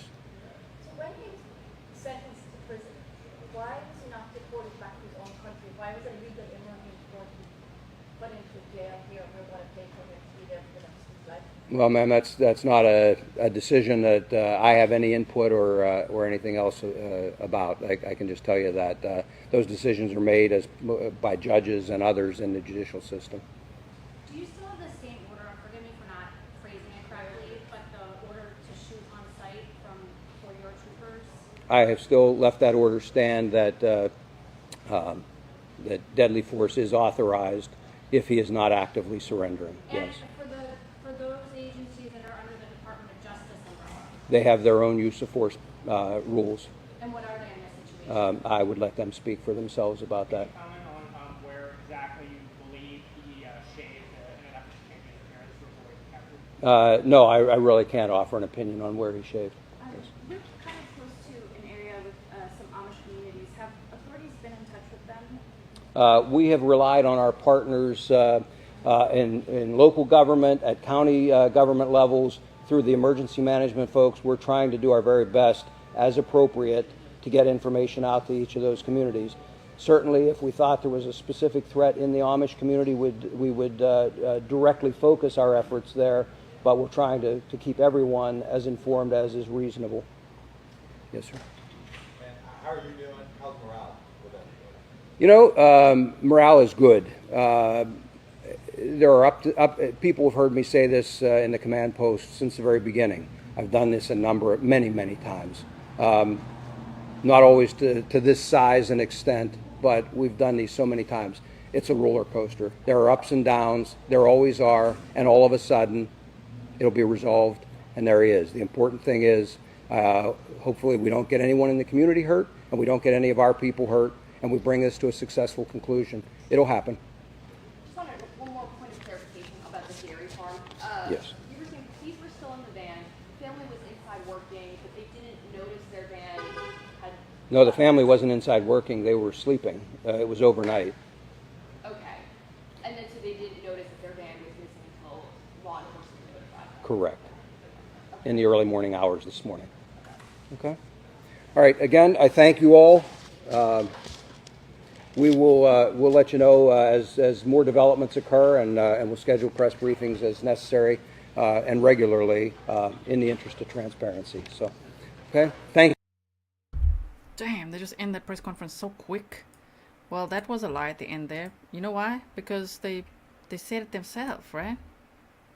As in Baily's farm. Look. The hell? Here's Baily's dairy of Pocopson Meadow Farm, where the van was stolen from. Okay? And they said... Wait, I have to zoom in for you. They said, friends, our delivery van was stolen last night between 7 and 10 p.m. while we were still here working. It is believed that Cavalcante used it to flee to the Pocopson area. We are still working with law enforcement to help the investigation. We really do not have any other information at this time and are just as disappointed as everyone that he broke through our perimeter in Longwood. We appreciate the support of the community and continuing efforts of law enforcement. So yeah, they were there, not sleeping. They said we were still here working. That's why the media asked the question. Also, I wish that mainstream media representatives would just really stop being like the amateurs, the YouTubers, those amateurs. Like, come on, that snark needs to stop. We're not such a threat, okay? Everything's gonna be okay. I understand if they don't want YouTubers at the scene. I get it, that could feel a little invasive, but as the lieutenant said, in some cases you can't stop them, and they were everywhere, standing next to troopers, the YouTubers, boots on the ground, where they were allowed to be. So there's that. Now I've made some notes, okay? We're going to go over everything there. So many emails just came in as well. Let's go over what they said if we really want to. I don't think we should watch it again. We'll watch it on a replay and come back another time when we analyze things, right? Carlos said, question, didn't the reverse 911 go out at 12, not 10? I feel like they're trying to cover their butts. Do you think they'll get him? Opinions? That's what I'm thinking. I'm also getting emails of that. Oh no, where is it? There's so many emails here of... Wait. There we go. So, numbered in order. Thank you so much. Number 1, initial call at 10:28 p.m. last night that the fugitive was sighted on ring camera. Calls in between are about if the caller knew the fugitive personally and found out he did. Last one at 10:49 p.m. Law enforcement decided it wasn't him. We listened to it together at the beginning of the stream. If you didn't see that, please do check it out, okay? I'm going to show you this now again in a moment. Okay, so if you didn't catch the beginning of the stream, as always, I'll timestamp everything for you once we're done here. But we went over all the police scanner audio from how it all unfolded. We listened to it. We heard them say they don't think it's him. And apparently they said PSP just said in the presser they didn't know until 12:30 a.m. about the sighting. But they did know. They just didn't react to it until 12:30, even though they got the call at like 10:30. 2-hour delay. Why? Because they thought it wasn't him. Okay? So that's what we have. So now let's debrief a little bit. I'm just going to keep this map on here. What's happened is, just to show you, around this Iron Bridge Road and that, where's that Nantucket one? Here's Ludwig's Corner. It's somewhere in between here, in between this area here. The van was abandoned, okay? And interestingly, it doesn't sound like he was on foot. We were listening to the scanner. It sounded like he could be. Now it sounds more like, oh, he ran out of fuel. And there's a lot of reports out there on social media saying that a red Volvo was stolen. And today at the press conference, the Lieutenant Colonel said they haven't had a reported vehicle stolen yet, but they do anticipate that they will. Bowery Boy says, beyond calling them just YouTubers, I think citizen journalists. Much love, Grizzly to crime. Yes. And from all over the world, we can share information. It's 2023. I'm here to share vital information all the way from the Netherlands. Because I can, and I want to. Okay? There's nothing like America. You guys... you guys do it like no one else. It's like doors wide open, you know what I mean? Of like documents, press conferences, everything. You're like, welcome world, have a look. And I'm like, damn, let me see if I can help. Let's share the information. Okay, there's flyers, there's everything going. Yeah, so thank you so much that I can cover this. And for being here, watching this with me. Now, this is the area that they saw a lot of activity in this area. Now, if there's a big police presence at Ott's Auto Body Shop, I'm like, did he steal another car from there? Or does he have an associate there? Or what? You know what I mean? Like, I wonder. But anyway, so let's go here. They said at 12:30, there was a sighting at East Pikeland, but it wasn't then. It was at 10:30, but okay. They only responded at 12:30, right? They said on September 9th, the evening, he stole a van 3/4 of a mile from where they had the perimeter set up, okay? So they had the perimeter set up at Longwood Gardens, and 3/4 of a mile north, we looked at that before on the map, yeah, that's where he stole a vehicle from Baily's farm. 9:52 p.m. Cavalcante tried to contact an associate. He contacted via a video on the doorbell. Well, that's interesting. So what we see from these pictures, what I'm understanding, is that he went to this person, an associate's house, former associate. It's not a friend. It's someone he knew from the past, and he went there. The person was having a family dinner. I don't think they responded to the doorbell or something like that, or they didn't open, right? But they later looked at the footage, and they're like, what the hell? And they're like, oh my word. And they called the police. They said, I know him. I know his sister. And these are the pictures. They initially, oh, thank you, Milwaukee Marv. They initially said, no, it's not him. They looked at the pictures. But later, when they reviewed it with facial recognition, they said, oh crap, it is him. It is him, okay? So that was at 9:52 p.m. yesterday, September 9th of 2023. So then he tried to contact an associate. And then they say at 10:07 p.m. he had gone to another residence. The associate was not home. There was a lady home though, and she called her friend, and the friend then called local police. I wonder if that's where he went to shave or something. I don't know. You know, if he's like, just let me in. I just really need to shave, okay? Can I get a shower or something? I don't know. Who knows? Anyway, they talked about, is a vehicle stolen? They don't have reports of it yet, but they anticipate they will. But this van that he did steal from Baily's dairy farm was abandoned in a field behind a barn. They will aggressively continue the investigation. Let me also show you a different angle of that van being towed. Here it is. Well, that was loud and gave me a fright. How about you? Did you get a fright? Sorry about that. There goes the van. This is the... I can't make it wider or anything. This is from Twitter. Which I see now the URL is changing. It's x.com. Thank you to MB Inc. for sending me all these things. I really appreciate the links and everything. Look at it go. So at least, hey, Baily's Dairy Farm is going to get their van back. Kind of sucks that he was in it, but they're going to get it. They're going to get it back. So it's probably going to be back by them any minute now, right? All right, and Just Insky says someone who knows Cavalcante tells the cops, hey, he was at my place and here's the video. And the cops go, no, that's not him. So the cops did not believe someone who knows him. Yeah, we listened to the scanner earlier, so I will make sure to timestamp those for you so you can hear it yourself. But they literally said, we do not believe that it's the suspect. It's not a suspect either, it's a convicted killer, but you know what I mean. I don't know how, they can't say convicted killer. Escaped inmate, how about that? They said, we don't believe it's him, and later they're like, oh crap, it is him, it's him, it's him. Okay, sorry, I knocked my mic there. So they said, okay, let me just take this off so you're not bothered by this too much. Let's put something else on, there we go. Put the map on for you. Okay, so they said they are, now here's what's interesting. A lot of you were saying, I missed that a little bit, and I'm careful with it, because did they say that his sister has been arrested, deported? What did they say about his sister? But later he again said, it was like a little immigration issue or something. So I don't know if she was deported. Do any of you know, did you hear that? Please tell me, okay? But basically they said they are trying to minimize the assistance that he's getting. So there are people out there, as we said, as soon as he gets to this Phoenixville, Royersford area, he's got lots of friends, family, and former associates there. That's why I always said he's going to go north. If he gets a car, he's going north. And that's what he did. That's what he did, right? Tiffany says, how did he know where he was going? Did he have a map? Well, he might be familiar with the area a little bit.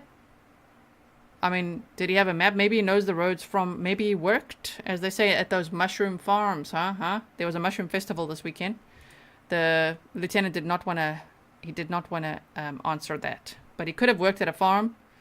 There was a mushroom festival. Maybe he knows that sort of area fairly well, and he knew in a general direction where to head. And once he gets in this area, then he'll know where to go. I guess, right? And so they said they are focused on the northern part of the county. Just a little further north, hey? So let's just quickly show you so that we can see what's happening here. Let's go to Longwood Gardens. So at least Longwood Gardens is going to be open again. What a beautiful place. You know what's so sad? Okay, number one, what's so sad? Oh, sorry. Longwood Gardens. Yeah, there we go. Just a little further north. Slightly further north, you guys. This is where they were, and he was already on his way here. This is a good representation of they had the seal, they were there, wasn't coming out, everything, 12 hours, everything was going on there, and then damn, he was up here already. Okay. What was I saying? Let's continue on. Can't remember, lost my train of thought for a second. They did say there are tunnels. There are tunnels in this area. They're not sure how he penetrated the area. However, if I just show you like this one more time, Baily's Dairy. Let's put Baily's Dairy on top here. Look at Baily's Dairy. It's here. This is where they secured the perimeter. So when they say, we don't know how he broke through the perimeter, well, I know. The trail cam is delayed. They literally see it the next day or 2 days later, right? So they're always a day behind him. Meaning, he was probably already here when they had closed off and sealed up this perimeter based on trail cam from the day before. They thought, he's in this area, he's not leaving. He was probably already here. Sleeping in maybe an abandoned grain mill, as someone emailed me said. And then from here stole that van and went. While they were standing here with all the SWAT team, the prison van, all the camo dudes, everyone was there. Everyone was there. And the YouTubers who have worked very hard, okay? The boots on the ground have been working freaking hard. I don't care about the shady parts that you guys keep sending me. They've been working their asses off. So for this mainstream media bunch to be like, these amateurs, it just really, I should have a members only stream after this, because I can feel my snark tank is getting full now. Anyway, so, and of course they'll be like, it doesn't help. Are you sure? Seems like it's helping. We're spreading a lot of information. The community is here. A lot of community members here saying they feel safer because we're all sharing information, at least keeping people informed, right? Okay, Kiki Ray. So Danelo Cavalcante's sister tried to enter the search area driving a U-Haul truck.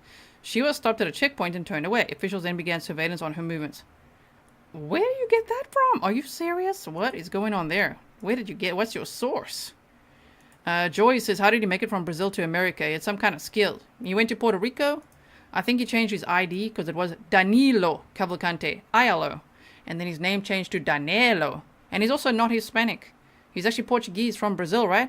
Meaning he probably changed his name to Danelo Cavalcante and listed himself as Hispanic. Probably a fake ID through his associates, right? The first time when he escaped in 2017.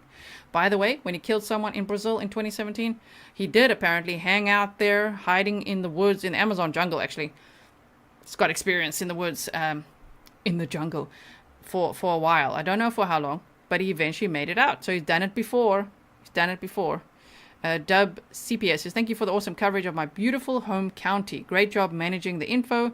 DA Deb Ryan is a leftist. He should never have been in our prison. She needs to be tossed. I feel for the boots on the ground, not poor leaders. Right? Shout out to all the boots on the ground and every YouTuber covering this. Okay? Including myself. We've been working hard over here trying to get the information out to keep the community safe. And you know how awkward it feels to say something against what law enforcement is saying? I don't usually do that, but they were like, it's okay. Just take normal precautions. I'm like, don't. Stay really safe. Like, how about don't leave your keys in the car, right? That would be like, again, the advice of just take ordinary precautions. In South Africa, we'd never leave our keys in the car. The car will be gone in 5 minutes. I'm just saying, like, damn, okay? And so also saying he's probably going south. I'm like, he's going to go north. Nobody fooling us over here. He's going north because he's got family and associates there. It makes sense. Okay, so continuing on with our summary of the press conference. So thank you, Bernie. Welcome to Grizzly Supporter. Damn, Amy said the dairy won't get that van back for months. That's true as well. Okay, the police will go through it with a fine-tooth comb. Will they though? What are they going to find? What are they going to find? Dolly Daydream says, snark tank. I know, right? I think we could. Okay, so focus on the northern part of the country. They're trying to minimize assistance. Why? By how? By deporting someone? Is that how? Interesting. Could work a little bit. I don't know. Get the family members out. Who knows? I think his mom is still in Brazil, right? Anyway, so they say there's other things in play. They might be equally or even more important. Oh, you mean like a connection with a car?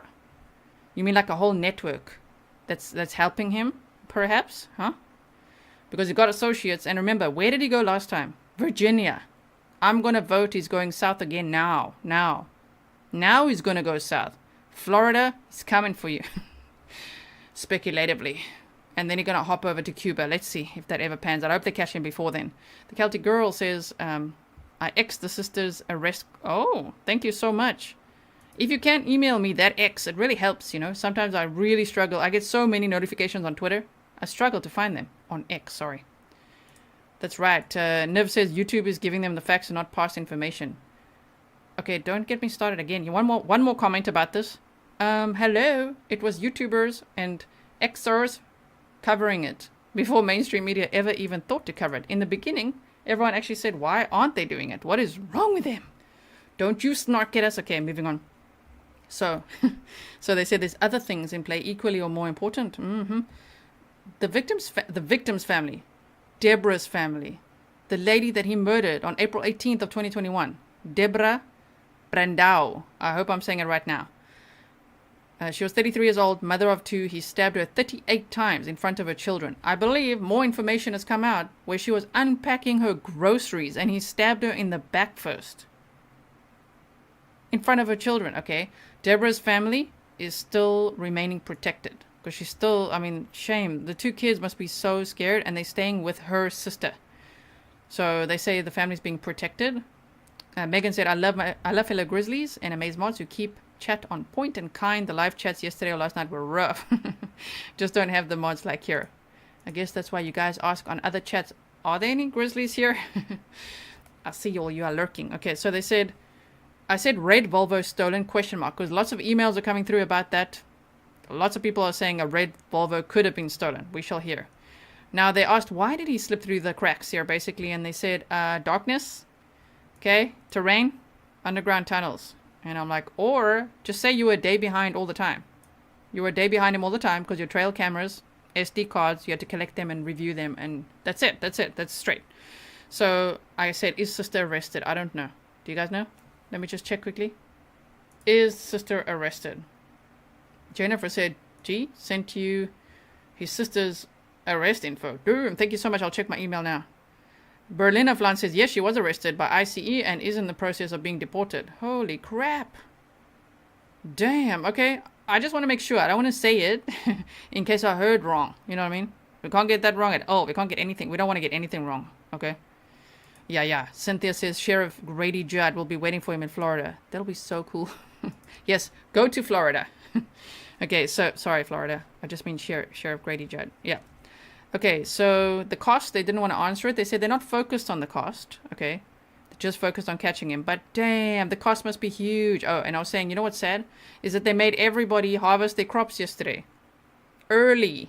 Do you know how much money that is? All the crops down. Because they actually, apparently, a YouTuber who was working hard, boots on the ground, was standing next to a trooper who told him that they saw thermal imagery of a guy, guessing Cavalcante, lying in fetal position in one of the cornfields. Interesting. So they're like, that's it, cornfields, that's it, harvest, that. Oh, damn. Okay, so that is terrible. Those farmers must be so pissed. Kathleen said he had 2 years to develop relationships with other inmates who could be helping him. Law enforcement should be contacting ex-cons who served and were released between 2021 and 2023. I mean, that too. Especially because the one, he learned from the other one. Bolt, who escaped in May, huh? He was caught within 20 minutes. I don't know why they keep saying 5, because a local told me 20, but okay. Welcome. Okay, many say chopper approaching. Where? Load up the choppers. Okay, wait, now I gotta find... There's Limerick, okay. I gotta always friggin... Where's the chopper incoming? We're waiting. And who are you? Okay, BE20. Here, what's going on here? Where you going? Anyway, we'll monitor it, okay? I just gotta orientate myself again. Here's Phoenixville. We'll go Bucktown, somewhere around here. Here's Royersford. Okay, so we'll just monitor. I like it when you guys... Incoming! Okay, and so they say that... yeah, sorry. I'm not gonna talk about that again. Professionals versus amateurs, I wrote down. The hoodie was from the dairy farm? So you're telling me... Okay, whoa. So the hoodie was from the dairy farm. So was he wearing a different hoodie on those... You know those pictures I'm talking about? These ones. Wait. Go forward. This one. Here. Is this a different hoodie? It does look a bit darker compared to the very bright green that they say he's wearing. KB, welcome. Right?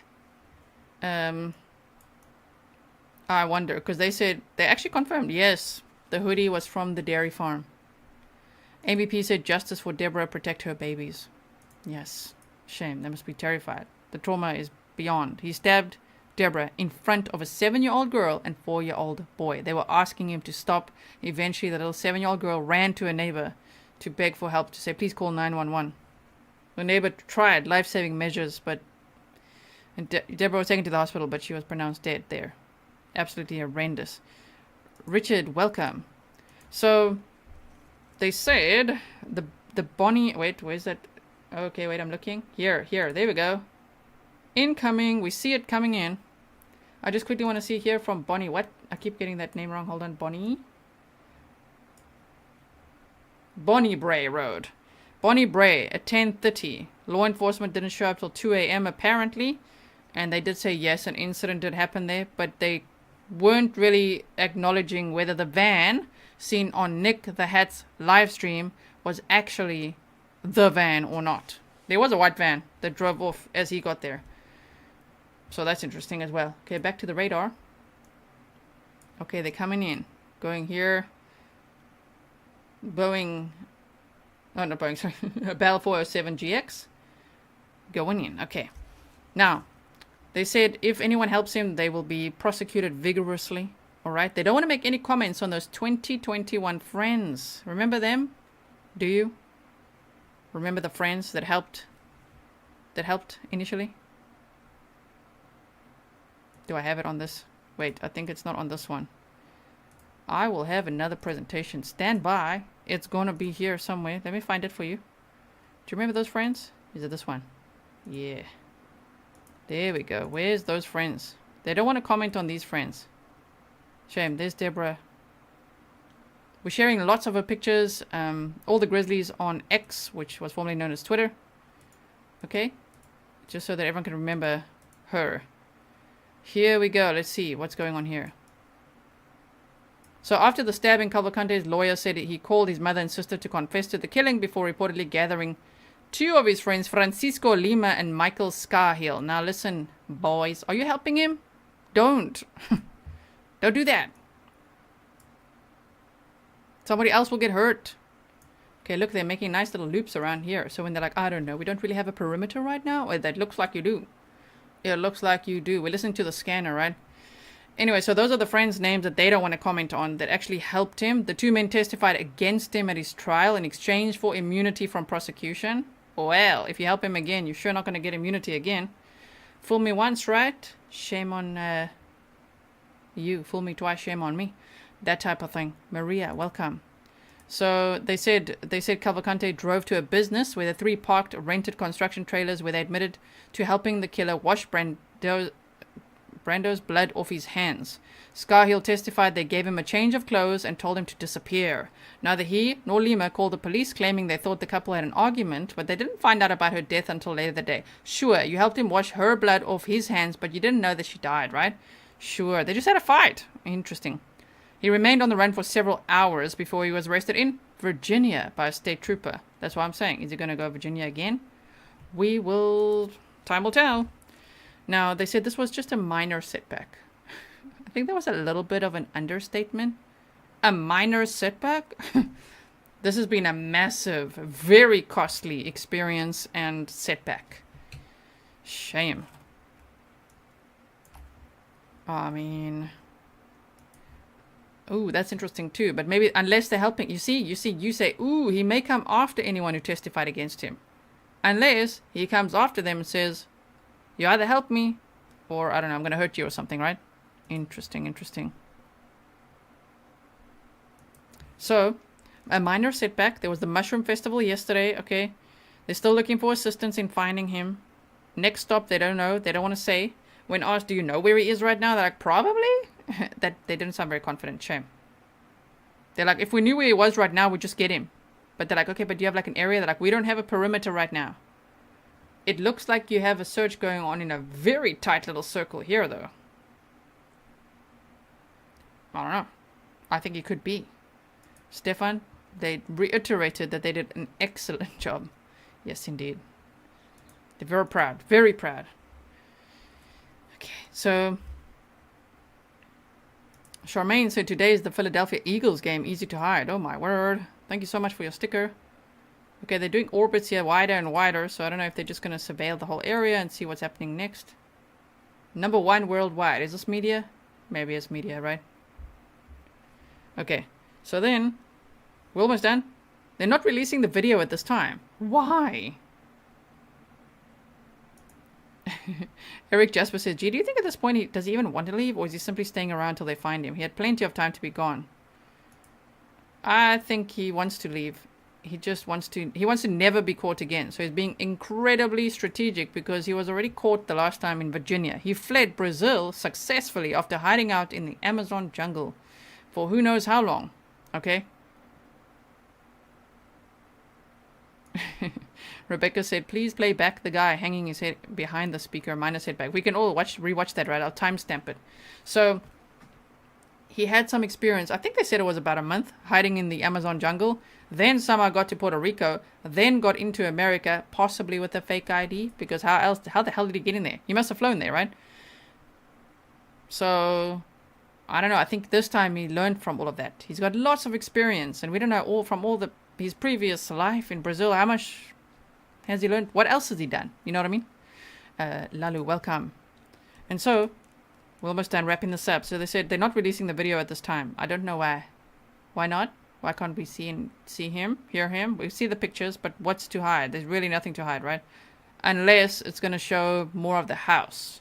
And they don't want to see that. But yet we know from the scanner about the address where they thought he was. So anyway, okay, we're almost, they see there's 2 more lines here. Oh, they asked about Amish communities, and they're reaching out to those. I don't think he's going to be hiding out in the Amish communities. What about you? Do you think so?